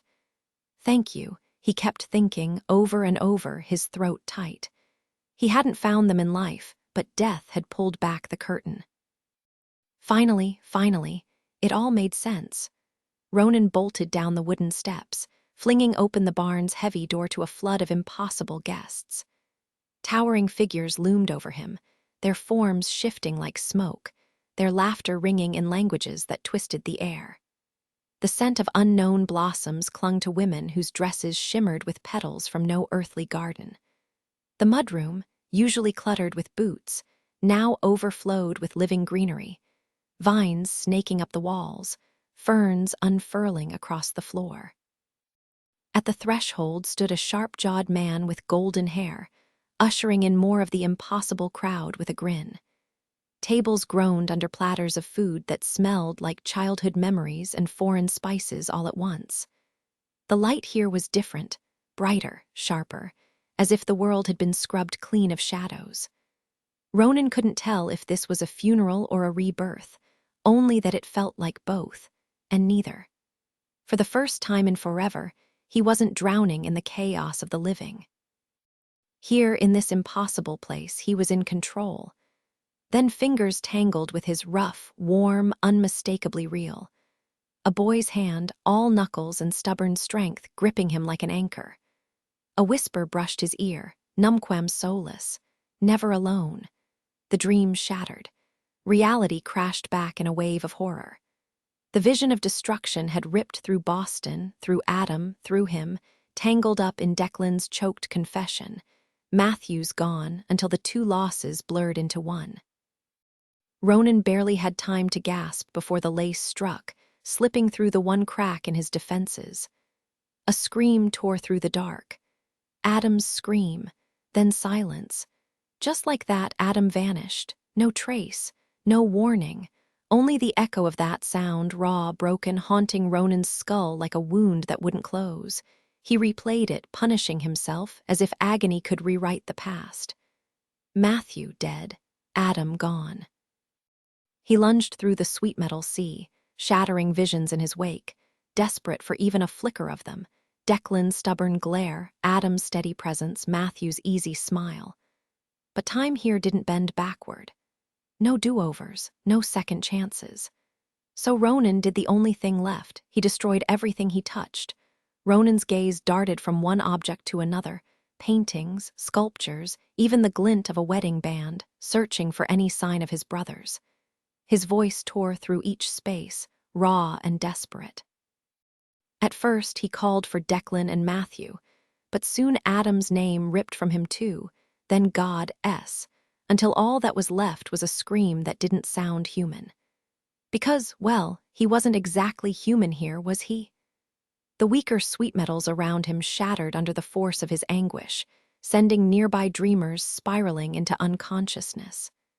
The stronger ones, they amplified him, turning his pain into something palpable. People flinched, exchanging nervous glances, sensing the shift in the air but not understanding why. He couldn't find them. Not Matthew, not Declan, not Adam. He was stuck, drowning in regret. All those years he'd mocked Declan for being overly cautious, for obsessing over safety. Turns out his brother had been right. Ronan had power once before the ley line went dead. He should have been the one protecting them, not the other way around. Instead, he'd acted like a brat, pretending he had some grand duty to the world when the only thing that ever mattered was his family. But how could he have shielded them when his very existence was a secret?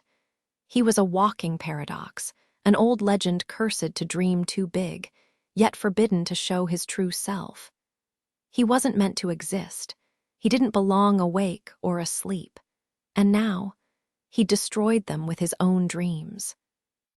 Spinning through the dark, Ronan hurled himself from one sweet metal to the next, screaming until he felt like he was unraveling. None of this could be real. Maybe he was still that reckless kid in high school, passed out in some abandoned warehouse. Maybe he was back in his childhood bed, his parents alive just down the hall. Maybe he was a god playing pretend, stuck in an endless loop of dreaming. He was human dreaming. He was a god, reality. He was reality. So why couldn't he tell if he was awake or dreaming?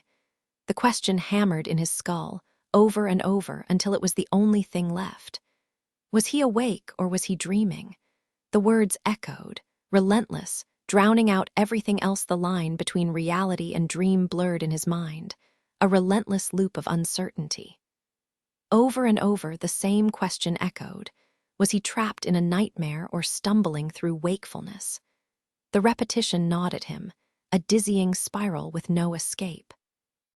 This year, the Ferry Market had settled into the General, a crumbling hotel just off Fifth Avenue. Like every venue before it, the place was doomed. By the end of the event, flames would devour it. Declan had his suspicions about why. Maybe to erase traces of deals too dark to leave behind, or maybe just for the insurance payout. Either way, he didn't care to dig deeper. The Black Market was a book best left half-read, its later chapters too grim to stomach.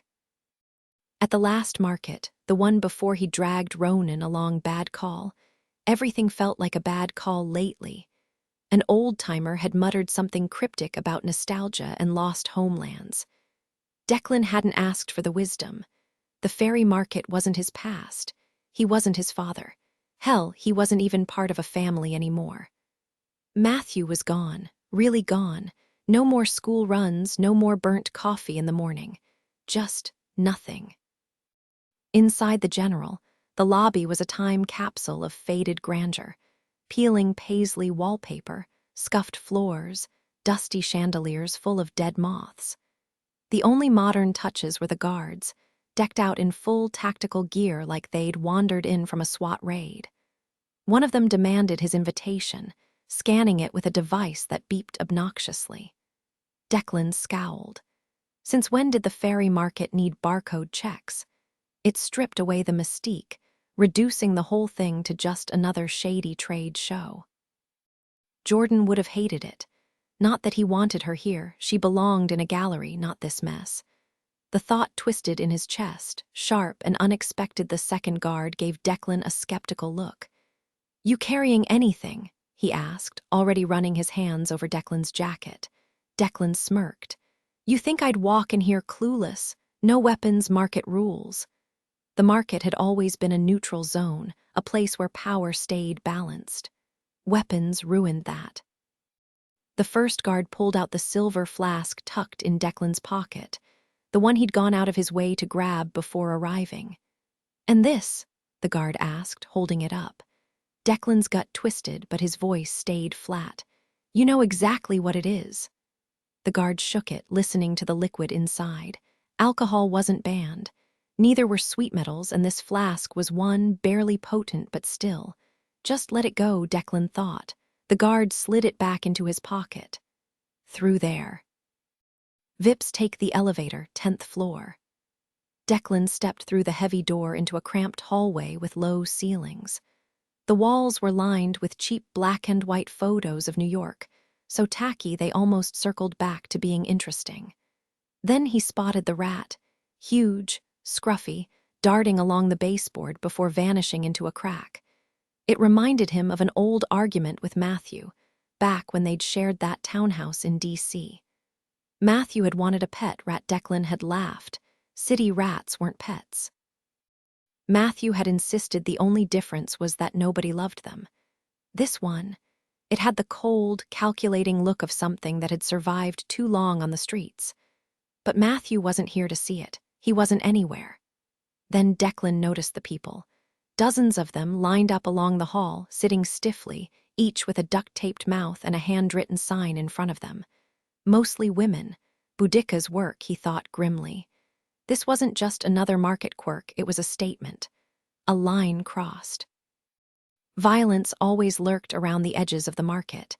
Any underground business eventually bred it. But the market itself had rules. No weapons, no open feuds. The ugly stuff happened off stage. You could bring your kid here, like Niall once had, and pretend it was just a rebellious little club for people who found the law too boring. Not anymore. Boudica's message was unmistakable. This was a brutal display of dominance.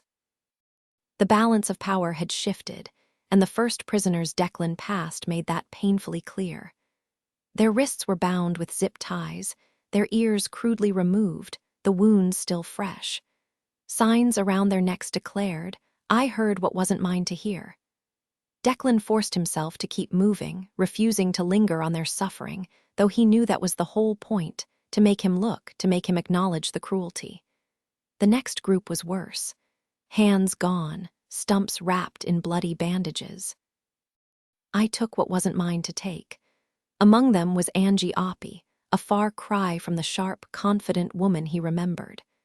Her usual smirk was hidden beneath duct tape, her clothes torn, her arms bound so tightly the restraints bit into her skin. Seeing her like this hit him harder than he expected. They weren't friends, but they weren't strangers either. There was a kinship in their shared world, and now she was just another casualty. Her eyes locked onto his, and she gave the slightest shake of her head. A warning. He didn't need to turn around to know someone was behind him, probably one of Boudica's enforcers. His stomach twisted, but he kept walking, the hallway stretching endlessly. This wasn't just about the prisoners. It felt like his entire past had been tainted. The markets had once been thrilling, almost rebellious, a secret world he'd explored with his father. Now, just another battleground soaked in blood. The last prisoners waited by the elevator, their hollow eye sockets a grotesque punctuation to Boudica's lesson. I saw what wasn't mine to see. Declan couldn't help but search their faces, half expecting, hoping, to see his birth mother among them. More acute Cora, the woman who'd abandoned him, the woman he'd spent years chasing. But she wasn't here. Of course she was. Instead, he'd gotten a warning from a dreamt version of his father, telling him to protect Ronan. And how had that worked out?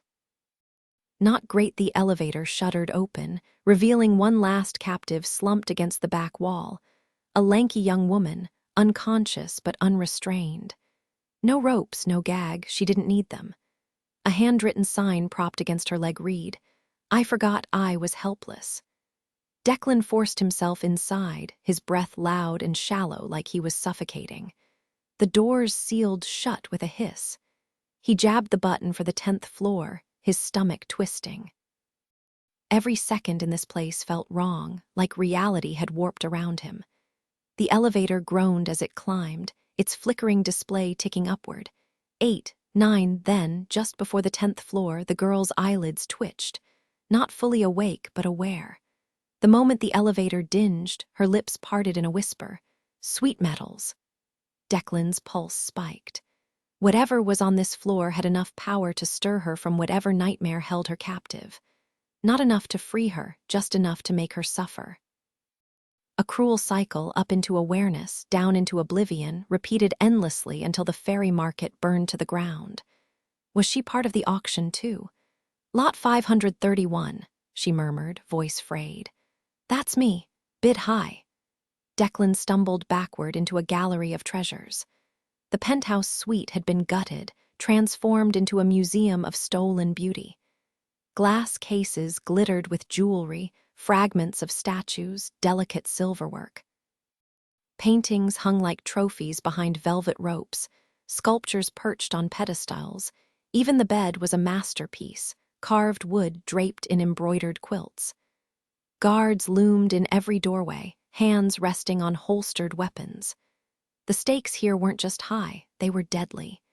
And then there, a Magritte.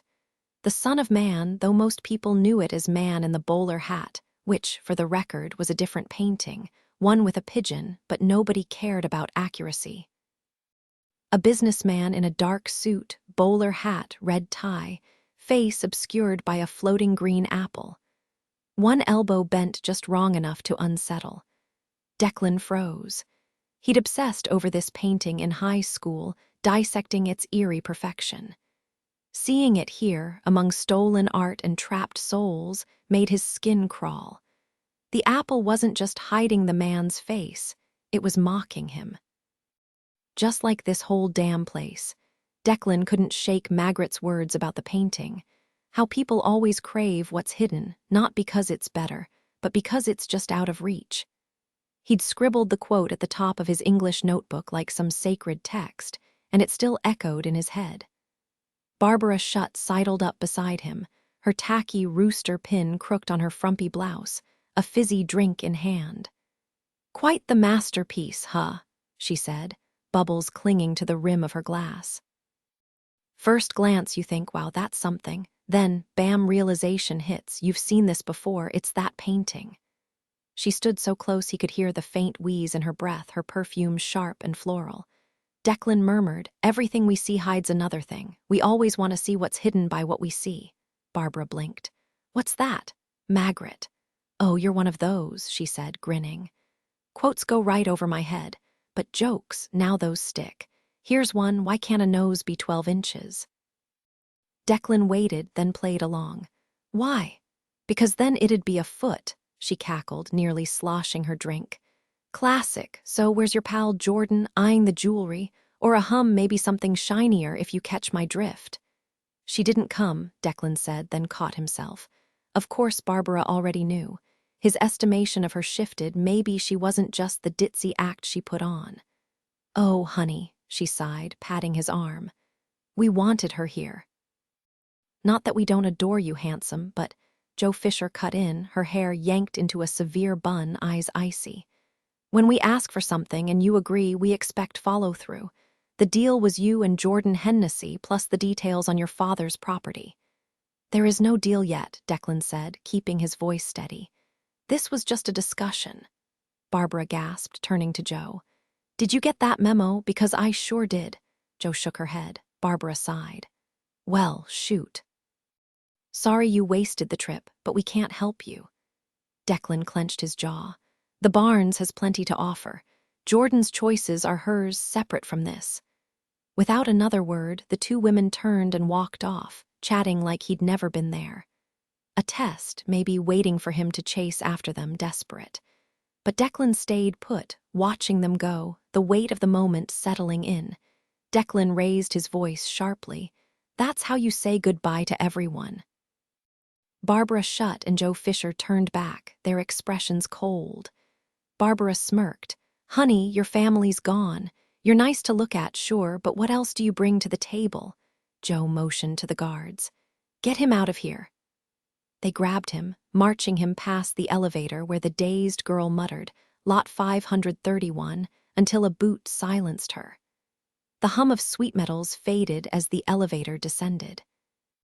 Back through the dim hall, past Angie, now handless, and into the lobby where armed men in tactical gear stood watch over the hotel's new prized assets.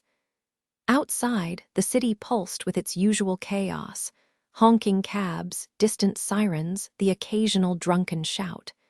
Wind tore down the street, promising to feed the flames later.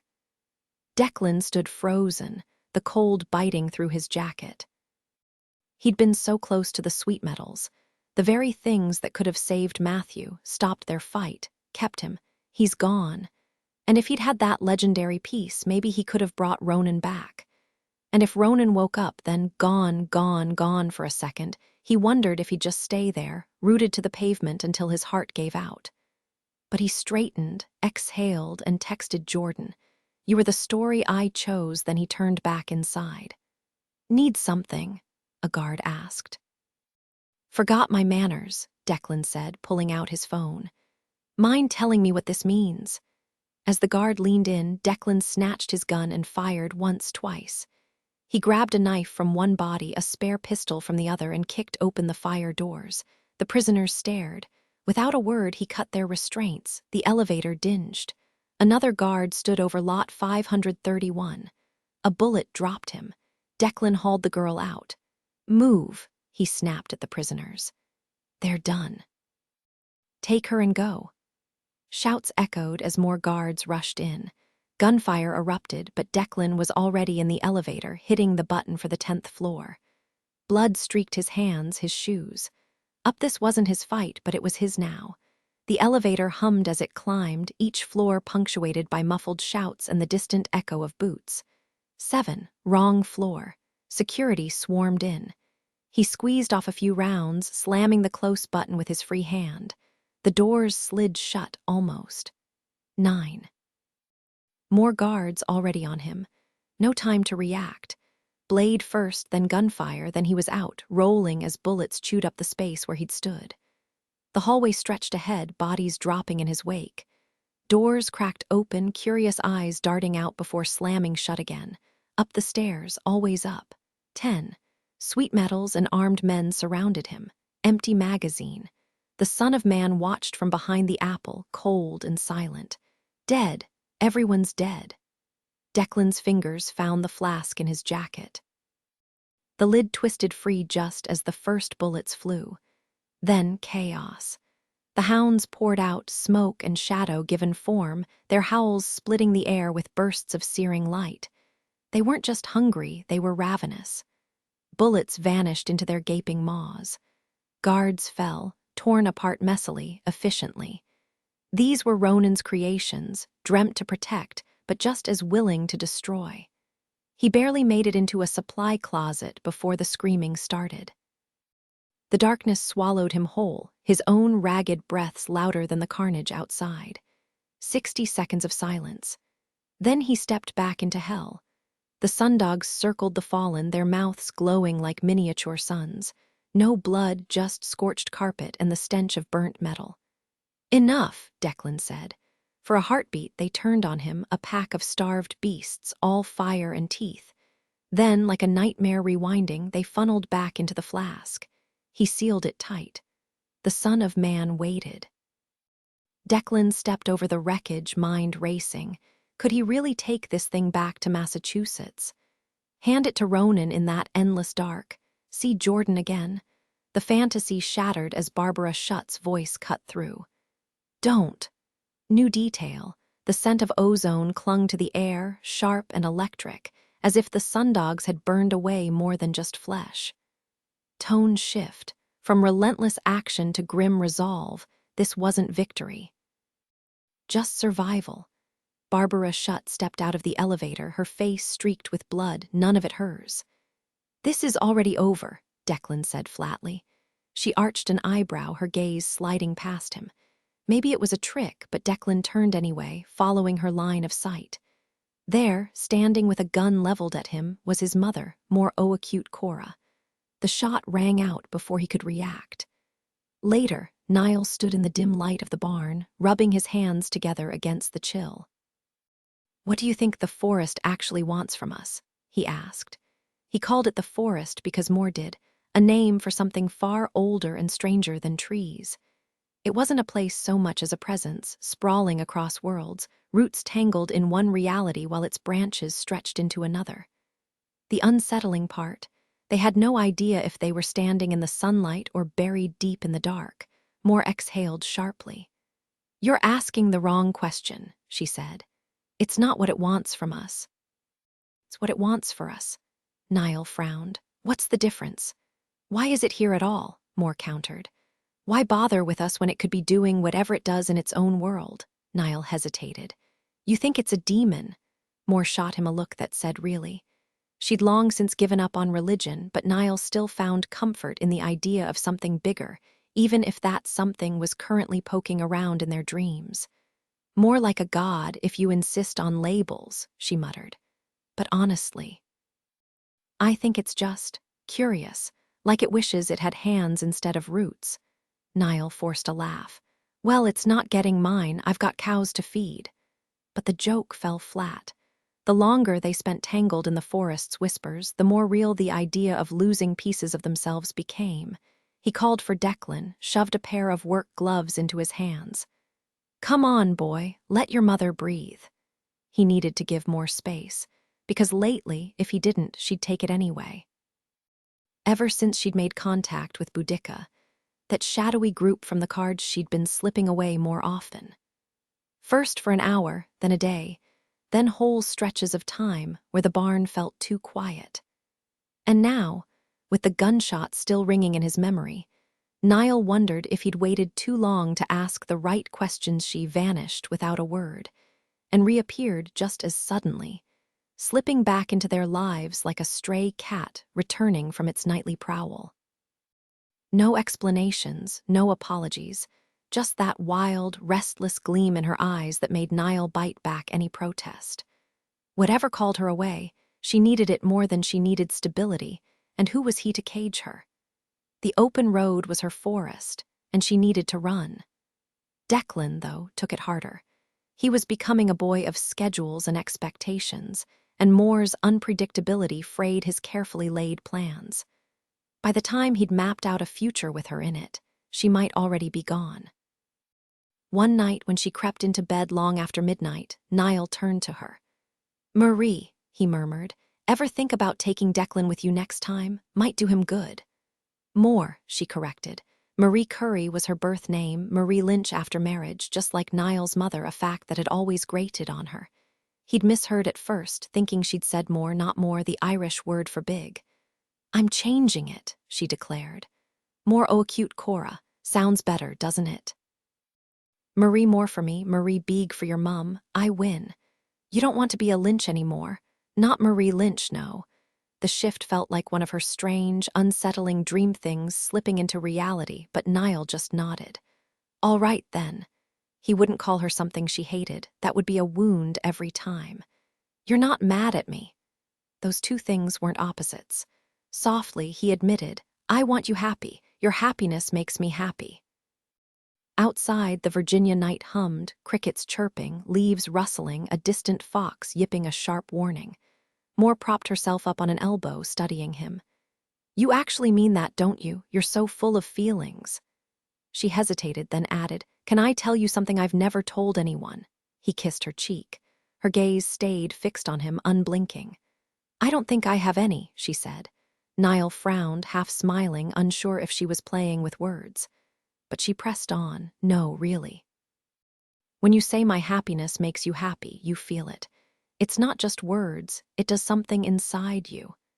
Now he sat up too. "Wait, are you saying you only say things because you think I want to hear them?" "Yes," she brightened, as if relieved he'd caught on. "But see, I thought you were doing the same thing. I thought everyone was. Like when someone asks how you are and you say, fine, because that's the script. But it's not like that for you, is it?"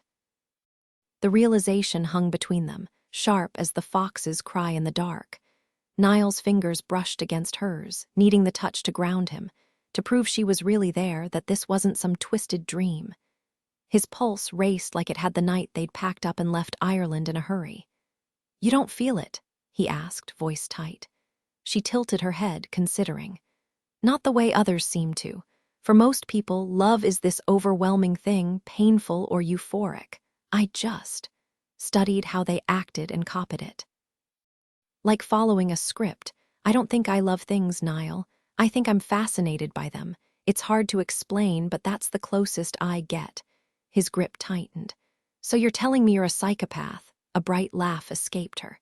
"Sociopath, technically. I've got a conscience, just a very flexible one. Lucky you got the charming version." The words hit like a gut punch. "None of it was real, not even when you said you loved me." "I'd miss you if you were gone," she admitted, almost clinical. "That's new for me. I used to test it, imagining my sister's dead, my mother, wondered if I'd care. I didn't, but with you, it's different. You're the only one who knows this about me." When she kissed him, he couldn't tell if it was affection or performance. Then, with sudden, unsettling glee, she clapped her hands. "Let's give the forest what it wants, then it'll give us what we want." He swallowed hard. "And what's that again?" "Everything," she breathed. The Barnes, Marie, Declan, they'd been enough. But now something was slipping away. "What does the forest want?" he asked, though he dreaded the answer. "Greywaren." The name sent a chill through him. It sounded practiced, like this wasn't the first time. He didn't want to know more, but fear of losing her outweighed the dread. "Fine," he muttered. Liliana sighed, tracing the rim of her teacup. Age had dulled emotions like a blade worn down by time. She could recall the shape of them, how grief once carved her hollow, how joy used to spark like flint. Now. She went through the motions, a seasoned actor in her own life. Carmen Ferroclane was a living reminder of how bright feelings used to be, especially now in the aftermath of Nathan's explosion. The woman radiated fury and desperation, while Hennessy, usually all sharp edges, had turned eerily quiet, locked in the basement, destroying canvas after canvas in her failed attempts to create another sweet metal. The irony wasn't lost on Liliana. Roles reversed, intensity swapped. She missed the days when emotions didn't feel like relics. Ferroclane had turned into a walking soundtrack of relentless opera. Whether she was staring blankly out the kitchen window toward the detached garage or mechanically scanning grocery store aisles, soaring arias followed her everywhere. The car stereo belted out tragic sopranos on her way to police briefings about Nathan's whereabouts. Even fast food workers got an earful of booming baritones when she rolled down her window to order. During her punishing runs, mezzo-sopranos battled through her earbuds until her lungs burned and her clothes clung to her skin. It was nonstop, opera haunting her every move, the only companion who understood her turmoil. One morning, after another brutal jog left her trembling with exhaustion, Liliana caught her by the arms. Ferroclane's skin was feverish yet icy, a side effect of pushing herself through the lingering winter chill. "Carmen," she muttered, her voice hollow. "There's too much blood on my hands." She was a wildfire impossible to contain. Anger simmered under every conversation, flared up in the shower, and only dimmed when exhaustion finally dragged her into restless sleep. Nathan's actions, her own guilt, the looming threat of another attack, it all consumed her. One night, she cornered Hennessy at the basement door. "Can you reactivate the ley line?" Both Hennessy and Liliana blinked. "Excuse me." "If the ley line worked again," Ferroclane pressed, "you could dream up a way to track him. Stop him before he builds something worse." "Hold up," Hennessy cut in, holding up a hand. "One, the orb was a disposable gadget, no rewind button. Two, I'm not some all-powerful dreamer, I just swing a fancy sword. Three, you'd seriously feed me to the lace for this. And four, urgent bathroom break, move." As if on cue, the TV erupted into a frantic opera solo, making Liliana realize how long it had been since she'd felt anything that intensely. Days later, Hennessy leaned against the porch railing, cigarette in hand, watching Ferroclane furiously vacuum the car while opera blared. She exhaled a lazy smoke ring. "Poetic, isn't it?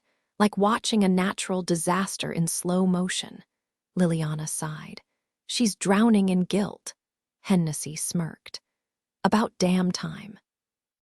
Hennessy scoffed, tossing her wild curls over one shoulder. "Yeah, just following orders, real inspiring life motto.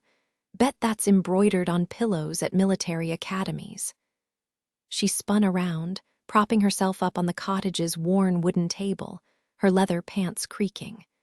With her oversized coat and that mane of hair, she looked like she'd stumbled out of a grunge music video and into this quaint little cabin by mistake. Liliana studied her, realizing Hennessy wasn't her polar opposite, just close enough to feel like a funhouse mirror reflection. "So, oh wise visionary," Hennessy drawled. "Should I start my holiday shopping now, or is the world ending before December?" Liliana exhaled. "I'm worried." What she didn't say was, "I know what worry tastes like." Hennessy smirked, fishing out another cigarette. "You know, it's probably rude to ask a woman her age, but since I already messed that up, how old are you?" This wasn't the first, fifth, or even 10th time she'd asked. Liliana crossed her arms. "Why do you keep bringing that up?" Hennessy lit the fresh cigarette with the dying embers of the last one, clamping both between her teeth like fangs. "Because I've had plenty of time to replay the whole let's shut down the ley line disaster in my head. And guess what? It was your idea." Then good old Ferroclane cautioned it because, let's be real, she's great at nodding along to avoid making her own terrible choices. Liliana opened her mouth to protest, but Hennessy held up a hand. "Hold that thought. Your call is important to us, but first, let's talk about how ice-cold that move was. I mean, sure, maybe it'll work out. Apocalypse canceled, billions saved, great stats, right? Even if the body count rivals Nathan's little fireworks show. But pulling that trigger without flinching, That takes a special kind of person. Either a stone-cold jerk or someone so emotionally deep-fried their souls, basically a Happy Meal toy. So, again, how old are you? The opera blasting from the speakers clashed with Hennessy's relentless energy, leaving Liliana feeling like she was caught in a hurricane. It wasn't an easy choice, she admitted. Hennessy's stare didn't waver. Never said it was. Liliana swallowed. I knew it wasn't easy. With a satisfied flick, Hennessy crushed the cigarettes into an ashtray. She didn't demand apologies or explanations, just leaned back, smirking. You think regular cops can handle her brother while we're stuck here playing Little House on the prairie? New detail. The cottage's creaky floorboards groan under Hennessy's boots as she paces, adding to the tension. Voice twist. The sarcastic edge in Hennessy's tone sharpens into something darker when she mentions the body count, revealing a flicker of genuine anger beneath the bravado. Liliana hesitated, weighing Hennessy's question like a loaded scale. On a scale from 1 to absolutely terrible, how awful is it to just wait and hope things fix themselves? She bit her lip, trying to figure out if Hennessy wanted a rehearsed answer or the brutal truth. Before she could respond, Hennessy leaned back from the railing as an old handle piece drifted through the open window behind her. With a smirk, she waved her fingers in the air like a conductor, then shot Liliana a pointed look. Seriously, Lil, how ancient were you when this track dropped?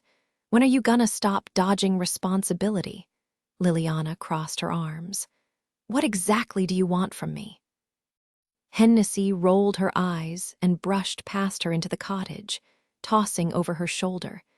The rest of us already left our excuses at the door.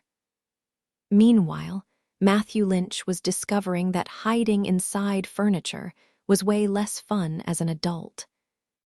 Sure, back at the Barns, he and his brothers had turned hide-and-seek into an extreme sport, cramming into armoires, squeezing into quilt-stuffed chests, even daring each other to climb into the broken washing machine out back, which, admittedly, had ended with him trapped inside for a solid hour. But days inside a table, that was a whole new level of misery. The only upside, bride, or, well, the idea of bride. Matthew had expected a criminal mastermind, someone itching to smash things or start a cult the second they broke free from the Medford Assistance Center.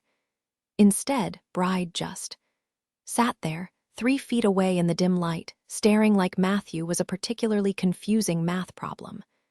Rooms empty now, Matthew signed, thrilled to finally use the asshole he'd learned after flunking French. Bride's fingers moved sluggishly in response, spelling out, I'm busy, which was laughable. Busy doing what? Brooding.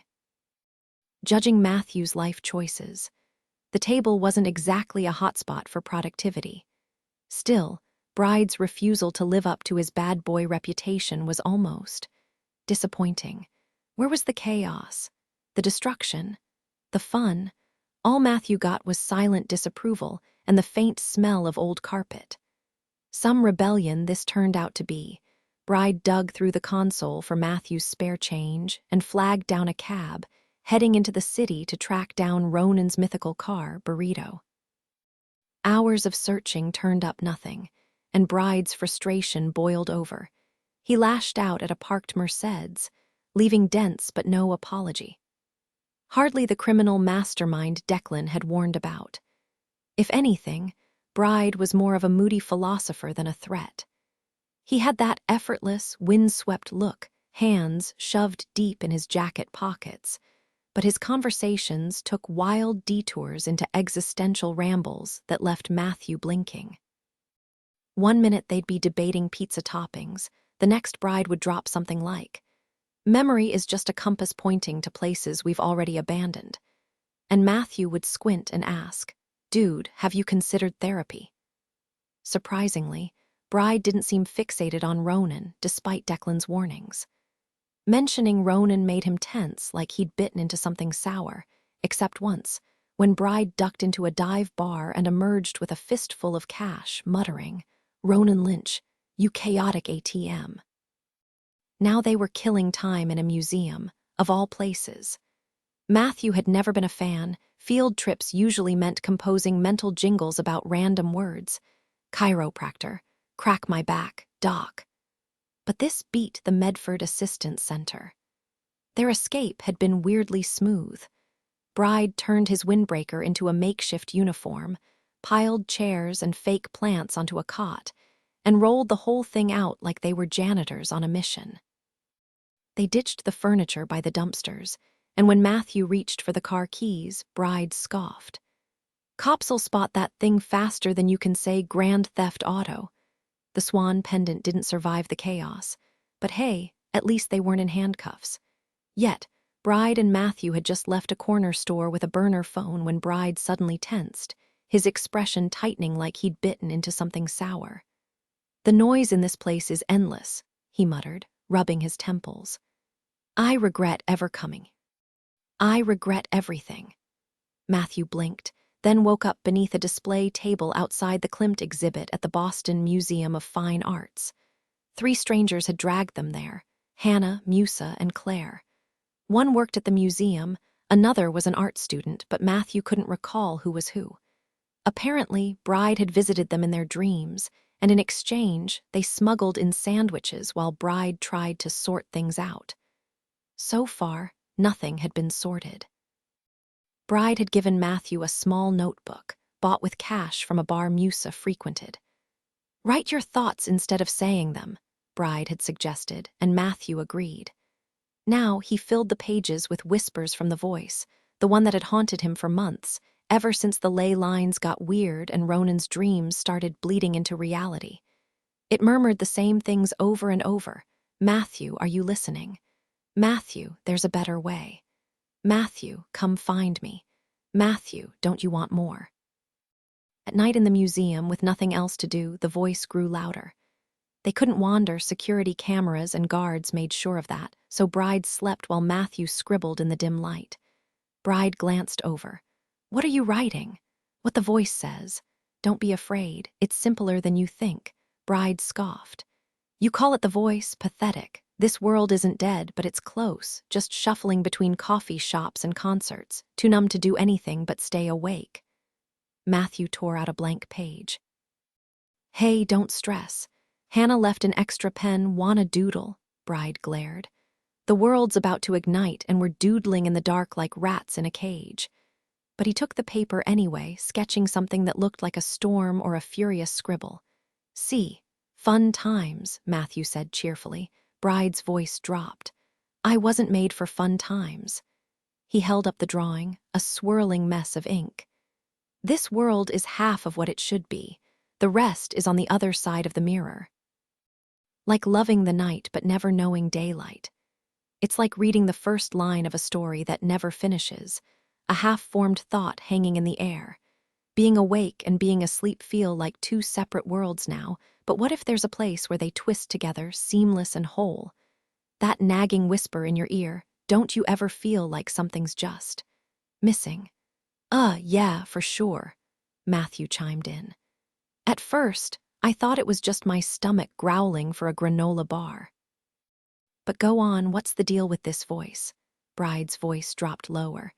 It's calling you from somewhere else, and over there you're calling out too. Who's listening? Maybe nobody, maybe fools reaching for things they shouldn't.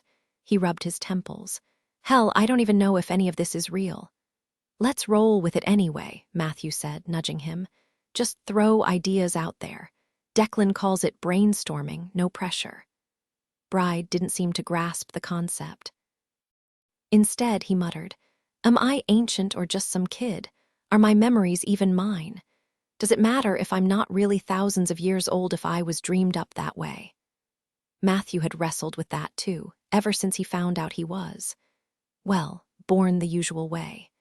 People liked him. Was that baked into his existence, or did he earn it? Did it even matter? He rambled all this while Bride doodled spiraling tornadoes on scrap paper, the voice murmuring in the background. I mean, people are born with stuff, right? Like freckles or being left-handed. Doesn't mean it's not them. Bride sighed. No, Classic Bride, either a downer or a snooze. Under the table, the real world felt distant.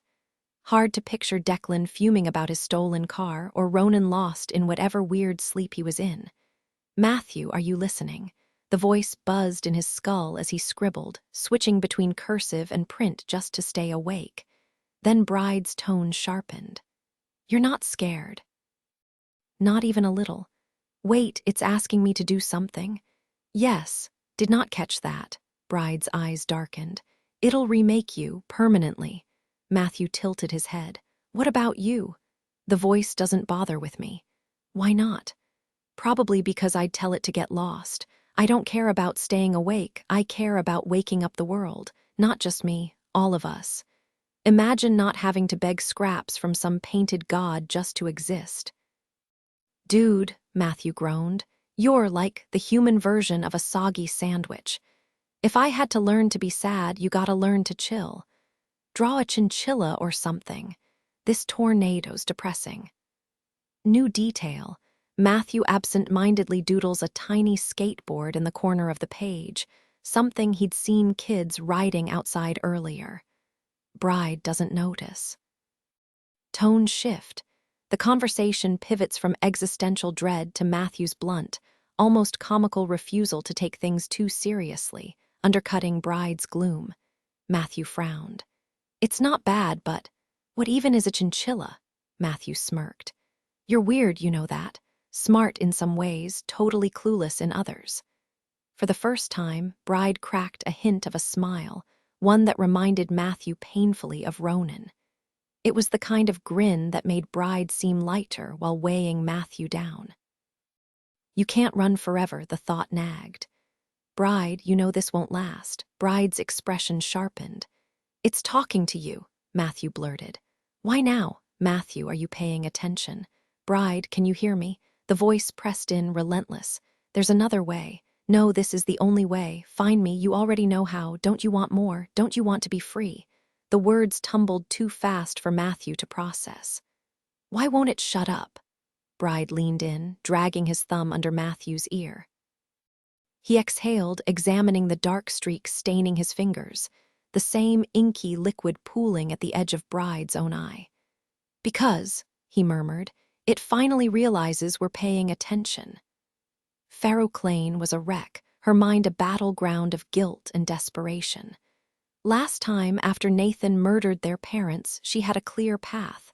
Grab a gun, join the moderators, hunt him down. But now, the moderators were gone.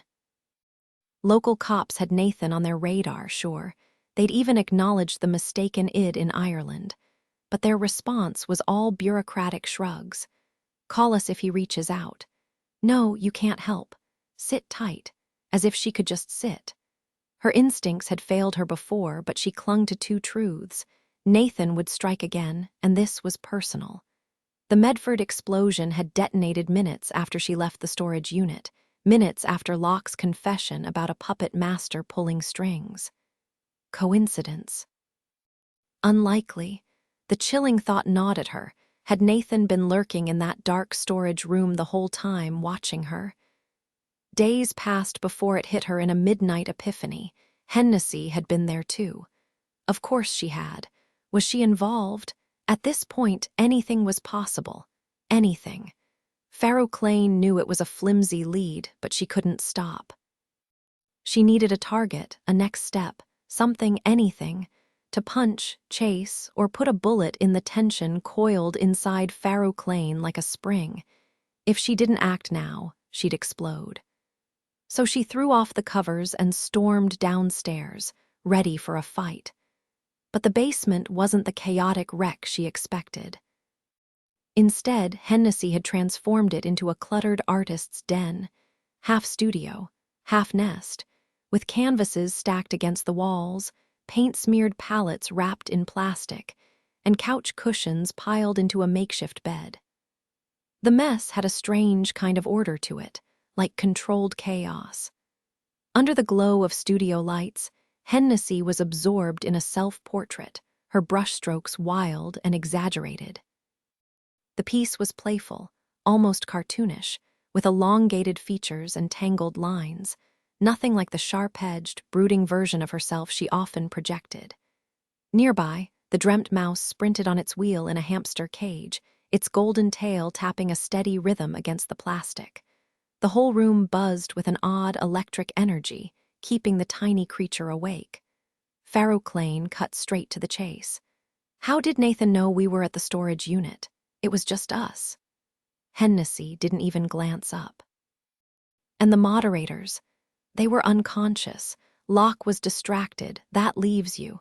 Scratch, scratch, scratch. Hennessy smudged shadow under the portrait's eyes. Guess it does. We would have heard anyone else. So you've decided it's me? Hennessy's tone was breezy, indifferent. Do what you need to. Pharaoh Clane clenched her fists. She knew she was being irrational, and the fact that Hennessy knew it too only made her angrier. Just as she felt the familiar swell of operatic frustration, something caught her eye, a paint-stained rag draped over a table. Is that my blouse? Scratch, scratch, scratch. Hennessy added ink-black tattoos to the portrait's neck. Found it on the floor. It must have fallen out of the laundry. Floor rule, 10-second limit. Still had your scent, though.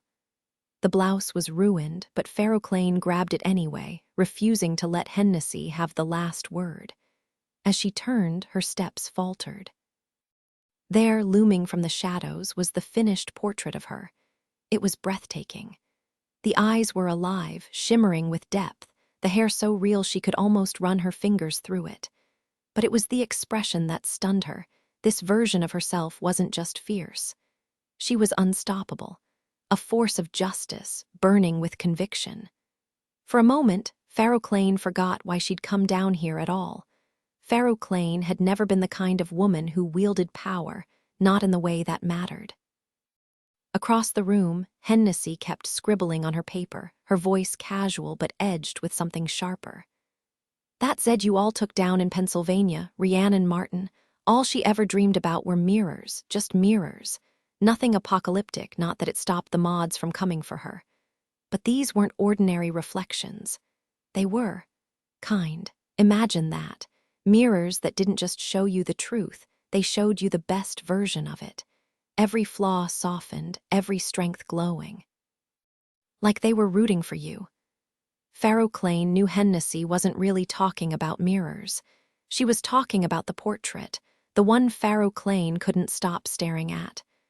The woman in the painting was everything she wanted to be, poised, magnetic, alive.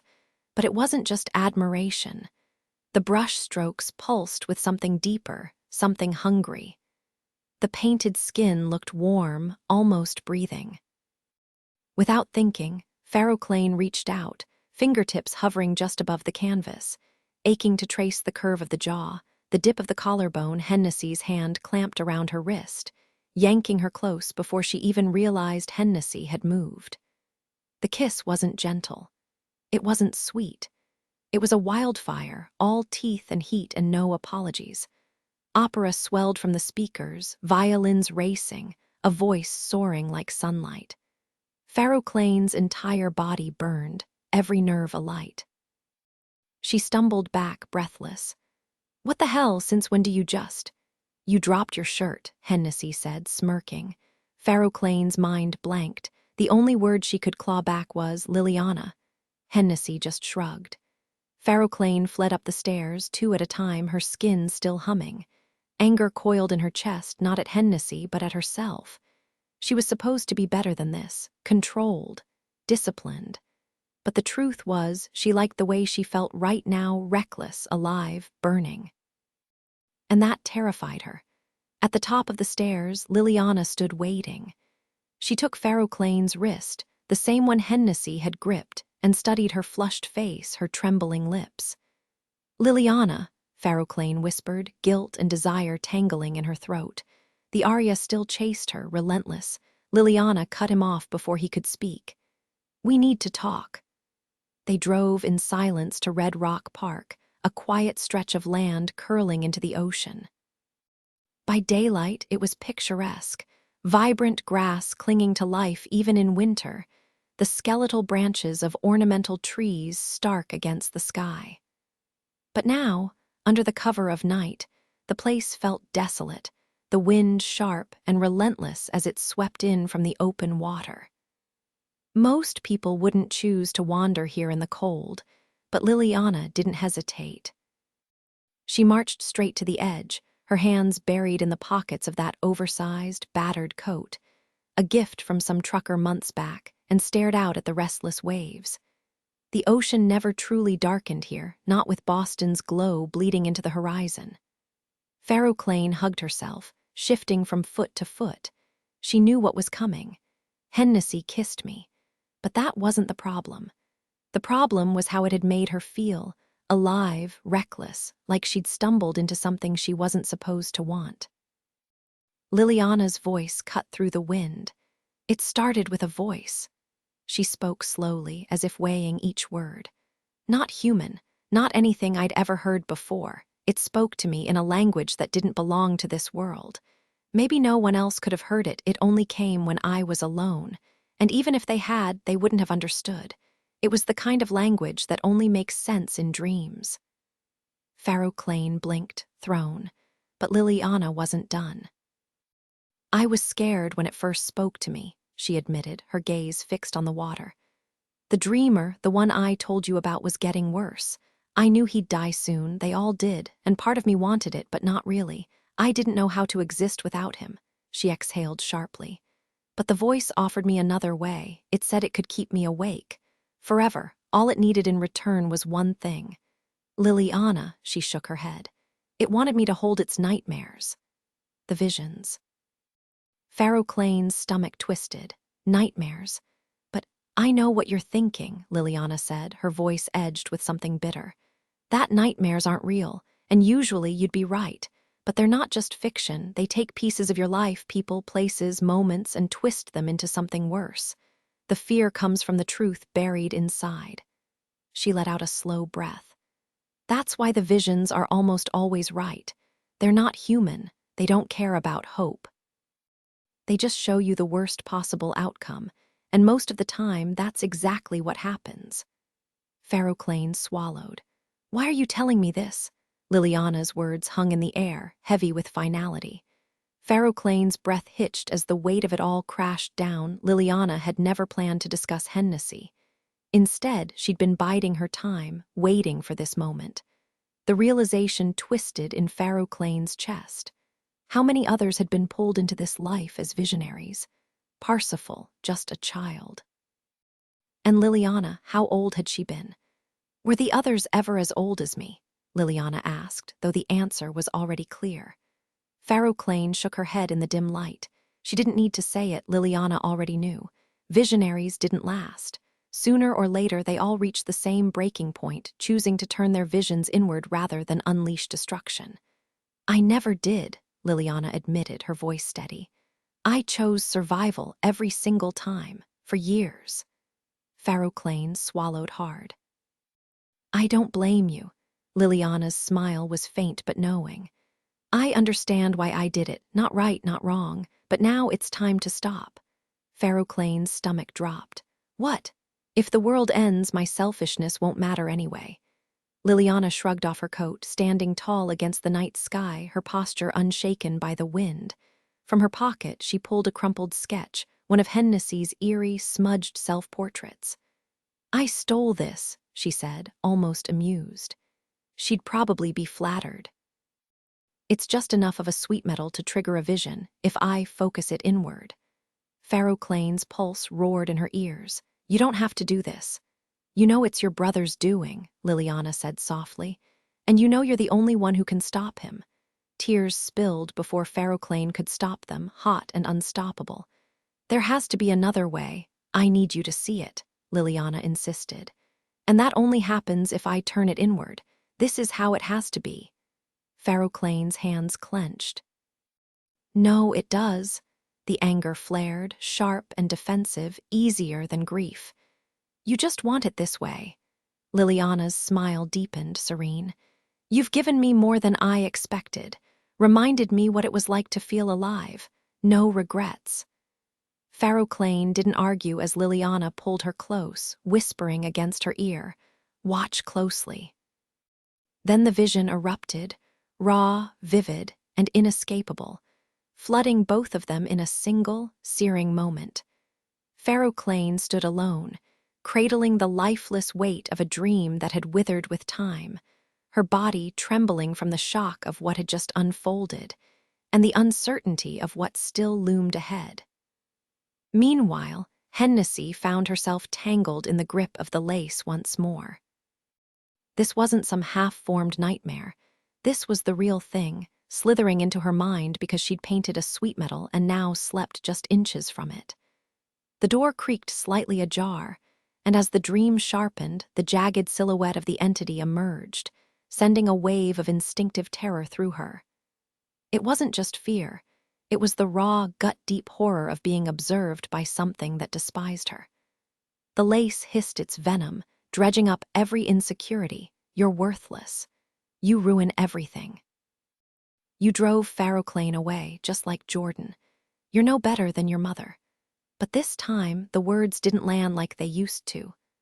A new voice roared louder in her head, one that reminded her she had painted the strongest sweet metal in Boston, that she could bend magic into her art, that she didn't need dreams to be powerful. The lace sneered, "You're lying to yourself," but the taunt fell flat. Hennessy's realization burned too bright. Awake, she was just as formidable as Ronan had been in sleep. She was in control, a creator, a force, and Clane, she hadn't walked away because she hated her. "Enough," Hennessy snarled, her voice cutting through the dream like a blade. The lace writhed in the distance, all menace and no bite. "You've got one move, attack me, that's it. So let's stop pretending this is a dance." She stepped forward, ignoring the shards of lace littering the ground, sharp as glass. They sliced at her skin, but she barely flinched. Then she ran. The lace recoiled. "Stay back, you're nothing." "Then why do you keep coming for me?"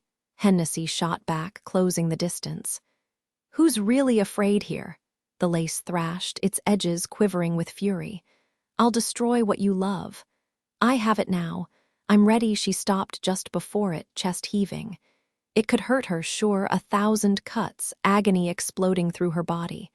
But pain was temporary.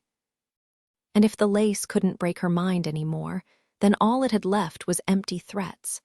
Hennessy lunged straight into the lace, bracing for impact, but nothing happened. No pain, no resistance. The creature shuddered and wailed, yet its jagged edges didn't cut her. It was like touching barbed wire without pulling back, or running a hand over sandpaper the wrong way, only dangerous if you fought it. Then, suddenly, she was inside it.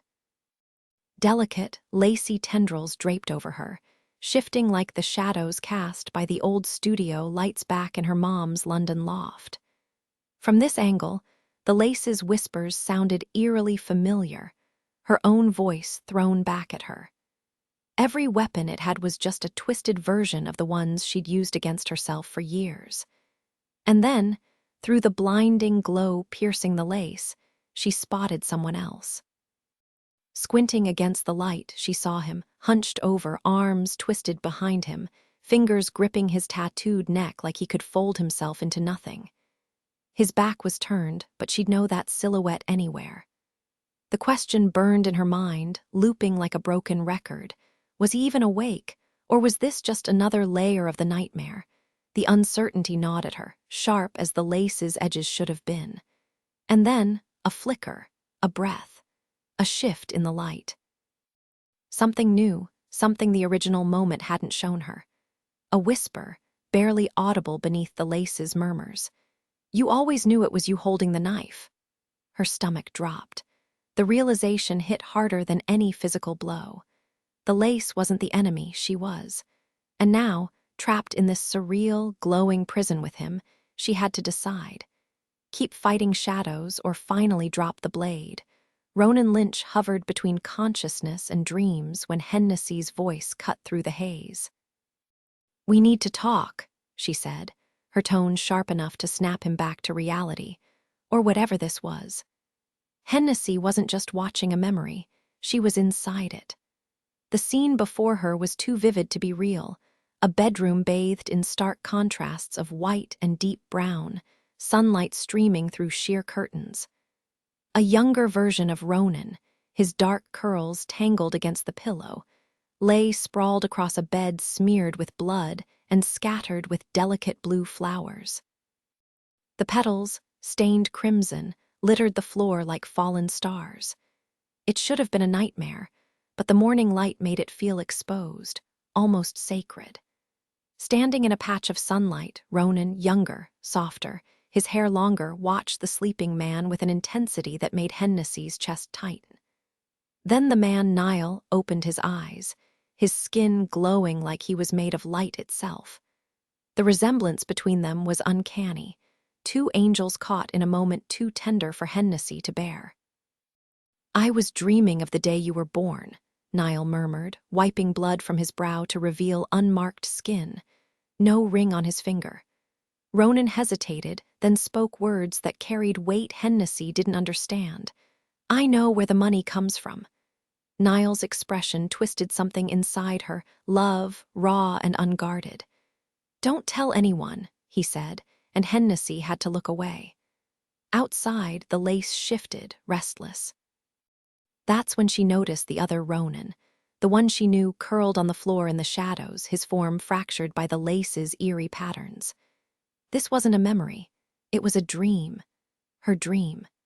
For the first time, she'd reshaped it herself, without Bride or Ronan forcing her hand. All their lessons, all their tricks, none of it mattered. It had been as simple as picking up a brush and painting over the past. She crossed the room, stepping over the checkered light, and crouched in front of the older Ronan. "Hey, bruv," she said, forcing a smirk. "Wanna unpack this mess?" He didn't move, didn't even breathe.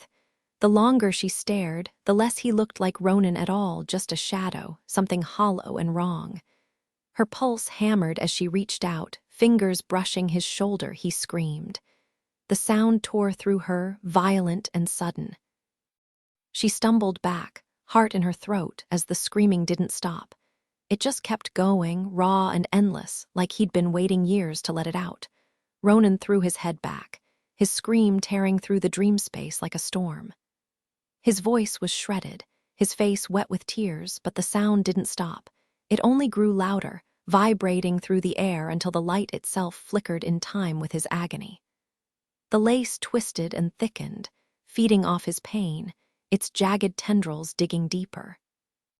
Hennessy stood frozen, watching as Ronan's body contorted, his skin splitting open with thorns and wires that weren't just covering him.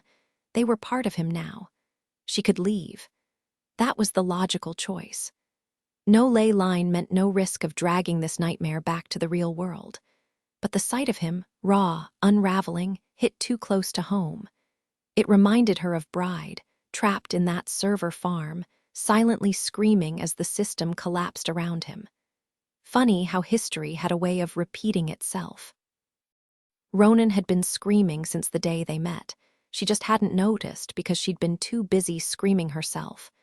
And now here they were, two disasters in human form, tangled in lies and half-truths.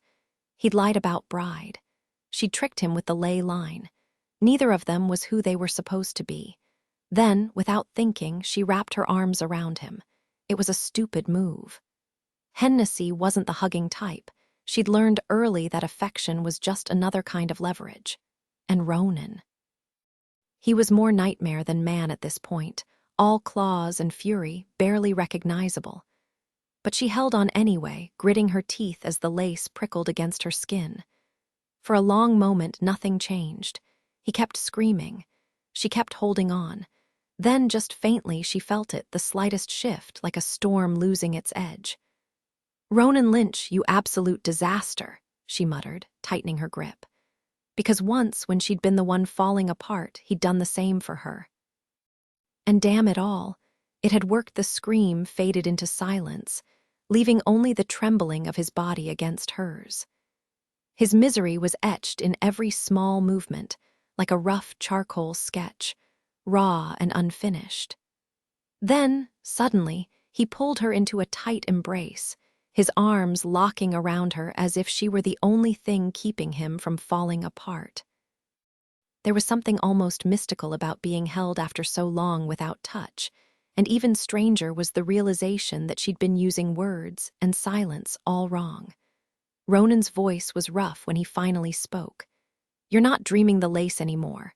Hennessy exhaled, tired. "Got sick of it. You gonna wake up or what?" His expression darkened, more hollow than she'd ever seen him.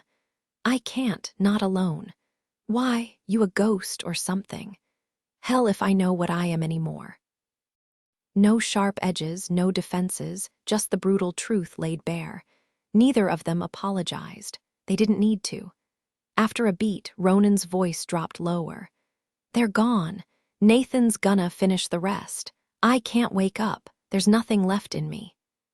She stepped back, studying him. For a second, he looked like the dreamer she'd first met. The one who seemed to hold all the answers, the first real friend who wasn't just another version of herself. "If I told you I was gonna get you out of this, Ronan Lynch," she said, "would you believe me?" His answer came without hesitation. "You're one of the few I would." That same night, after Moore revealed the truth to Niall, they tucked Declan in and slipped outside to dream beneath the open sky, just like they used to back in Ireland. The thing in the forest whispered to them, its voice woven into the wind and the rustling leaves. It told them dreaming was like sending a message to another world, the place where the forest's roots dug deep. That was where the power to pull dreams into reality came from.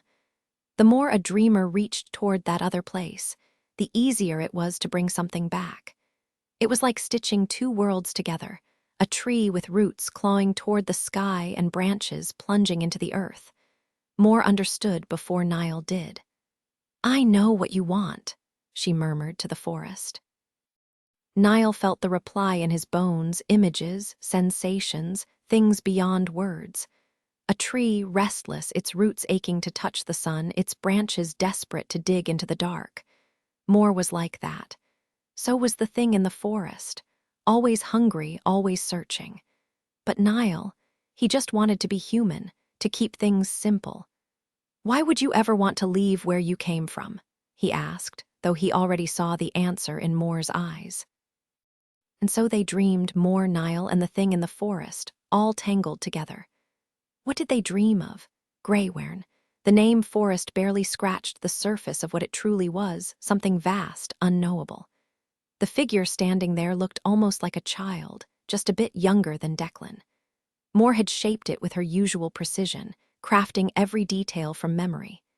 It was eerie how closely it resembled Niall as a toddler, soft features, round cheeks, those unmistakable blue eyes.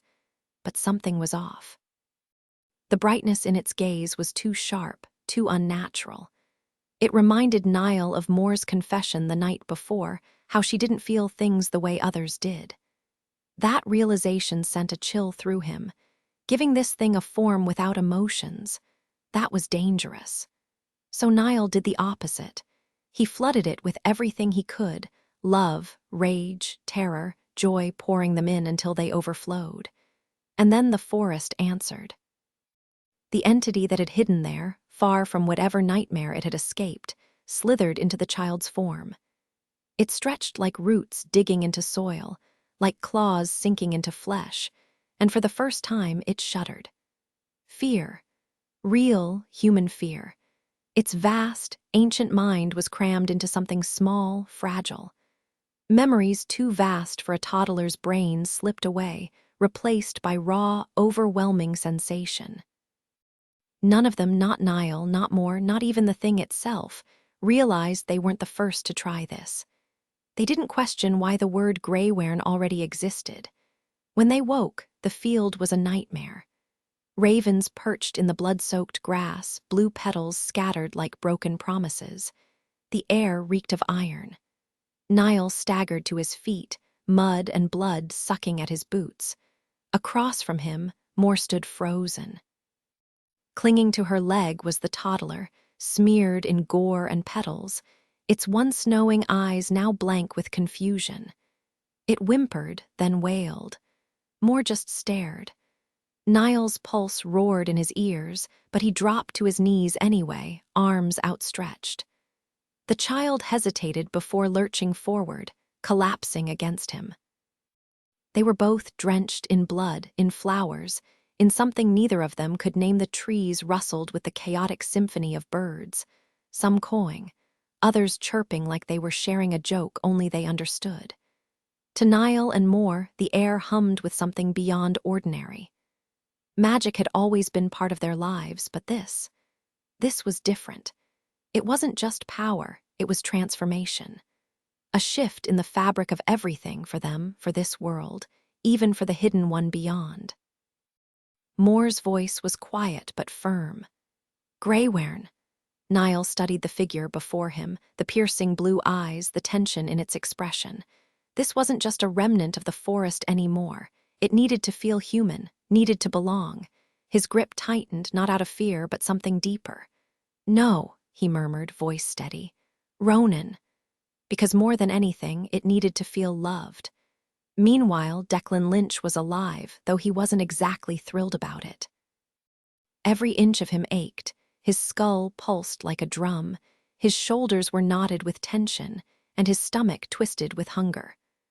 Worst of all, his side burned with each breath, a relentless reminder of the bullet that had nearly ended him. Sunlight flickered across the cracked ceiling above, and the musty scent of an old building clung to the air. Somewhere nearby, a piano played, real, imperfect, not some sterile recording. Gritting his teeth, he turned his head, wincing as pain shot through him like ink bleeding through water. The room was spacious but worn, with large windows framing a view of downtown storefronts. A faded sign outside read pianos, barely legible. Someone had tucked him into a striped couch like he was recovering from the flu, not a gunshot wound. He lifted the borrowed t-shirt, revealing a neatly bandaged wound and a bedpan nearby, proof this wasn't some fever dream. His phone and wallet were missing. His memory just as gone.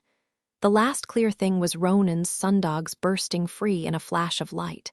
A familiar voice cut through the haze. "Hey, boyo, how's the patient?"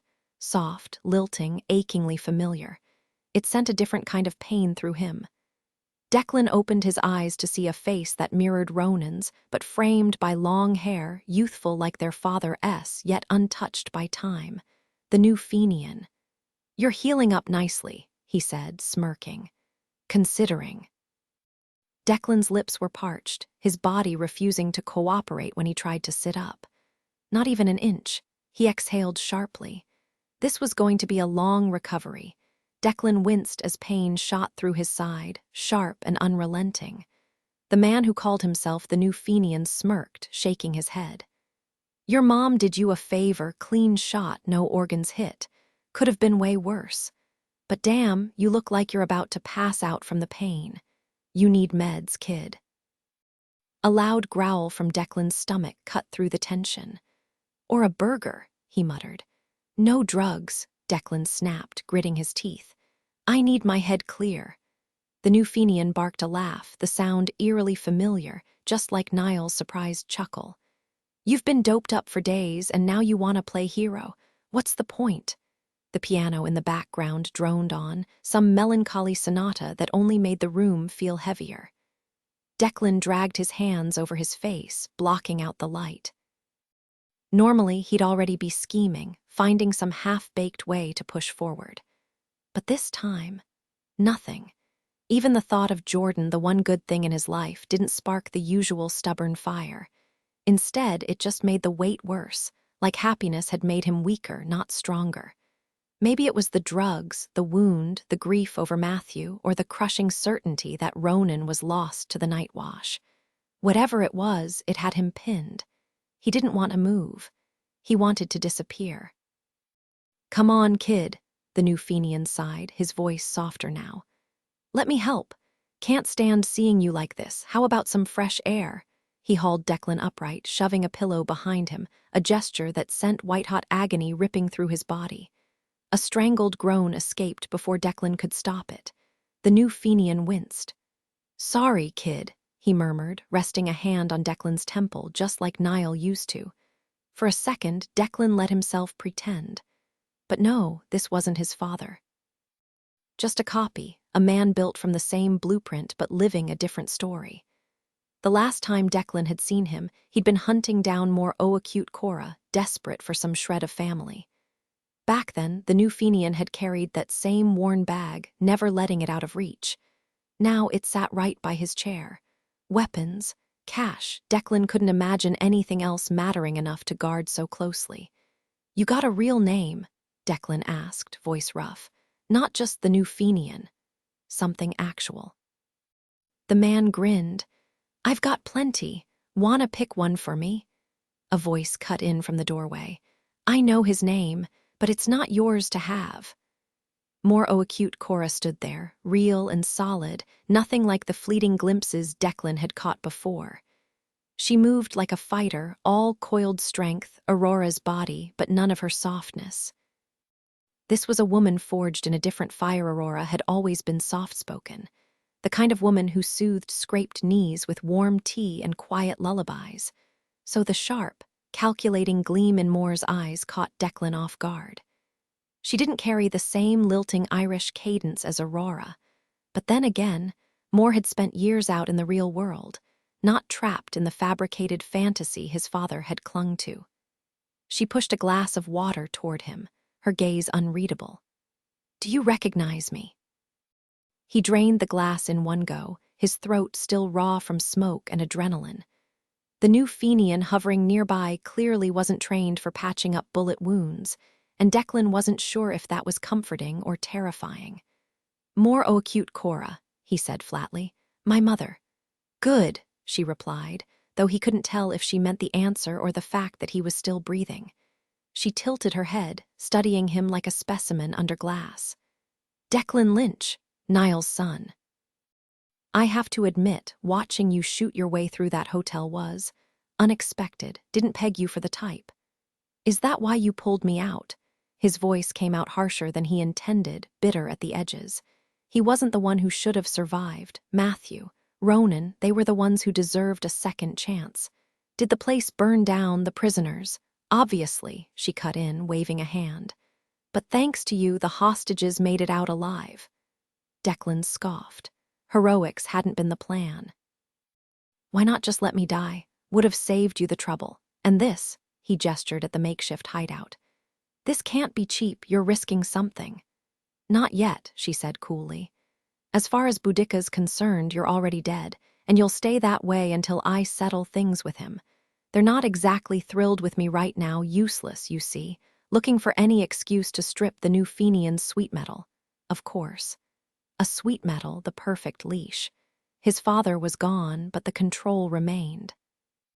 Moore might bend, but she wouldn't break, not completely. "Call someone for me," he demanded, careful not to ask for his phone outright. "She'll have heard by now." Moore's expression darkened. "If they find out I disobeyed, they'll make me kill you properly, slowly. And you know exactly who I'd choose between you and the new Fenian." He searched her face for cruelty, but there was none, just cold, brutal honesty. "You were never the priority. The truth shouldn't have stung, but it did. She'd made her choice years ago." "She won't talk," he insisted. "She keeps all my secrets." Moore exchanged a glance with the new Fenian, who muttered, "The forger." With a sharp nod, he pulled out his phone. A beat later, he lowered it. Might not answer an unknown number. Declan clenched his jaw. She would. Especially if she knew he'd been caught in the crossfire. The silence stretched, thick with unspoken tension, until Moore sighed and tossed the phone onto the table between them. "One call, make it count." Added detail. The tension between Declan and Moore escalates as he notices a faded scar on her wrist. A mark he doesn't recognize. Something new. It's a subtle reminder that she's lived a life he knows nothing about. Tone shift. The conversation turns from grim to bitingly sarcastic as Declan mutters, "Great family reunion. Next time, let's skip the gunfire and just send a postcard." Moore doesn't laugh, but the corner of her mouth twitches, almost like she wanted to. The nausea hit him in waves, whether from the pain, the emotional whiplash of this visit, or the crushing weight of everything waiting for him outside these walls. He couldn't tell. Everything that should have been there but wasn't. Moore studied him with that sharp, unnerving gaze of hers. Does it bother you? The way things are between us?" He almost laughed. Of course it bothered him. It always would. Why? Because mothers weren't supposed to vanish. Fathers weren't supposed to be ghosts. He'd got neither, but he kept his voice flat. "I remember you leaving, that's all. You were just a kid. Memories funny like that, did it ever bother you?" She shrugged, distant. "I don't recall." A lie delivered so casually it stung. "You don't remember abandoning your own son. Memory's not my strong suit," she said. "Funny, Dad replaced you with someone who looked just like you, know that?" She blinked. "Maybe." Hard to say. Convenient. His voice turned brittle. "And then he dreamed up a shiny new Fenian for you, didn't he?" For a long moment she just stared, not at him but through him. Probably ask him. And just like that the dam broke, losing Matthew, failing Ronan. The gunshot, the pain, the absurdity of tracking down a mother who couldn't even muster a decent lie. He turned his face into the couch, hiding the tear that slipped free. Footsteps retreated. Then the new Fenian's chair scraped closer. "Told you she wasn't what you needed," he murmured, voice low. "She cares, just not the way you want." Declan stayed silent. The new Fenian tugged a battered bag onto his lap, fingers so like Niall's, like Ronan's, brushing the clasp. "Know what I do for Boudica? This bag's full of memories, the ugly ones, the ones that chain people to the past." He waited for skepticism. But Declan had run out of disbelief a long time ago. "The first things I tucked into this bag were Moore's memories." Then came your father's. She wasn't faking the forgetfulness. They both surrendered more than most ever would. Declan winced as the dull ache in his ribs flared again. Standing here, surrounded by dreamers and their impossible realities, he'd never felt more painfully ordinary. "Honestly, I'm not sure I even want to know why." "Come on, Declan," the new Fenian sighed. "Pretending you don't care doesn't make it sting any less." "Then why doesn't she just take them back?" The man loosened the drawstring, revealing a tangle of shimmering threads, delicate as silk, but humming with something alive. He plucked a few between his fingers, holding them up like secrets before letting them slip away again. "Once they're in here, only a fresh pair of eyes can relive them. That's just how it works. Most leave memories behind for closure or as legacies. But your parents, they had other reasons." The room spun. The hum of the piano, the weight of his birth mother's gaze, the sheer absurdity of it all made the real world feel like a distant rumor. The new Fenian hesitated, then added quietly, We thought maybe one day you'd be the one to carry them." Ronan, Ronan, Ronan. The name became a mantra, a lifeline. After that night, Niall and Moore clung to it, desperate to anchor the impossible child to something human. But their dreams had shifted, wilder, sharper, like tuning a radio to frequencies beyond the static. Niall's visions crystallized, no longer cluttered with half-formed inventions. Moore's precision became terrifying in its clarity. And yet, the more control they gained, the thinner the veil felt. When they slept now, it wasn't just the forest they sensed, it was the vast, humming darkness beyond it. Glimpses of a realm that defied logic, built for senses they didn't possess. Worse were the dreams that felt like warnings, their own world remade. Skies singing, roots splitting the earth, an ocean of stars swallowing the horizon. So breathtaking it tore screams from their throats, but only when they dreamed near him. The Greywaren, the child, a bridge between worlds, one hand here, one reaching back. "Ronan," they whispered. "Ronan." The name never quite fit. A few months after the child appeared, Niall woke from a nap to find tiny star-shaped blossoms scattered around him. Flowers that hadn't been there when he closed his eyes. The thing from the forest had been a dreamer too, once, and now it was dreaming again. It never crossed their minds that their own strange abilities might have a counterpart on the other side, that when the forest's creation crossed over, it might bring its own unsettling gifts. Their own subconscious minds were already unpredictable. What would its dreams become as it grew older, if it ever remembered, if he remembered, Ronan. The name echoed in Niall's thoughts like a chant. That night, Moore's voice was barely a whisper when she said, "We should end this before it's too late." Niall hesitated. "You'd lose everything we've gained." "What we had before was enough," she replied. A wave of relief washed over him, not because she'd suggested violence, but because in that moment he understood. She did love him, not in the way he loved her, but in the way she could, by trusting him with the truth of herself, by refusing to wear a mask just to make him happy. That was her love, raw, honest, and entirely her own.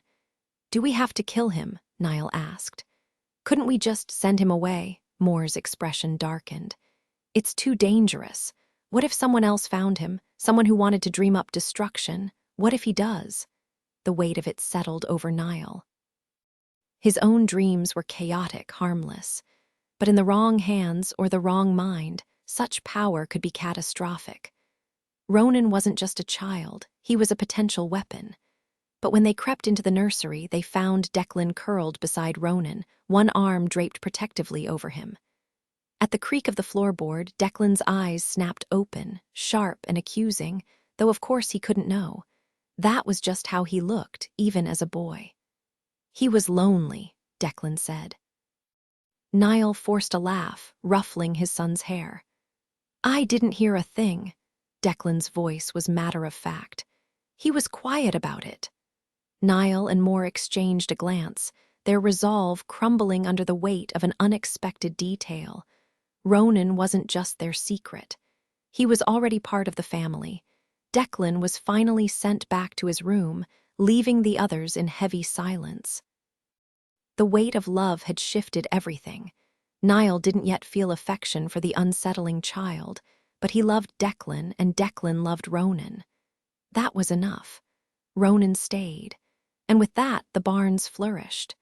Money on a farm doesn't scream wealth like it does in the city, no flashy cars or designer labels, but it whispers in the details. Fences got an extra board and a fresh coat of paint. The roof edges sharpened, no longer sagging under years of neglect. The feed room became a mouse paradise, grain bags chewed at the edges. Calves stayed instead of being sold off.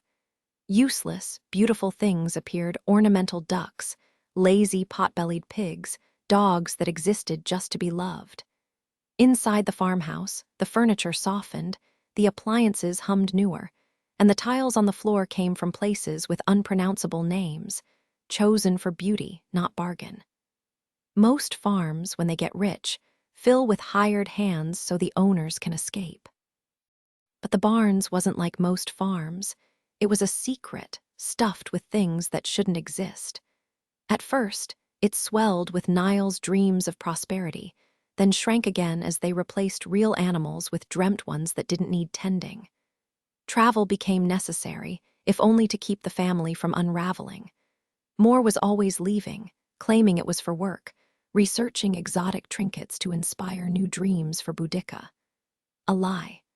Boudica just wanted her pain, and Moore already had plenty of that. No, the real reason was Ronan. As the boys grew, Niall fell for them completely. They were his, he was theirs, a family forged in his image. Moore loved Declan. But Ronan, to her, he was never a boy, only it, the Greywaren, a reminder of a world bleeding into chaos. One summer afternoon, as she packed the car barely a day after returning, Niall watched her. "I have to go," she said, voice hollow. He knew what it meant. "But Declan, I can't," she cut in, desperate. "It's driving me mad." "What if we do it again?" "We won't." "What if it makes us?" Niall's gaze drifted to the yard where the boys sat in the grass, unaware of the storm brewing just beyond them. Declan fought to keep a straight face as Ronan pelted him with dandelion fluff, pulling ridiculous expressions like a kid hyped up on sugar. "He's just a normal little boy now," Declan muttered, brushing petals off his sleeve. Moore's voice cut through the moment like ice. "Last night, it dreamed up a duckling. Alive. So now it's dreaming living things too." Her fingers twitched as if still feeling the snap of the creature's neck. Niall chuckled darkly. "I dreamed a duck once. You gonna strangle me next?" She ignored him, her gaze sharp. It could dream an army more like him. He's just a kid, Niall insisted. He doesn't remember any of that. All he knows is what we tell him. Moore shook her head, her jaw tight. Even if it stays that way, if Boudica ever finds out he exists, they'd twist him into a weapon. Use him until there's nothing left, then burn the world down for good measure. They don't understand power like this. It was a mistake, a huge mistake, but it's too late to undo it now. She knew Niall would never choose her over Ronan. Not really, not when it came down to it. The dream of their perfect life was already crumbling. "You'll miss me," Niall said, voice rough. Moore just stared at him, not a denial. "I could take Declan," she offered, almost gently, "if that makes it easier." Niall shook his head. She didn't push. "I'll miss you," he admitted. Her eyes flicked to Ronan, still clinging to Niall's leg like a shadow. The boy flinched when she looked at him. She'd hit him over the duckling, and he hadn't forgotten. "The forest can make this easier," Moore said, her voice hollow. "If you're keeping that alive, then the other side can make it worth the cost. We don't have to remember each other. We don't even have to know." Niall could already see the shape of her plan. A copy of him to leave with her, a copy of her to stay behind. A bag to stuff their memories into, so they'd never make the same mistakes again. "It won't be real," he whispered, but his heart was already breaking. Moore's smile was razor-thin. "We dream reality, Niall, we make it." Ronan pressed his face into Niall's jeans, small hands fisting the fabric. Declan, oblivious, was lining up dandelion stems like tiny soldiers. Later, the forest listened. Not to their words, but to the ache beneath them. Niall shaped the dream, because he was better at living dreams, while Moore stood beside him, her intentions clear. She asked for a softer version of herself, one who could love Niall the way he needed. He asked for a younger version of himself, the boy she'd once run away with. And the forest gave them a bag for the memories they chose to leave behind. Niall's earliest memory tucked away in that bag wasn't his own. It was the day Declan came into the world, a moment so painfully joyful it made his chest ache just thinking about it. Moore hadn't started with that memory, but she'd circled back to it eventually. The first thing she'd stuffed inside, Ronan, always Ronan. Declan let out a dry laugh. "I thought he liked Ronan better." The words slipped out before he could stop them, pointless, ridiculous, but there they were. He and the new Fenian hadn't moved an inch since this whole thing began. The stranger perched on a rickety wooden chair, Declan sprawled on the couch, fingers tangled in shimmering threads of memory. The Fenian had combed through them with eerie precision, plucking out exactly the ones he wanted before weaving them into Declan's skin in perfect order. From the day Moore arrived at the barns with baby Declan to the day she walked away without him. Niall had stayed, always Declan. A life built around him, because Declan had been the one to care for Ronan before anyone else even tried. The memories had only taken minutes to relive, but they'd stretched like decades. Dream logic, dream time. Declan wasn't the same person who'd sat down on that couch. His father had loved him, worshipped him, chose him. "You had to know you were the favorite," the Fenian murmured. "Didn't he drag you everywhere with him?" Declan's jaw tightened. "He doted on Ronan constantly. Just like me," Niall used to say, the spitting image. But now Declan frowned, his mind scrambling to rearrange the pieces. Because Ronan was the spitting image, literally, crafted that way. Every little thing Ronan did was magic. Every word out of his mouth was worth remembering. The Fenian leaned forward. "He needed to believe he was loved just as much as you. Imagine the damage if he didn't. He had to be raised as a son, not some creature." Except Ronan had ended up feeling like a creature. And he had turned into something dangerous, to himself, to everyone. A lifetime of being told he was human, only to find out, too late, that he wasn't allowed to be. Sent back to the barns like a dog waiting for scraps. "I don't blame him," Declan said, though he wasn't talking about Niall. "You can't blame Moore either," the Fenian cut in, voice tight. She loved you. It wasn't simple if you'd been there. I don't. Declan's interruption was sharp. I don't judge her. It's easy to look back and say what she should have done. She was just trying to survive. He kept talking, less for the Fenian's sake and more for his own. I've seen the things she saw. I know what it's like living in fear, holding back a storm nobody else even knows is coming. A beat of silence. Then quieter. Sometimes love isn't enough to fix what's broken. No one has the right to judge her. She's exactly the kind of person I hoped to find when I started searching. The new Fenian kept his face half-turned, but more stood framed in the doorway, arms crossed. Did you realize I was listening when you said that? Her voice was steady, though the question was pointless, she already knew. Unlike Aurora, who wore every emotion openly, more was harder to decipher, a storm behind glass. I couldn't erase you completely, she admitted, her fingers tapping against her elbow. It would have carved too many gaps in my memory, left me stumbling through my own past. So I kept fragments. You were always pragmatic, even as a child, fair-minded. She hesitated, sifting through the tattered lace of her recollections. And relentless. Declan had braced for her to expect fury, betrayal, hatred, judgment, and he had felt all of that before he understood her side. But now, the bitterness had dissolved. He knew the allure of dreams, the danger in dreamers. Moore wasn't wrong about the risks, even if her methods were debatable.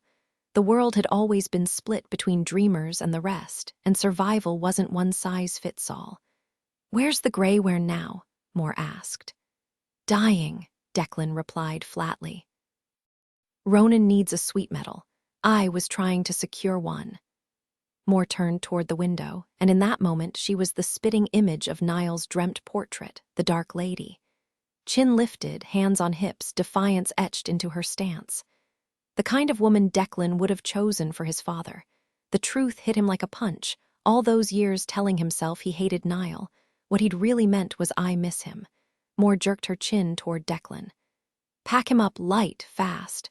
3 bags max. Be ready to move. The new Fenian frowned.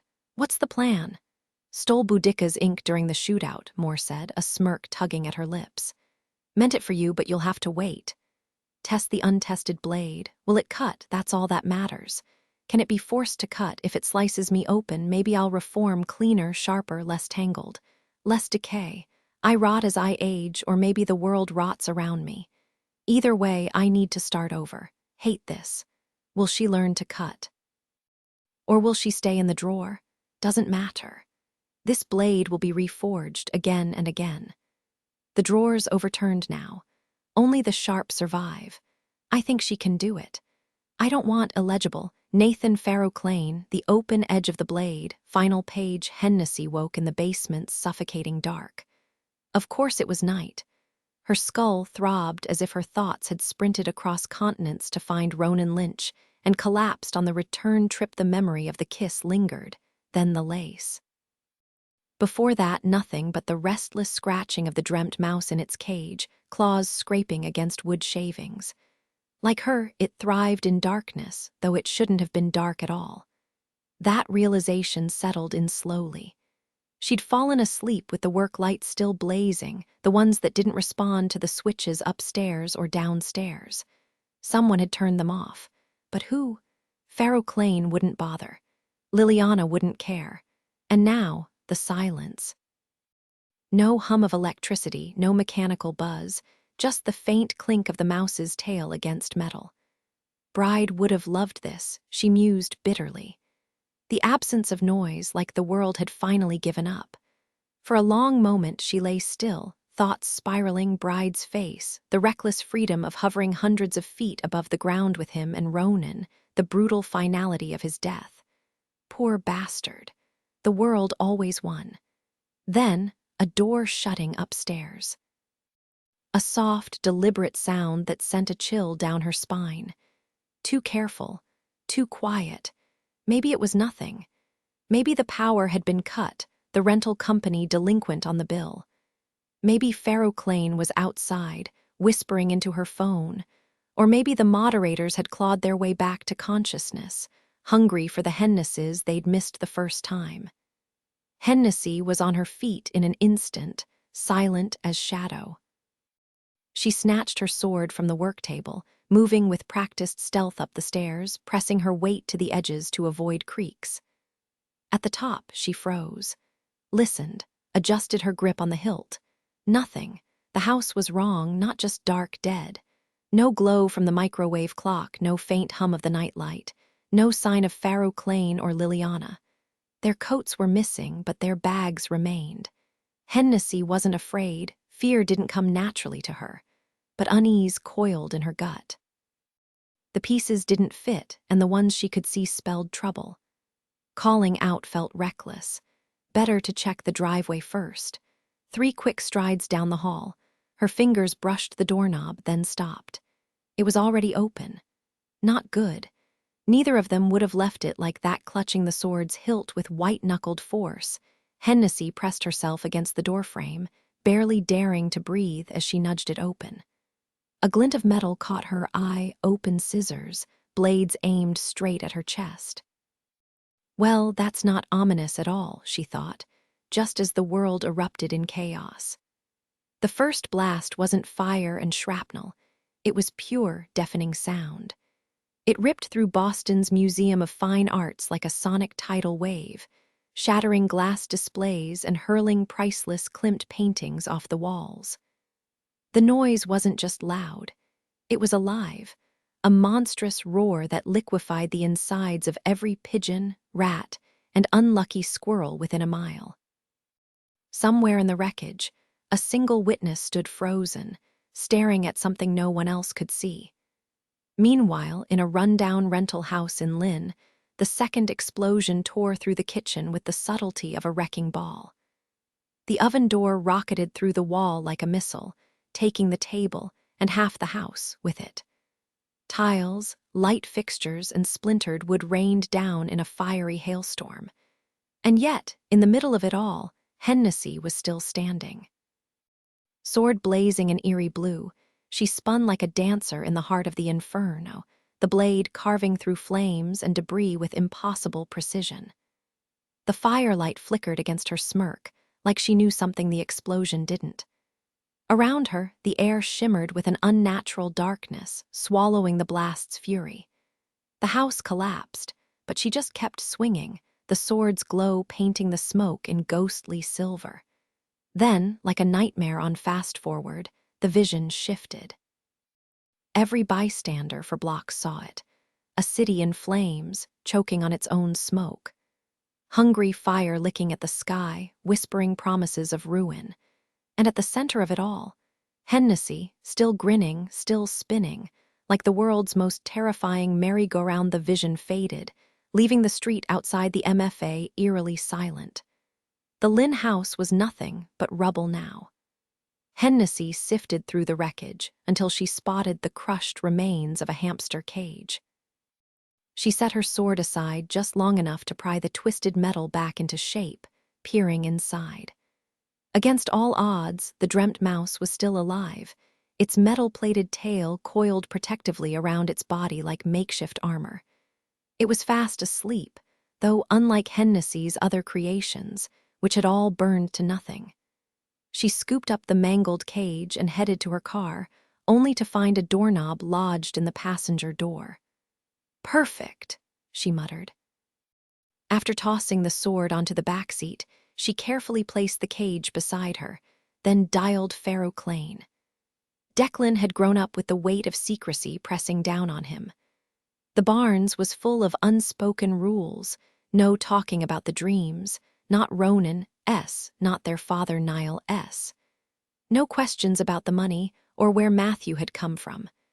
No friends allowed over, no sleepovers for Ronan. Sure, Aurora and Niall told stories about magic, but only the kind that belonged in fairy tales, cauldrons that never emptied, spears with minds of their own, horses that could outrun the wind. Never about boys who pulled dreams into reality. Even when it was staring them in the face, they pretended not to see it. One memory stuck with Declan, a miserable day home sick, feverish and congested, too exhausted to stay awake, but too restless to sleep. He was sprawled on the couch alone. Niall had been gone for weeks. No one asked where. Ronan was at school, and Aurora was upstairs with baby Matthew. Then, in the middle of that endless afternoon, the door swung open. Niall stood there, looking like he'd crawled through fire to get home, dark circles under his eyes, his clothes reeking of something sharp and burnt. Without a word, he scooped Declan up, pressing a rough hand to his forehead. "Poor kid," he murmured. Declan went limp in his arms as Niall kicked off his shoes by the cold fireplace, then collapsed onto the couch with him. For the first time all day, Declan finally relaxed, drifting off in the safety of his father's embrace. When he woke up later, the entire room was littered with Cladog rings, hundreds of them, piled against the walls like some bizarre treasure hoard. Aurora waded through the scattered mess to press a quick kiss to Niall's lips, murmuring, "You absolute disaster. This is going to take hours to clean up." Upstairs, little Matthew's excited voice echoed, "Police! Police! Police!" Sure enough, a patrol car was creeping down the barn's long driveway, pausing every few yards like it was searching for something. No one knew why they were here, but the house was full of impossible things, Cladog rings everywhere, a puzzle with an answer buried in dreams. Without hesitation, Niall slipped into the kitchen while Aurora turned cleanup into a frantic game, singing a fast-paced tune to keep the boys moving. Declan, momentarily forgetting his fever, grabbed a saucepan to scoop rings into the trash. Matthew, giggling, pushed a pile toward the fireplace ashes. Then the soft groan of brakes outside.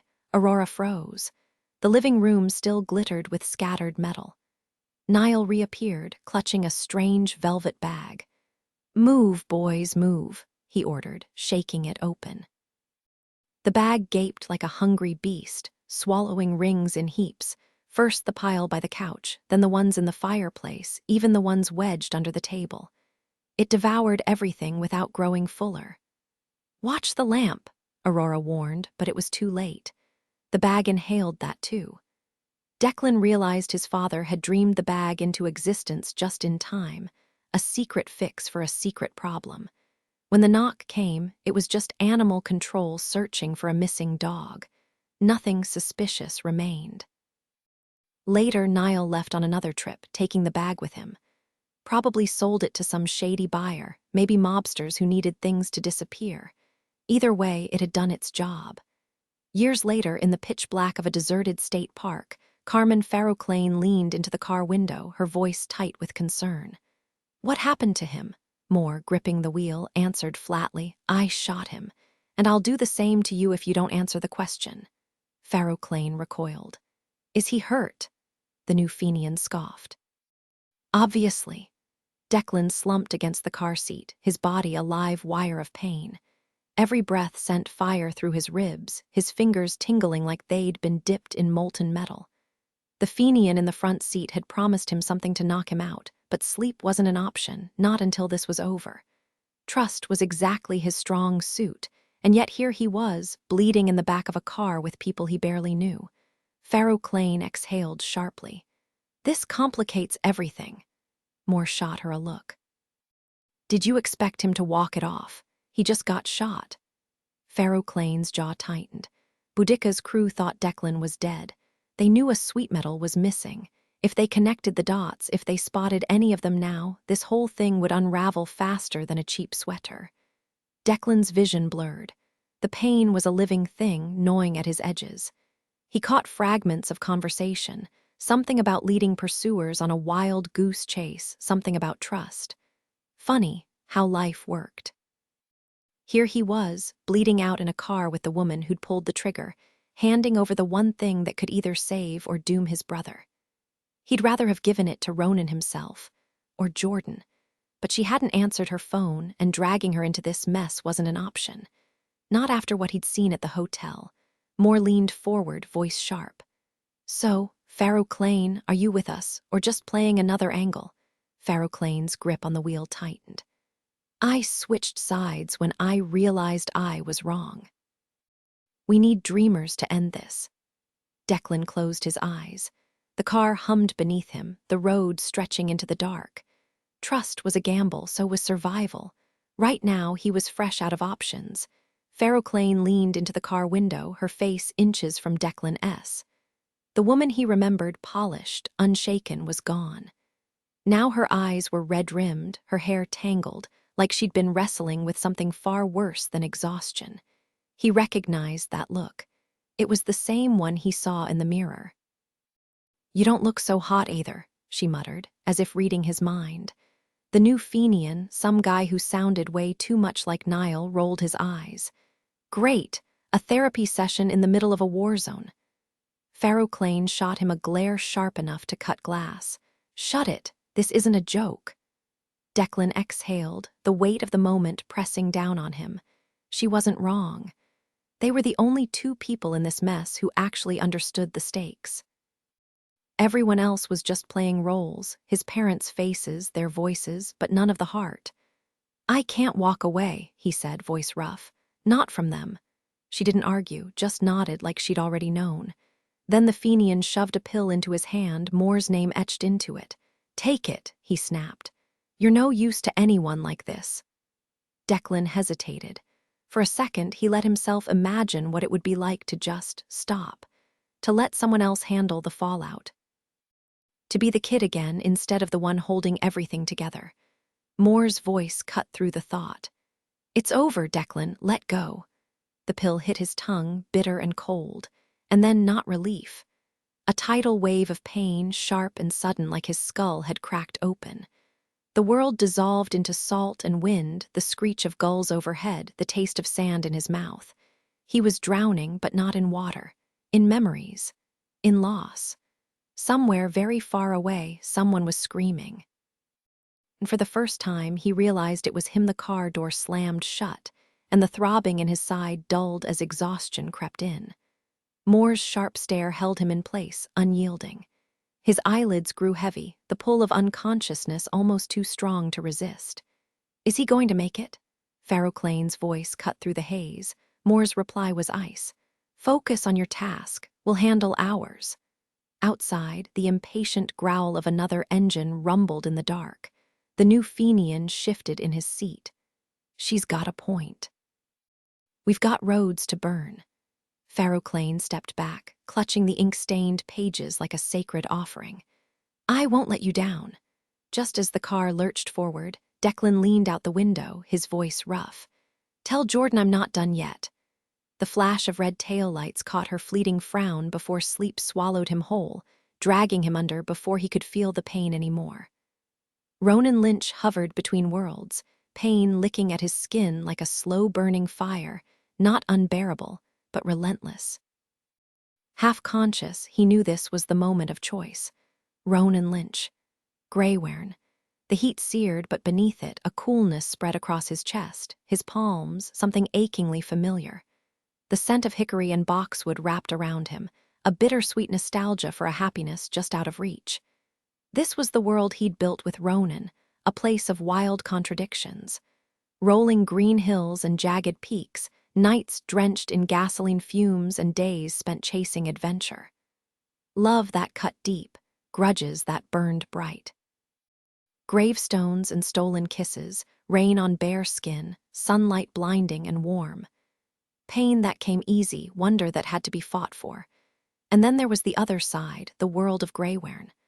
A place where the air hummed with melodies, where rivers bloomed with petals, where colors didn't have names because they were born anew every second.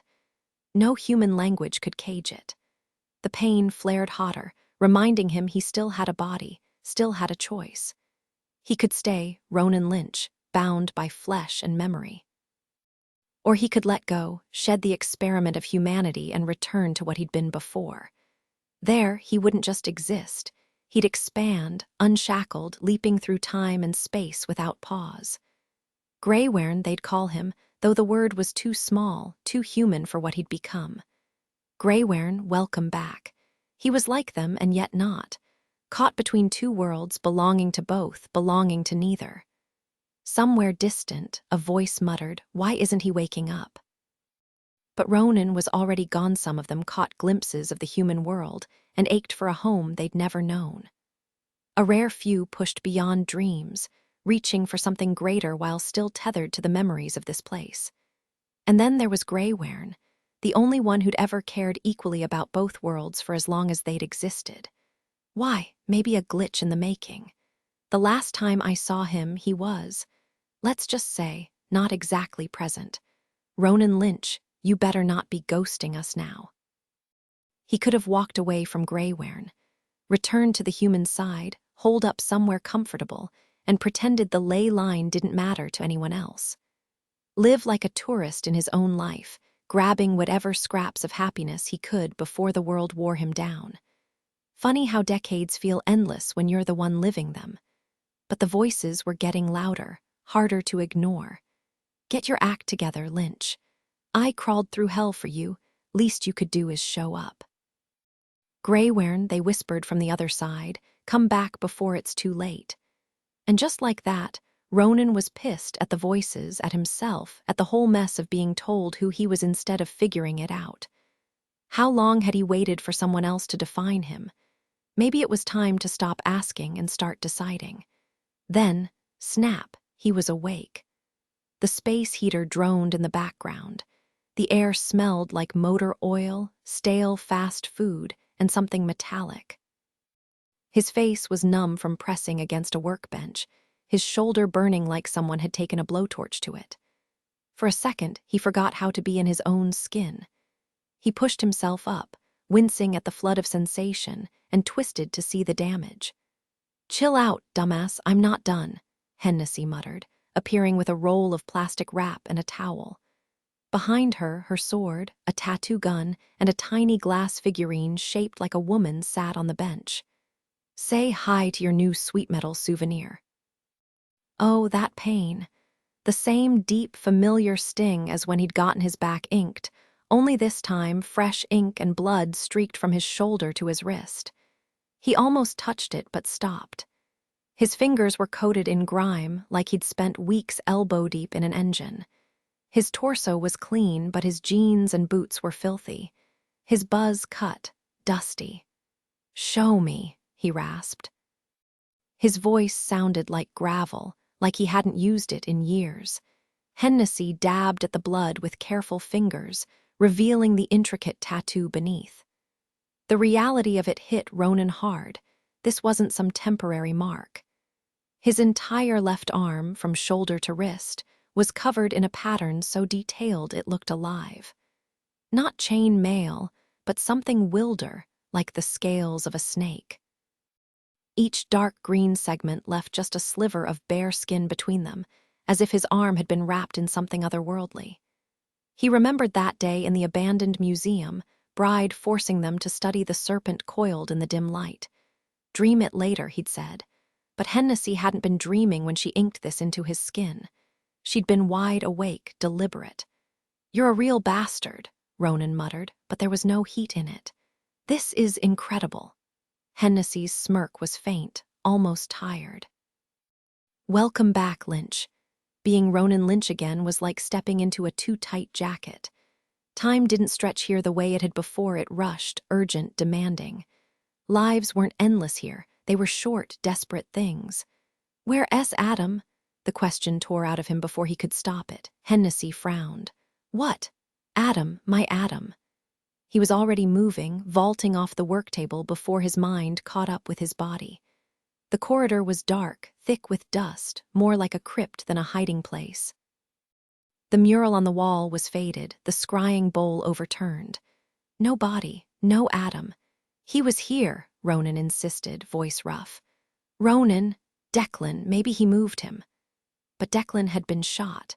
He remembered that much, remembered Matthew dying. His hands pressed against the cold concrete, fingers digging in like he could claw his way back to the truth. The urge to destroy something, the bowl, the wall, everything, rose hot and sharp. But he wasn't that kid anymore. He wasn't even sure he was Ronan Lynch anymore. Adam's gone, Hennessy said, blunt. He was already gone when we got here. I was trying to ease you into it, but there's no sugarcoating this. We're in deep shit and we need you. We? When he opened his eyes, a third figure stood in the shadows. Carmen Farrow-Clane, looking worse for wear but just as unshaken as ever. The memory of Rhiannon's death flared fresh in his chest. Ronan's lip curled. "What the hell are you doing here?" She didn't back down. Just met his glare with steady eyes. Ronan Lynch stood frozen as Hennessy's voice cut through the tension. "You better listen to her," she insisted, though he couldn't fathom how anything Farrow-Clane said would shift the uneasy energy between them. Taking a breath, Farrow-Clane began, "Right before your brother handed me the sweet metal to wake you, I was with a visionary, Lily, when she had her final vision. I watched the world end. My brother was there, making it happen. And then," she hesitated, her voice dropping. "Nathan has Adam and Jordan." Jordan's mind flickered with a memory that wasn't hers, sharp, vivid, yet foreign. She saw herself climbing the grand steps of the Met on a crisp fall afternoon, the sky above a striking blue, barely touched by wispy clouds. The details were hazy, whether the streets were crowded, how she'd arrived, but the shadows slicing across the museum's facade stayed clear. She studied them, mentally mixing paints to capture the contrast between light and dark, how they shaped the same object in different ways. The memory fractured, flashing disjointed images of Egyptian artifacts and medieval armor, before snapping back into focus in front of Madame X. The painting loomed larger than life, just as she remembered from her countless recreations. Madame X's alabaster skin, the faint blush of her ears, the way her fingers curled against the desk, every detail radiated quiet power. Her pose was an invitation to admire, yet her averted face kept her untouchable. Jordan tilted her head, absorbing it all, until she felt a hand slip into hers. Hennessy's hand. That was how she knew this wasn't her memory. She'd never met Hennessy, not really. This was a piece of the woman who dreamt her into existence. The Charlotte Club should have been beautiful, and it was, in that old money, meticulously preserved way. The kind of place that had been stunning in the 1800s and had only gotten better with age, like a socialite who'd mastered the art of subtle enhancements. Dark wood trim whispered of Art Deco glamour, while the walls wore muted shades of green, blue, and mauve. But the dust, the bombs, the body, they ruined the fantasy. Perfection, it turned out, was fragile. The ceilings stretched impossibly high, lined with either hammered copper panels or meticulously restored frescoes that belonged in a museum. The furniture had that perfect kind of worn elegance, the kind that only comes from generations of careless use by people who could afford to treat priceless antiques like everyday chairs. The walls were lined with paintings so rare, most would assume they were locked away in galleries, not hanging in some private club. This was one of Beacon Street's grandest relics, the Charlotte Club, and Jordan recognized it instantly. She'd been here once before, slipping into an event under false pretenses just long enough to confirm a suspicion. One of their prized Edmund C. Tarbells was a fake.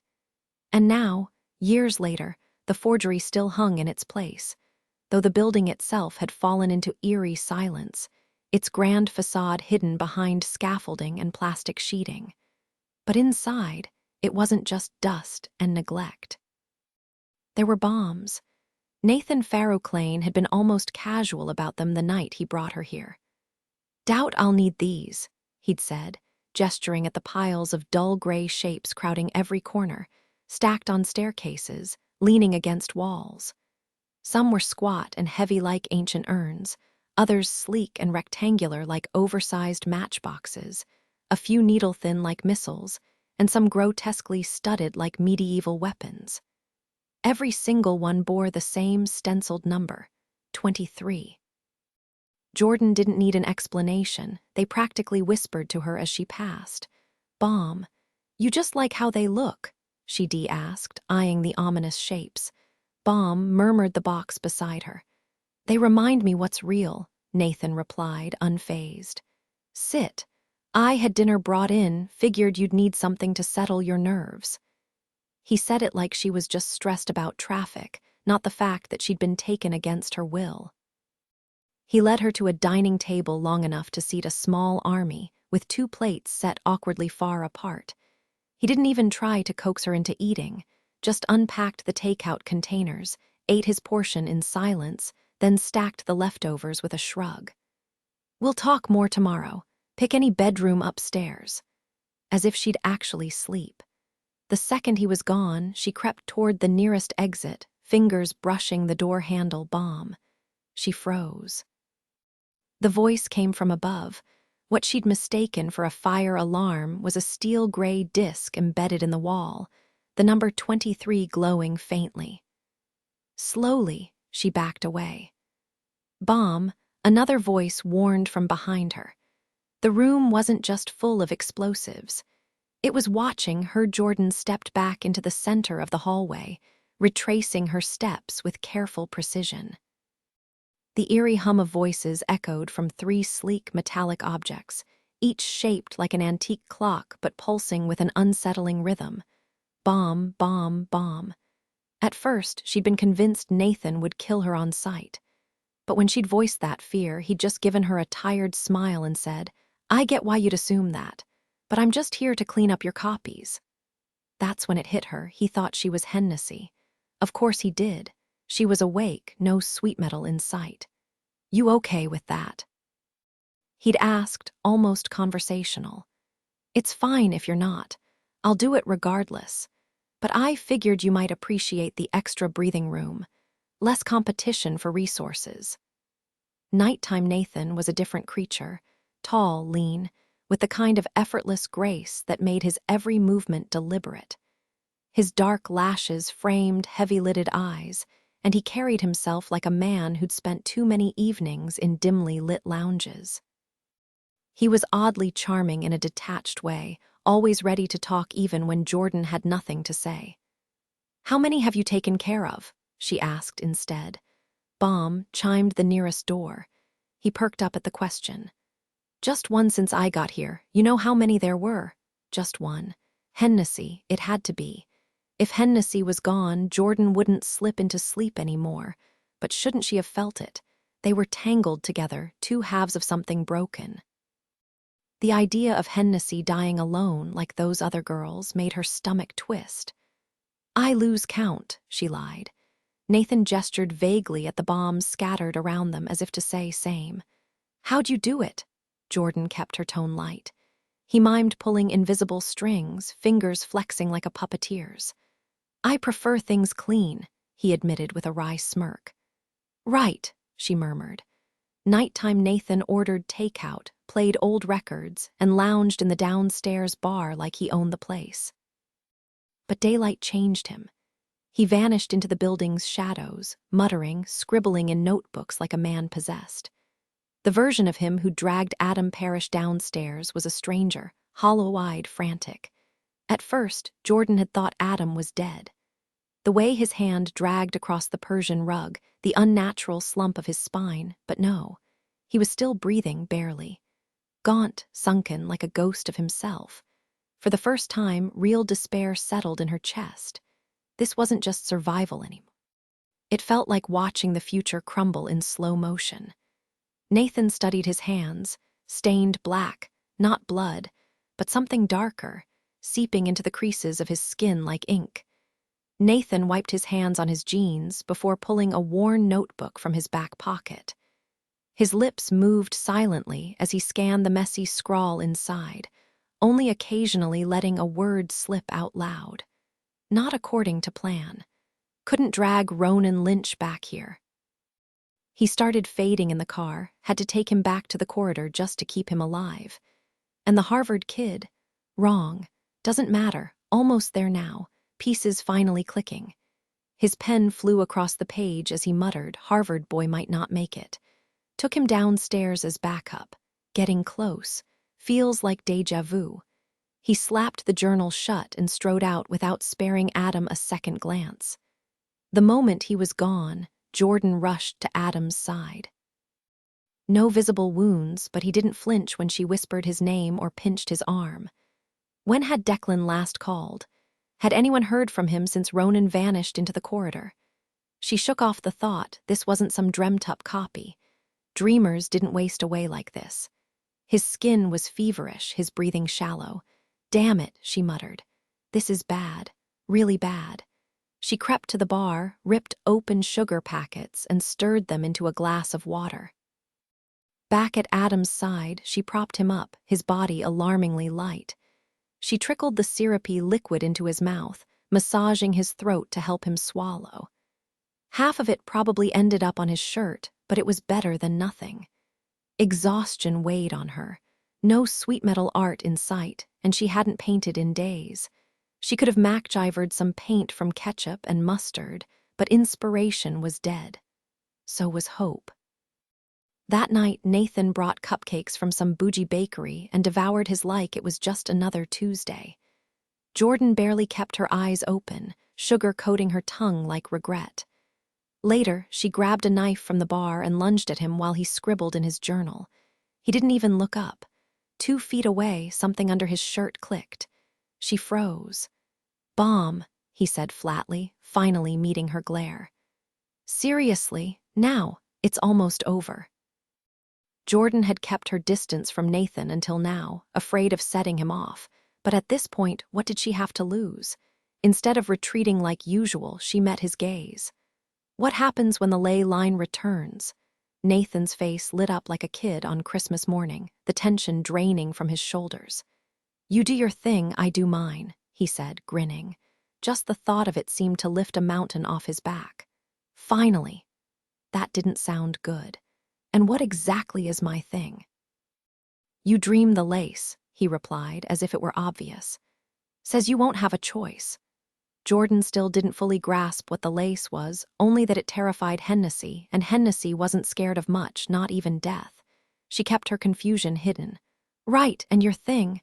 Nathan stretched his hand toward the fireplace mantel where a steel-gray cat lounged. The cat blinked lazily and muttered, "Boom." His expression sent a chill through her. Relief. Not just relief, anticipation. This was it, the end game.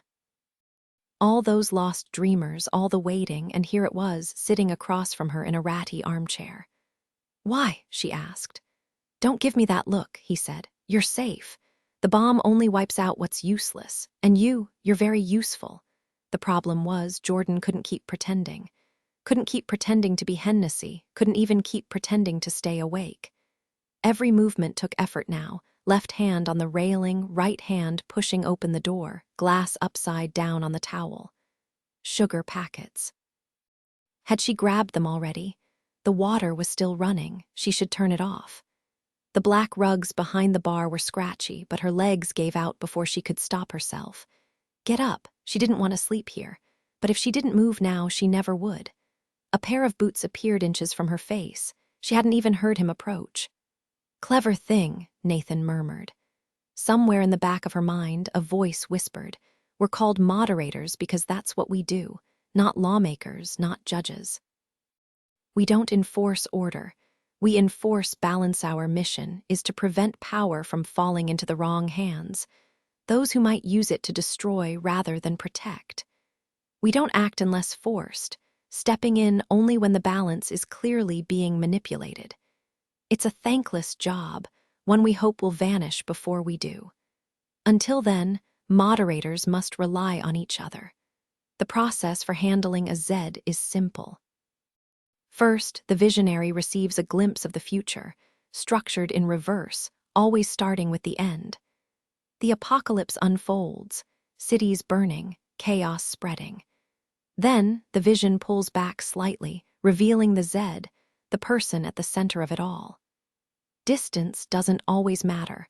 Water, electrical surges, even a random burst of static can stretch a vision miles beyond the expected. Liliana's last vision showed the final moments of the world.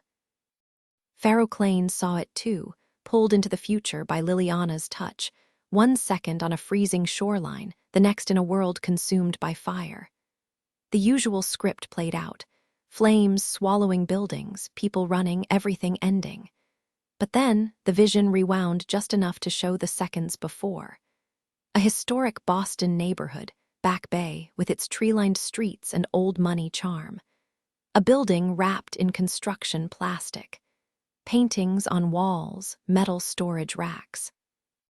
And there, sprawled on the stairs, Adam Parrish, Jordan or Hennessy behind a long couch. Nathan, Ronan Lynch, then the explosion, the fire, the end. Step 2, the team gets to work. Moderators pinpoint the location, identify the Z, and map out their movements. Safety comes first, no solo missions, no reckless moves. We're not heroes, we're a team. Pharaoh Clane dove into the details, grateful for once that the vision had been so vivid. No second-hand descriptions, no guesswork. Just cold, clear certainty. Back Bay was easy to narrow down. Only one building matched the plastic-wrapped facade in the vision. And inside, Nathan was waiting. The apocalypse was waiting inside that building. Step 3. Assemble a strategy to handle the Z discreetly, keeping things under wraps to avoid public panic. Moderators weren't meant to be spectacles, just quiet, efficient problem solvers. The ideal scenario. Neutralize the Z after hours in an isolated spot, then have a pair of moderators remove the evidence once everything was properly logged. Documentation guidelines were tucked away in the addendum. But Pharaoh Clane wasn't working with a full team. No backup, no firepower, just Hennessy and Ronan, two former dreamers stripped of their magic. Hennessy still had her dream-forged sword, and Ronan carried that weird pocket knife that sprouted claws and wings when flicked open, but otherwise, they were just as vulnerable as anyone else. As they patted down their pockets for anything useful, Hennessy muttered, "Man, I miss Bride's time-warping orbs. Those things were chaos in a marble." That's when they both rediscovered the old dreamt masks they once used to knock themselves out instantly. Back in the day, those masks had been tools for destruction. Now, just relics of a past life, good for nothing but a solid nap. Pharaoh Clane couldn't help but remember how terrifying they'd been when Bride supercharged them with ley line energy, unstoppable forces of nature. Now, just two battle-worn ex-dreamers with nothing left to lose. The sun blazed overhead as they moved toward the house, the kind of bright, ordinary day where people went about their routines, blissfully unaware that the world might not make it to tomorrow. Even if someone had glimpsed the bomb's apocalyptic vision, would they recognize this exact moment as the beginning of the end? Pharaoh Clane wrestled with the paradox. If the vision showed them here, did that mean their presence caused the apocalypse? Or would it have happened anyway? The logic twisted like a bad riddle. Outside the Charlotte Club, Ronan paused, his expression unreadable. "Regretting leaving your sword at home," Hennessy teased. "Regretting not making better use of my time," he shot back. Hennessy broke into an off-key rendition of some pop song Pharaoh Clane didn't know, dragging out the last note obnoxiously. Ronan rolled his eyes and finished the melody with exaggerated flair. "If the world ends today, at least we won't have to hear that guy's new album."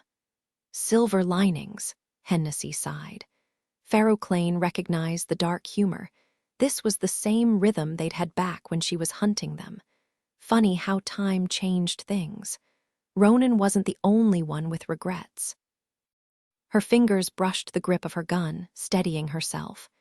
The end was coming, and they were walking straight into it. She hesitated on the porch, the weight of the moment pressing down on her. "This is the last one." Hennessy's voice cut through the tension. "Look alive, doors open." Zeds were never simple.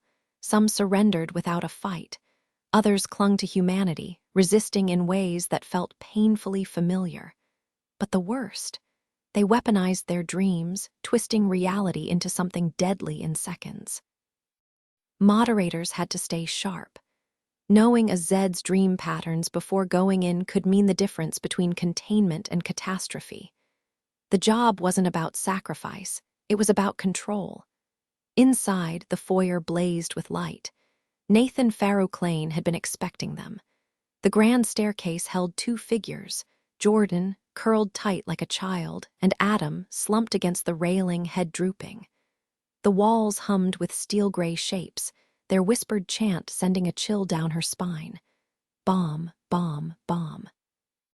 Nathan sat a few steps above the bodies, a gun balanced lazily across his knees. He gestured with the barrel, urging them to close the door. Pharaoh Clane obeyed. Carmen always follows orders, Nathan mused. Ronan's glare could have set the room on fire. Got tired of waiting, Nathan added, shifting his attention. Here's the deal. You dream the lace for me, Hennessy, and you get Jordan back. His gaze flicked to Ronan. You wake the ley line and Adam's yours. Then, with a smirk at his sister, and you. I just wanted to see if you'd ever do something for yourself. The words landed like a slap. Years of chasing his approval and still nothing. Some things never changed, Hennessy scoffed. Wake the ley line, sorry, fresh out. How about a side of eternal damnation instead? Nathan stepped over the bodies, closing the distance. Don't lie to me. She's not. Pharaoh Clane kept her voice steady, her only shield against the storm. She'd faced him before, even shot him. He knew. And yet, here he was, advancing. We shut it down, it's not coming back. He stopped just out of reach. Something beneath his shirt pulsed with the same chant as the walls. Bomb, the gun rose, level with her forehead. Wake it, end this. Their eyes locked. It's impossible, she said. Nathan pulled the trigger. A hollow click echoed. The safety was still on. Remember, this isn't personal. The thought flickered through her mind.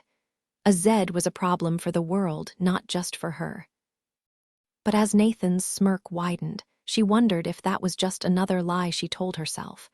Pharaoh Clane's pulse hammered like gunfire in her veins.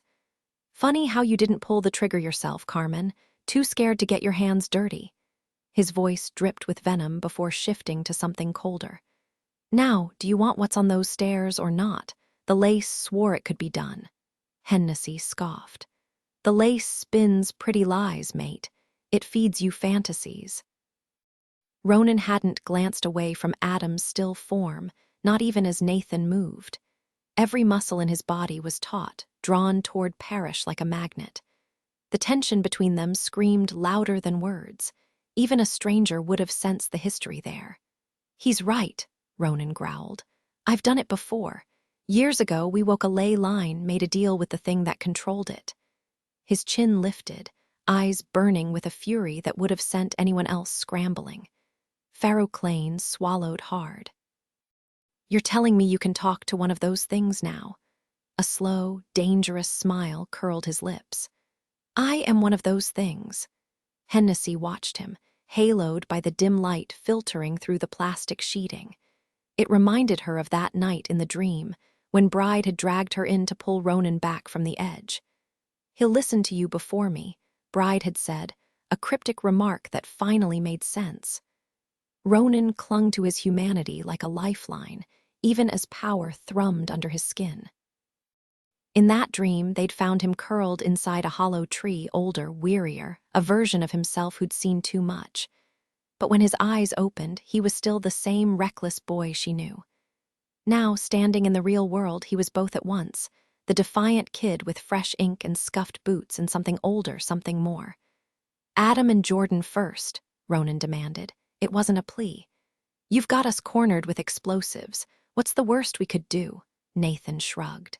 Fine, go get 'em. They moved fast, Jordan first, then Adam.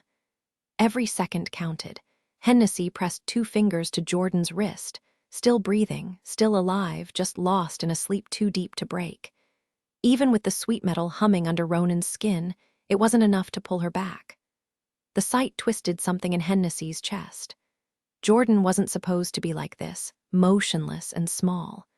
She was supposed to be unstoppable, commanding galleries, splashing paint like lightning, leaving the art world breathless. Not collapsed on the Charlotte Club's floor, surrounded by explosives and the ghost of their old Tarbell scam. Damn it, Jordan, Hennessy muttered under her breath. She straightened just in time to see Ronan crouch beside Adam, murmuring something too quiet to catch. Adam didn't stir, but Ronan didn't look surprised. When he lifted his head, Hennessy braced for grief, but his expression was pure fury, hotter than the flames she'd poured into Pharaoh Clane, burning. Nathan exhaled sharply, gesturing at the bombs lining the walls like some twisted art installation. "Enough stalling," he snapped. "Wake the line, Greywaren." Ronan stood, flicking his fingers in a silent command for space. His head dipped, lips moving in what might have been a prayer, though Hennessy couldn't imagine who he'd be praying to now. Then his hands came up, cradling empty air like it held weight. Pharaoh Clane lurched forward. "Stop," she barked. "If you destroy everything, you lose too." "I didn't bring you here to fulfill that vision. I brought you to break it." A gunshot cracked. She flinched, but Ronan didn't even blink. His hands trembled, straining against something invisible. The air thickened, shimmering like heat haze, and suddenly Hennessy saw it, energy crackling in threads, particles dancing like dust in sunlight, the hidden world laid bare. Power coiled tight, ready to snap. "Hennessy," Ronan growled. Nathan grinned, sharp and eager. "Don't choke now." She clenched her fists. The lace would come. She'd faced it before, survived it. This time she wouldn't flinch. Ronan flung his hands apart, and the room exploded in colors no human eye should recognize. For one heartbeat, the world was pure, impossible light. Then the ley line roared awake. "Better be worth it," Ronan spat. Nathan's grin widened. "Oh, I am," and then they dreamed. The dream thrashed like a living thing, crowded with dreamers. At first glance, the space mirrored the Charlotte Club's foyer perfectly. Same grand staircase, same worn banister, same chandelier casting delicate shadows. But when Nathan bolted for the stairs, desperate to carve out his own corner of the dream, the scene twisted under Hennessy and Ronan's influence. Nathan's mind clung to realism, replicating every scuff on the wood, every thread in the runner. But Hennessy. She didn't just dream, she painted. Colors bled brighter, shadows deepened into velvet, and the chandelier's crystals elongated like something from a surrealist masterpiece. One step, and Nathan wasn't on a staircase anymore. He'd stumbled into a Vermeer.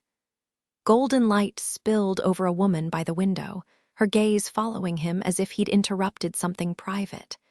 Ronan's dreams, though, pure emotion. Nathan's fingers brushed under the table in the painting, and suddenly he was gripping a cold steel stool. Bomb, he thought, and the stool hummed with danger. Music swelled, thick with foreboding, pressing against him like a physical force. His hands trembled. Ronan's subconscious wrenched the bomb away before it could detonate. "Hennessy, I could use a little backup here," Ronan muttered, barely keeping up as Nathan kept conjuring explosives out of thin air. No shape too ordinary, no object safe. Then the dream dissolved into chaos. The floor vanished. They were tumbling through an endless sky, lightning splitting the clouds around them. Smart, Ronan thought, breathless. No ground meant nothing to weaponize. But Hennessy had done more than outmaneuver Nathan. She tailored the nightmare to Ronan's strengths. These storm-laced clouds, threaded with something eerily familiar, were a playground for the part of him that wasn't entirely human. Nathan, though, he was flailing, screaming for the lace like it was his only lifeline. And the lace answered, unfurling through the sky like ink in water, its presence swallowing everything, including Hennessy, just like before. The world turned to lace, and dread settled in like an old, unwelcome guest.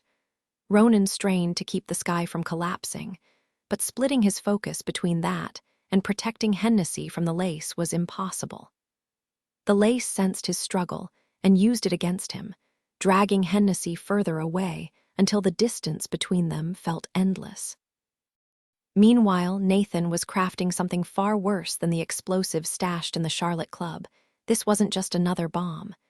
This was the bomb, the kind that could wipe out everything except dreamers. Ronan could feel Nathan's twisted determination seeping into it, a hunger for annihilation. Desperate, Ronan threw distractions at Nathan, sudden visions of quacking ducks, deflated balloons, bursts of laughter, even flickers of hope. But Nathan wasn't fooled. "You want this too, Greywaren," he snapped. "Quit getting in my way." Ronan gritted his teeth. "Whatever the lace told you about me, it lied." Then came the scream, a perfect, gut-wrenching echo of Adam's voice the moment he was torn away. Not Hennessy, not now. Just the lace replaying Ronan's worst memory to break him. And it worked. His attacks on Nathan grew sloppy, predictable, while Nathan's bomb twisted into something even more lethal. The lace slithered into Ronan's mind, taunting him. Adam was so easy to take. Almost like you wanted to let him go. It hissed about Adam's skill with the ley lines, how much it hated that a human could wield power it didn't understand. We'll pick his mind apart, steal every thought, then scatter what's left of him into nothing. You'll never get him back. He's already gone. The dream shifted. A voice, everywhere and nowhere, whispered, "This isn't how things should be." It spoke of nights when stars still blazed, when the sky was alive with light, when people could still dream of reaching them.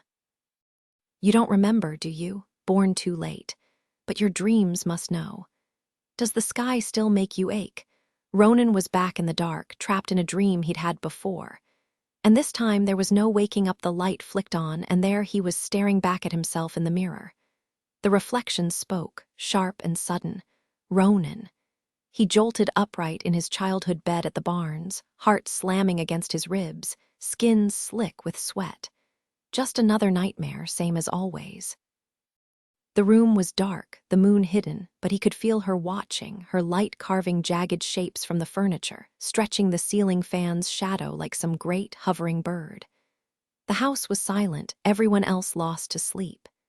He dragged himself to the bathroom, gulped down a glass of tap water, then another. The faucet coughed, the tiles bit cold under his feet. Flicking the light on again, he faced the mirror.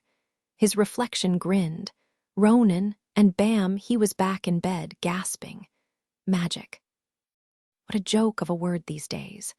Toss it around like a carnival trick, something cheap and rehearsed. But real magic.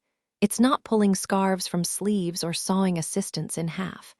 It's the way fire pins your gaze, how mountains steal your breath. It's the ache in your chest when you stare at the moon and don't know why you're crying. It's the hum between atoms, the whisper under tree roots, the reason lightning bothers to strike. And it despises us. Usually, waking up meant shaking off the dream like a bad coat. But this, dreaming within the dream, the details clung, the rough floorboards, the faucet's metallic groan, the way the water hit the glass. This time, when he rose, he touched everything. The wall's uneven texture, the worn edge of the hallway molding, the warm draft under Matthew's door as he peeked in. You're awake. This is real. The bathroom mirror taunted him again. Ronan, back in bed, again. Life's a war between two sides. On one, endless ads, dead-end traffic, disposable tech, the whole screaming circus of buy this, upgrade that. On the other, magic. Ronan staggered up, clawing at the walls. Was he awake? Asleep? Had he ever been either? You are made of dreams, the dark whispered. This world was never yours. Then Bride's voice cut through, fingers hooking his arm before he could reach the bathroom. Ronan. New detail, the warm draft under Matthew's door, proof of life, of reality. Voice twist, from eerie dread to furious defiance against the mundane. Ronan stood frozen in the dim hallway of his childhood home, or at least the dream version of it. Bride gripped his arms, his presence solid despite the impossible truth. "You're dead," Ronan muttered, voice rough. "This isn't real." Bride's expression darkened. "Don't make me repeat myself." "You make reality." The words echoed in Ronan's skull. The dream shifted abruptly, pulling him outside the farmhouse like a spectator peering into a dollhouse. Inside, Nathan hunched over Matthew's bed, assembling something that reeked of destruction. A bomb disguised as an open journal, its pages scrawled with bitter words. We live in a disgusting world. Above them, the lace writhed like a living storm, swallowing the sky. Hennessy was lost somewhere in its chaos, maybe already torn apart. Bride exhaled sharply. I'll slow the blast with an orb. That's all I can do. The rest is on you. Ronan's chest tightened. I lied to you, he admitted. Bride just pressed an orb into his palm, then cupped Ronan's face. Greywaren, he said, voice low. Time to stop running. Then gone. Nathan, the bomb, Bride, all vanished. Reality snapped back, and Ronan realized with a jolt that he'd just dragged that nightmare bomb into the waking world. Hennessy's voice cut through the static of the lace, sharp as glass. Ronan, remember what we saw, the end. Fire. That's what flashed in his mind, an all-consuming inferno, relentless and ravenous. But Nathan's bomb wasn't fire. Unless fire was the only thing that could devour the blast before it leveled Boston. Doubt clawed at him. Every dream he'd ever lost control of Matthew, Bride, the damn murder crabs, taunted him. You'll fail this too. Then Hennessy's thoughts crashed into his, fierce and unyielding. It's just a nightmare, not fate. Stop acting like you're helpless. Ronan clenched his fists. He'd woken a ley line. He'd faced worse than this. No more hiding, no more fear. Greywaren didn't cower. Greywaren built. And right now, he needed to burn the world to save it. The vision of scorching flames burned in Ronan's mind, never truly gone. But as he focused, the lace spun just fast enough to reveal something unexpected. While he'd been consumed by fire, the lace had gathered the scattered fragments of Adam Parrish's consciousness, holding them just within reach.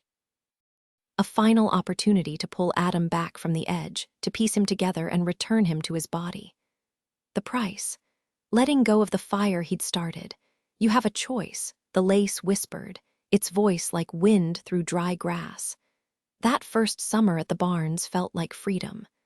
Ronan had spent months restoring the place, repairing fences, patching roofs, while Adam balanced his time between the garage in Henrietta and the farm. When they were together, the world narrowed to just the two of them. One evening, Ronan dragged Adam to a sunken patch of land, shovel in hand, and declared they were digging a swimming hole. Adam scoffed. It'll be a mud pit by noon, full of bugs and smelling like a barnyard, and good luck getting through that limestone. Ronan flashed a grin, all reckless confidence. You're thinking like a guy who's never seen me dream a river before. Adam rolled his eyes but grabbed a shovel anyway. That was the thing about Ronan. His stubbornness was contagious. The hole was a disaster at first, collapsing in on itself, but they tried again. And again. Between stolen kisses in the farmhouse and late-night drives through the Blue Ridge Mountains, they made it work.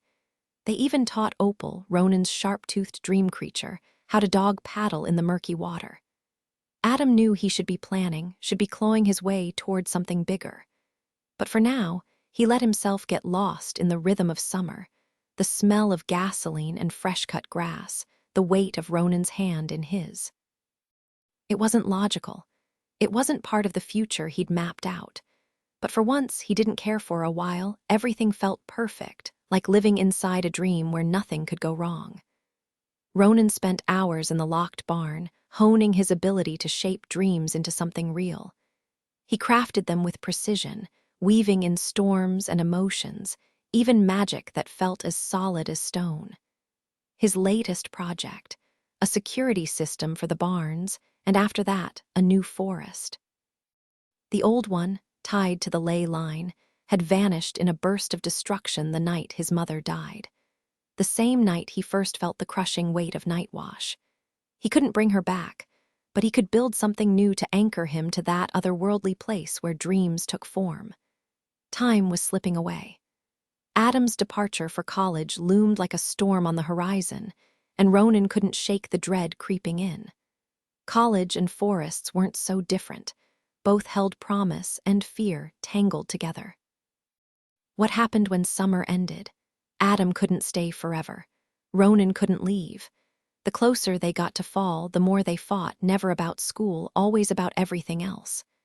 The forest Ronan was dreaming. Adam's beat-up car. Why they hadn't just joined Gansey and Blue on their cross-country trip. But really, it was all about the unspoken truth.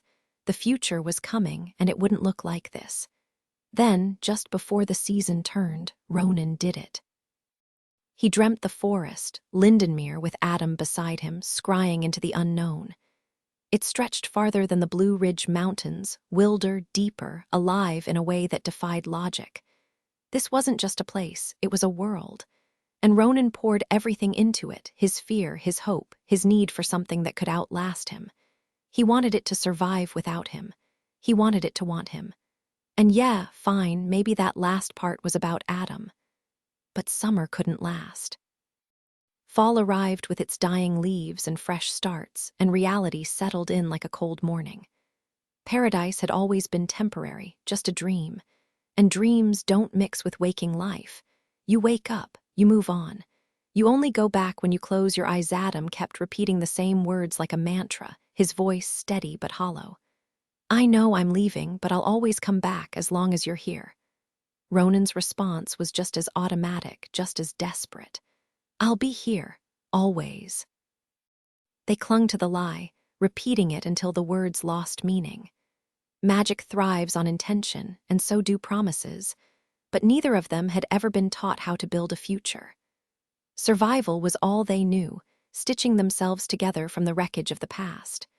When Adam finally left for Harvard, Ronan stood alone on the farmhouse porch, chainsaw perched on his shoulder. Even Opal, his little dream-hooved companion, had vanished into the depths of Lindenmere, where she belonged. The autumn mist curled over the fields, turning the landscape ghostly.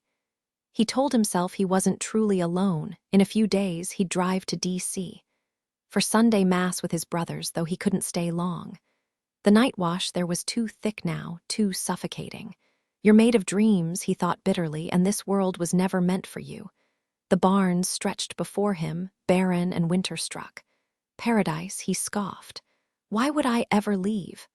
The bomb wasn't like any other. It didn't detonate with fire and force. It unfolded, a slow, deliberate unraveling of destruction, more like a visionary's nightmare than an explosion. Nathan lay sprawled on the stairs, inches from the core as the shockwave pulsed outward. This wasn't just shrapnel and fire. It carried the lace's venom, its absolute loathing for this world, for the greedy, the wasteful, the petty, the cruel.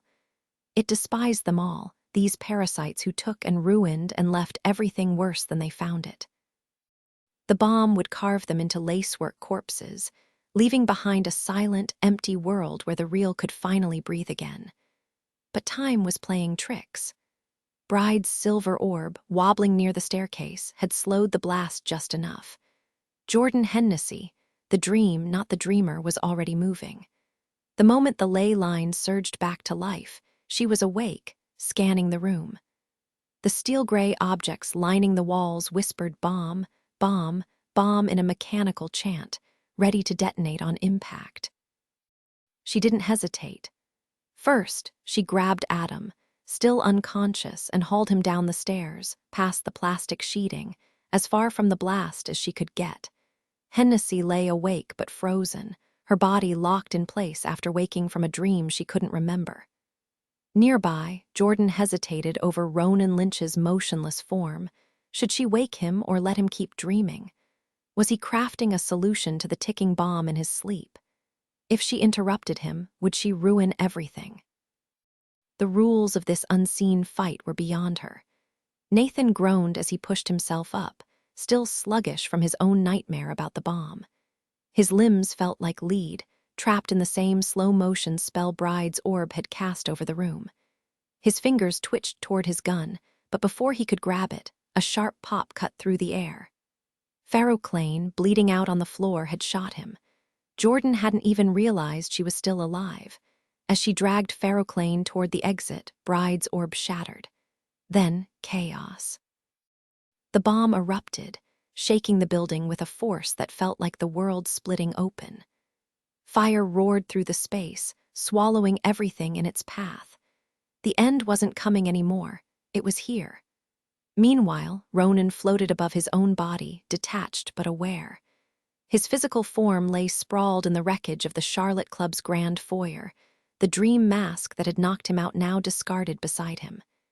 Even motionless, he radiated power, his eyes wide, unblinking, burning with determination.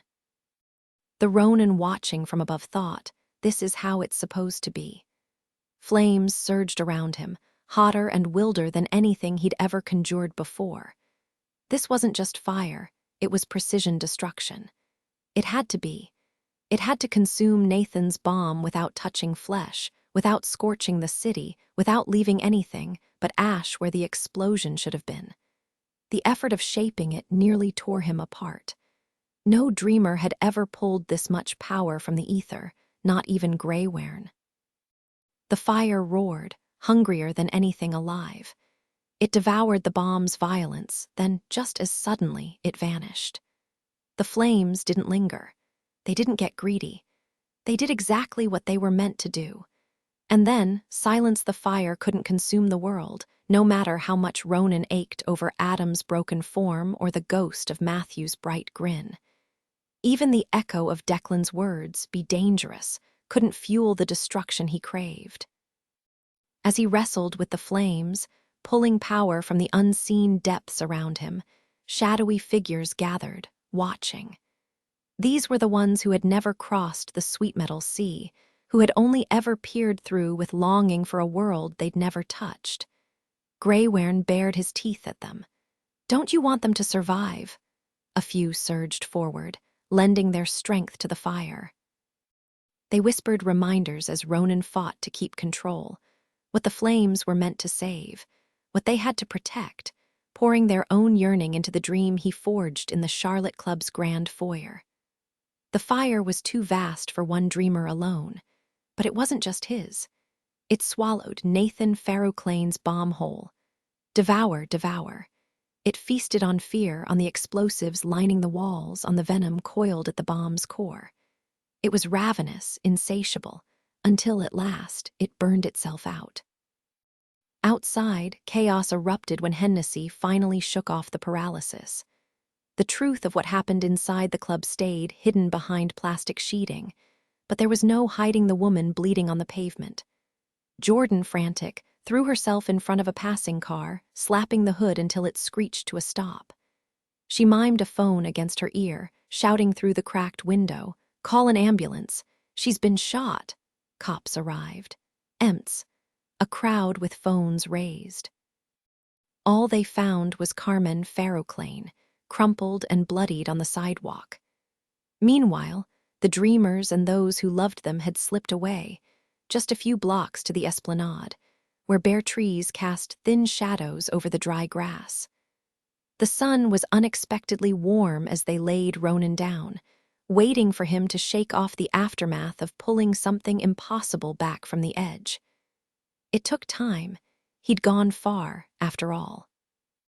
The moment he was settled, Hennessy turned to Jordan, and without a word they crashed into each other, holding on tight.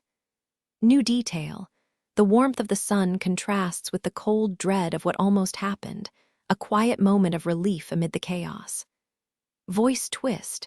The fire's hunger shifts from destructive to purposeful, undercutting Ronan's despair with something fiercer, defiance. Hennessy couldn't recall a single time Jordan had hugged her out of pure joy. Sure, over the years, Jordan had held her tight, but always in the aftermath of some disaster when everything had gone sideways again. "I thought," Jordan started, but Hennessy cut her off with a sharp SHH. "If we get all mushy now, I'll lose my edge, and I've worked way too hard to let that happen." Then the moment shifted. Ronan Lynch stirred, his movements clumsy, like his body hadn't caught up to his urgency. He struggled to sit up, his voice rough with disbelief. "Adam." Adam, who'd been sitting silently beside him this whole time, gave a tired smile before Ronan yanked him into a bone-crushing embrace. Hennessy and Jordan watched as the two of them knelt in the grass, clinging to each other like they were the only solid thing left in the world. It was a moment so huge it almost didn't fit, surrounded by the ordinary hum of life. Joggers pounding the pavement, cars rumbling over the bridge, the distant echo of city noise. There was a time when Hennessy would have hated this, seeing the way Ronan buried his face in Adam's neck like it was the only safe place left, or the way Adam's expression softened into something raw and relieved as he held on, staring up at the sky. But now she just smirked. "Look at them," she muttered. "Two idiots in love defying the universe for each other. And guess what? They're gonna owe me forever." Ronan's gaze flicked to her, sharp and knowing. She didn't bother explaining, let him piece it together. Sure, he'd left Adam behind to chase down that fire, but Adam hadn't been alone in the lace. Hennessy had been there too, with its whispers digging into her mind like hooks. Too bad for the lace. She didn't need its poison anymore. While Ronan had been diving headfirst into the ether to stop the bomb, Hennessy had been busy scooping up the scattered pieces of Adam's consciousness and stitching them back together. The real test had been when they shook him awake. For a heartbeat, she wasn't sure if she'd done enough, but then Adam blinked, groggy, and immediately searched for Ronan. Mission accomplished. Who would have thought?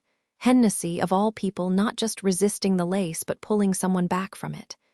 Two someones, if you counted the time she'd fished Ronan out too. "You're still a pain in my ass," Ronan told her. Hennessy grinned, digging into her jacket pocket. "Yeah, well, check this out." The mask in her hands was delicate, its patterns swirling like frost on glass or the veins in a marble slab. Ronan exhaled sharply, and for a while they just sat in the grass, letting the distant hum of the city and the warmth of the sun wash over them. Winter hadn't fully loosened its grip, but the promise of spring hung in the air, close enough to taste. Finally, Ronan broke the silence. "That orb, the one that stopped the explosion," Hennessy cut in. "Did you actually see him?" Ronan's frown deepened. "I don't know what's real anymore." Hennessy replayed the chaos in her mind. "I saw it. It showed up right before you woke up." "Could have been you," Ronan muttered. Hennessy scoffed. "Oh, sure, because I had so much spare brain power while wrestling the lace and keeping your boyfriend from losing his damn mind. No, thanks. I'll pass on the credit." Adam turned to Jordan. "Did you catch anything? Did you see Bride?" She shook her head. "Bit of a mess back there, mate." Ronan knew why he wanted to believe, but he wasn't about to torture himself with false hope. He stood, offering Adam a hand up. "Got more than I expected. That'll have to do." Hennessy couldn't argue. "So what's next?" Jordan gestured vaguely toward the sky, as if to say who the hell knows. Back at the barns, Declan slept like the dead. Between the gunshot wound, the chase with Boudica, and the sheer exhaustion of pretending he wasn't falling apart, he barely moved for days. In his old bed, he dreamed of simpler times, mornings bickering with his brothers, trudging through fields, his father shaking him awake with a gruff, "Up, boyo. Early, but we've got places to be." When he finally woke for good, the realization hit him like sunlight through a window. He'd been happy here, really happy. It was a brutal truth to face. He'd spent years rewriting his past, painting his father as cruel, his mother absent, the barns a prison. Easier to hate it than miss it. But now, standing in the quiet of his childhood home, the lie unraveled. On the second day, or what he assumed was the second day, judging by the shift in weather, Declan limped down the driveway. Spring buzzed around him, wildflowers pushing through the earth, the air thick with the scent of damp soil and new growth. At the end of the drive, he hesitated. Ronan's security system lurked unseen, a trapdoor to everyone's worst memories. He'd only faced it once before. Now, he wondered if he was ready to face it again. Declan had spent days avoiding the driveway, weaving through the woods instead whenever he needed to leave or return. But now, standing at the edge of the property, the past didn't feel as sharp. He hesitated, then the new Fenian rolled up beside him in the car. "Moore thinks you're sabotaging your own recovery," he said dryly. Declan glanced toward the security system at the gate before sliding into the passenger seat. The Fenian, grinning, threw the car into reverse, and backed all the way to the farmhouse like it was some kind of game. Rain poured relentlessly on the third day, turning the world into a blur of gray. Inside, scratchy Sealy band music crackled from the living room while Moore and the Fenian laughed. Upstairs, Declan sifted through postcards from every corner of the world, his father's handwriting looping across them. "Wish you were here. Take care of your brothers." The words settled heavily in his chest. Then, just like that, Ronan was back. The storm had passed, leaving the sky impossibly blue. Golden daffodils burst open along the driveway, their glow spilling into the shadowed woods. Ronan walked in like he'd never left, kicking off his boots, shrugging out of his jacket. He looked older, but it wasn't just time. Something in his gaze had shifted. When he met Declan's eyes, it wasn't defiance anymore. It was scrutiny. Still unsettling, but different. Progress. They hugged without speaking, no explanations needed, until Ronan broke the silence. "Got something for you." The door swung open again, revealing Adam and Jordan. "Posy," she said, and Declan grinned, wide and unguarded, letting the joy show. The next day, Moore and the Fenian left to face Boudica, armed with something Ronan had dreamt. He'd shown it to Declan first, a shifting, impossible thing. A book, a bird, a scream given form. It defied logic, twisting his mind the longer he tried to make sense of it. The only certainty was the raw power behind it. "Tell them to back off," Ronan warned, "or I'll bring the next one myself." On the fifth morning, Declan walked the driveway alone, the grass slick with mist. Ronan's fireflies flickered in the dim light, eternal and unnatural. Birds sang from hidden branches, their voices echoing like ghosts. He stopped at the gate, staring at the security system. Why was he so drawn to it now? Maybe he just wanted to see what it would dredge up. After everything, even the worst memories felt dull, harmless. Like they couldn't touch him anymore. Declan pressed his fingers gingerly against his ribs, wincing at the lingering pain as he gathered his resolve. Stepping into Ronan's dreamscape, the security system instantly hit him with a memory he hadn't braced for, not the battles or betrayals he expected, but the gut-punch moment he'd learned his father left him a sterile townhouse in Washington, D.C., instead of the beloved Barnes. "Boyo," Niall had once asked, voice thick with disbelief, "you really think politics is your calling?" The memory stung worse than his injury. When he stumbled back to reality, Jordan was waiting, silent and steady. He collapsed right there in the driveway, hand clutching his side, and finally let the tears come, real, ugly sobs he'd bottled up since Niall's death. Jordan didn't offer empty words, just sat beside him as the woods rustled with eerie, weeping creatures drawn to his grief. By the time Ronan pulled up in the beat-up BMW to haul them home, Declan was hollowed out. "Miss them too," Ronan muttered, and for once Declan didn't argue.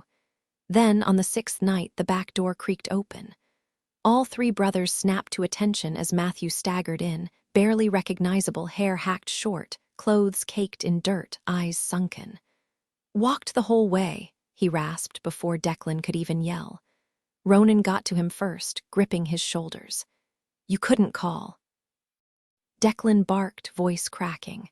Matthew wiped his face with a grimy sleeve. "Thought you'd be pissed." "Where's Bride?" Ronan demanded. Matthew's shrug was weary. "Gone full visionary, aged like bad milk. Told me to come home instead." Declan understood then. Bride had been a mirage all along, a trick of the light for those already lost. But Matthew had chosen them. By the seventh day, the Lynch brothers remembered how to laugh again. Years later, they'd gather at the Barnes for a wedding, small, just family and the few who'd earned the title. The security system hummed at the edges, a relic of Ronan's paranoia, but no one needed protection now. The Lynch brothers, once fractured, stood whole. Sharp Declan, wild Ronan, golden Matthew. Handsome devils, every last one. And if you didn't like one... Well, there were two more to choose from. The Barnes had its year-round residents, more acute Cora, and the newest Fenian member. who tended to the peculiar creatures that called the place home, including the rare sighting of a tiny, hooved girl. Among the wedding guests was Richard Campbell Gansey, Roman III, Ronan's childhood friend, along with Blue Sargent, fresh from graduating the same sociology program, though with wildly different focuses. They were eager to discuss their research, but aside from each other, no one else shared their enthusiasm. Their conversations were a whirlwind of academic jargon, trenches, artifacts, secret doors, trees, primary sources, lost on the rest of the crowd. Henry Cheng and his mother, Seondeok, made an appearance, their relationship with the family a mix of fierce loyalty and explosive disagreements. The last feud had spanned continents, involved international courts, and even a high-stakes polo match before finally settling. Then there were the psychics from 300 Fox Way, Calla, Mora, and Gwenllian, who'd been sternly warned not to bring their supernatural insights into the celebration. Naturally, they ignored this, whispering predictions, giggling uncontrollably, and pointing at unsuspecting guests. Calla, the designated officiant, barely made it through the ceremony without dissolving into laughter in the middle of the pasture. Matthew had delayed his unpaid internship on a North Carolina sweet potato farm, still unclear what he was supposed to learn there, just to be there for his brother. The bride and groom, Declan and Jordan, had finally tied the knot after Jordan's stubborn insistence on selling a 5-figure painting without Declan's influence. Their honeymoon. Classic Declan, a trip back to Boston with a grand total of 2 work-free days. Hennessy breezed in and out, always on the move, her next stop California to inspire communities through art. Carmen Farrowclane had the same destination. And of course, Ronan and Adam were present, Ronan fresh from a ley line in Tennessee, Adam just back from D.C.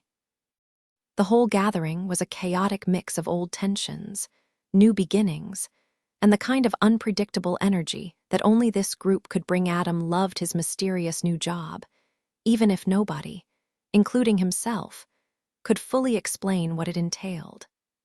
After Harvard, he'd bounced between a couple of positions before landing a gig straight out of college with an agency that only communicated through cryptic, Gov emails. They never spelled out his role, but they treated him like he already knew the drill. The constant travel meant he and Ronan never settled in one place for long, just drifting between temporary spots like ghosts with corporate expense accounts. Ronan had a knack for finding doors, literal and metaphorical, that led to dreamers, while Adam had a talent for charging those doors to the company card. But no matter where they wandered, the Barnes was always home. Summer at the Barnes was pure magic. The fields exploded with wildflowers, the air thick with the scent of ripe plums from the tree beside the freshly whitewashed farmhouse. Jordan and Hennessy's sweet metals kept Niall's old cattle content, their low murmurs blending with the rustle of leaves turning silver in the breeze.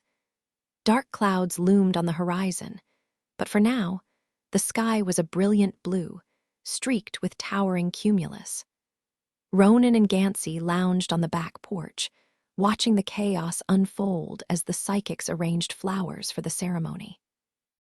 Ronan flicked a stolen cheese cube at Chainsaw, who squawked indignantly from her perch on the scarred railing. "You ever think about doing this?" Gansey asked, nodding toward the wedding setup. Ronan smirked. "Yeah, maybe." "Thank God," Gansey sighed. "How'd you decide?" Adam said yes first. They watched Matthew and Henry wrestle with a refreshment table for no apparent reason. Gansey exhaled, leaning into the railing. "Feels good to be back." Ronan studied him, realizing how much he understood now, the weight of Gansey's past, the strangeness of his second life. One day he'd ask him about it, but not today. Instead, he deadpanned, "Missed you and Blue yapping about nonsense." Gansey grinned. "Missed your razor-sharp Aglianbi wit. Glad you didn't bite it during that Pando mess."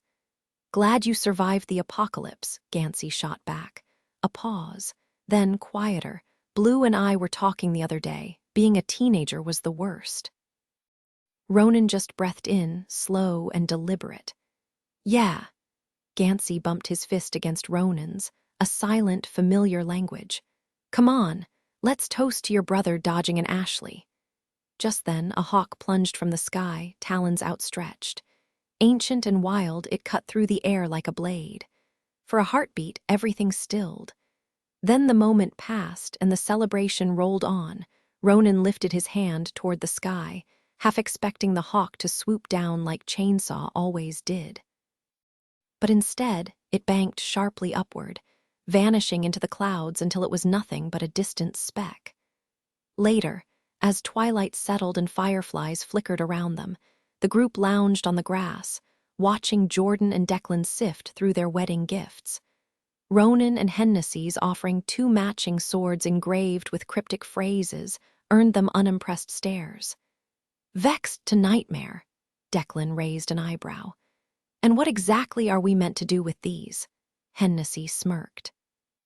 Something borrowed, something sharp enough to carve through drywall. Jordan waited until the last gift to hand Declan hers, a tiny box holding a postage stamp-sized painting of a golden-haired woman. A sweet metal, she murmured. For what?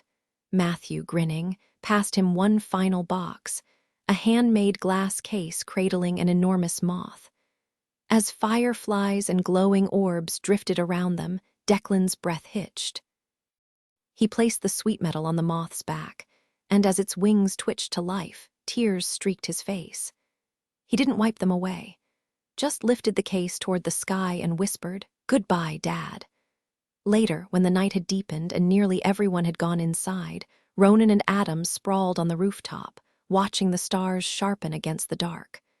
Without a word, Ronan reached out, pressing a ring into Adam's palm. Adam slid it on, their fingers brushing, and they exhaled in unison. The universe stretched around them, vast, infinite, their fleeting presence suspended between what was and what would be. It was perfect.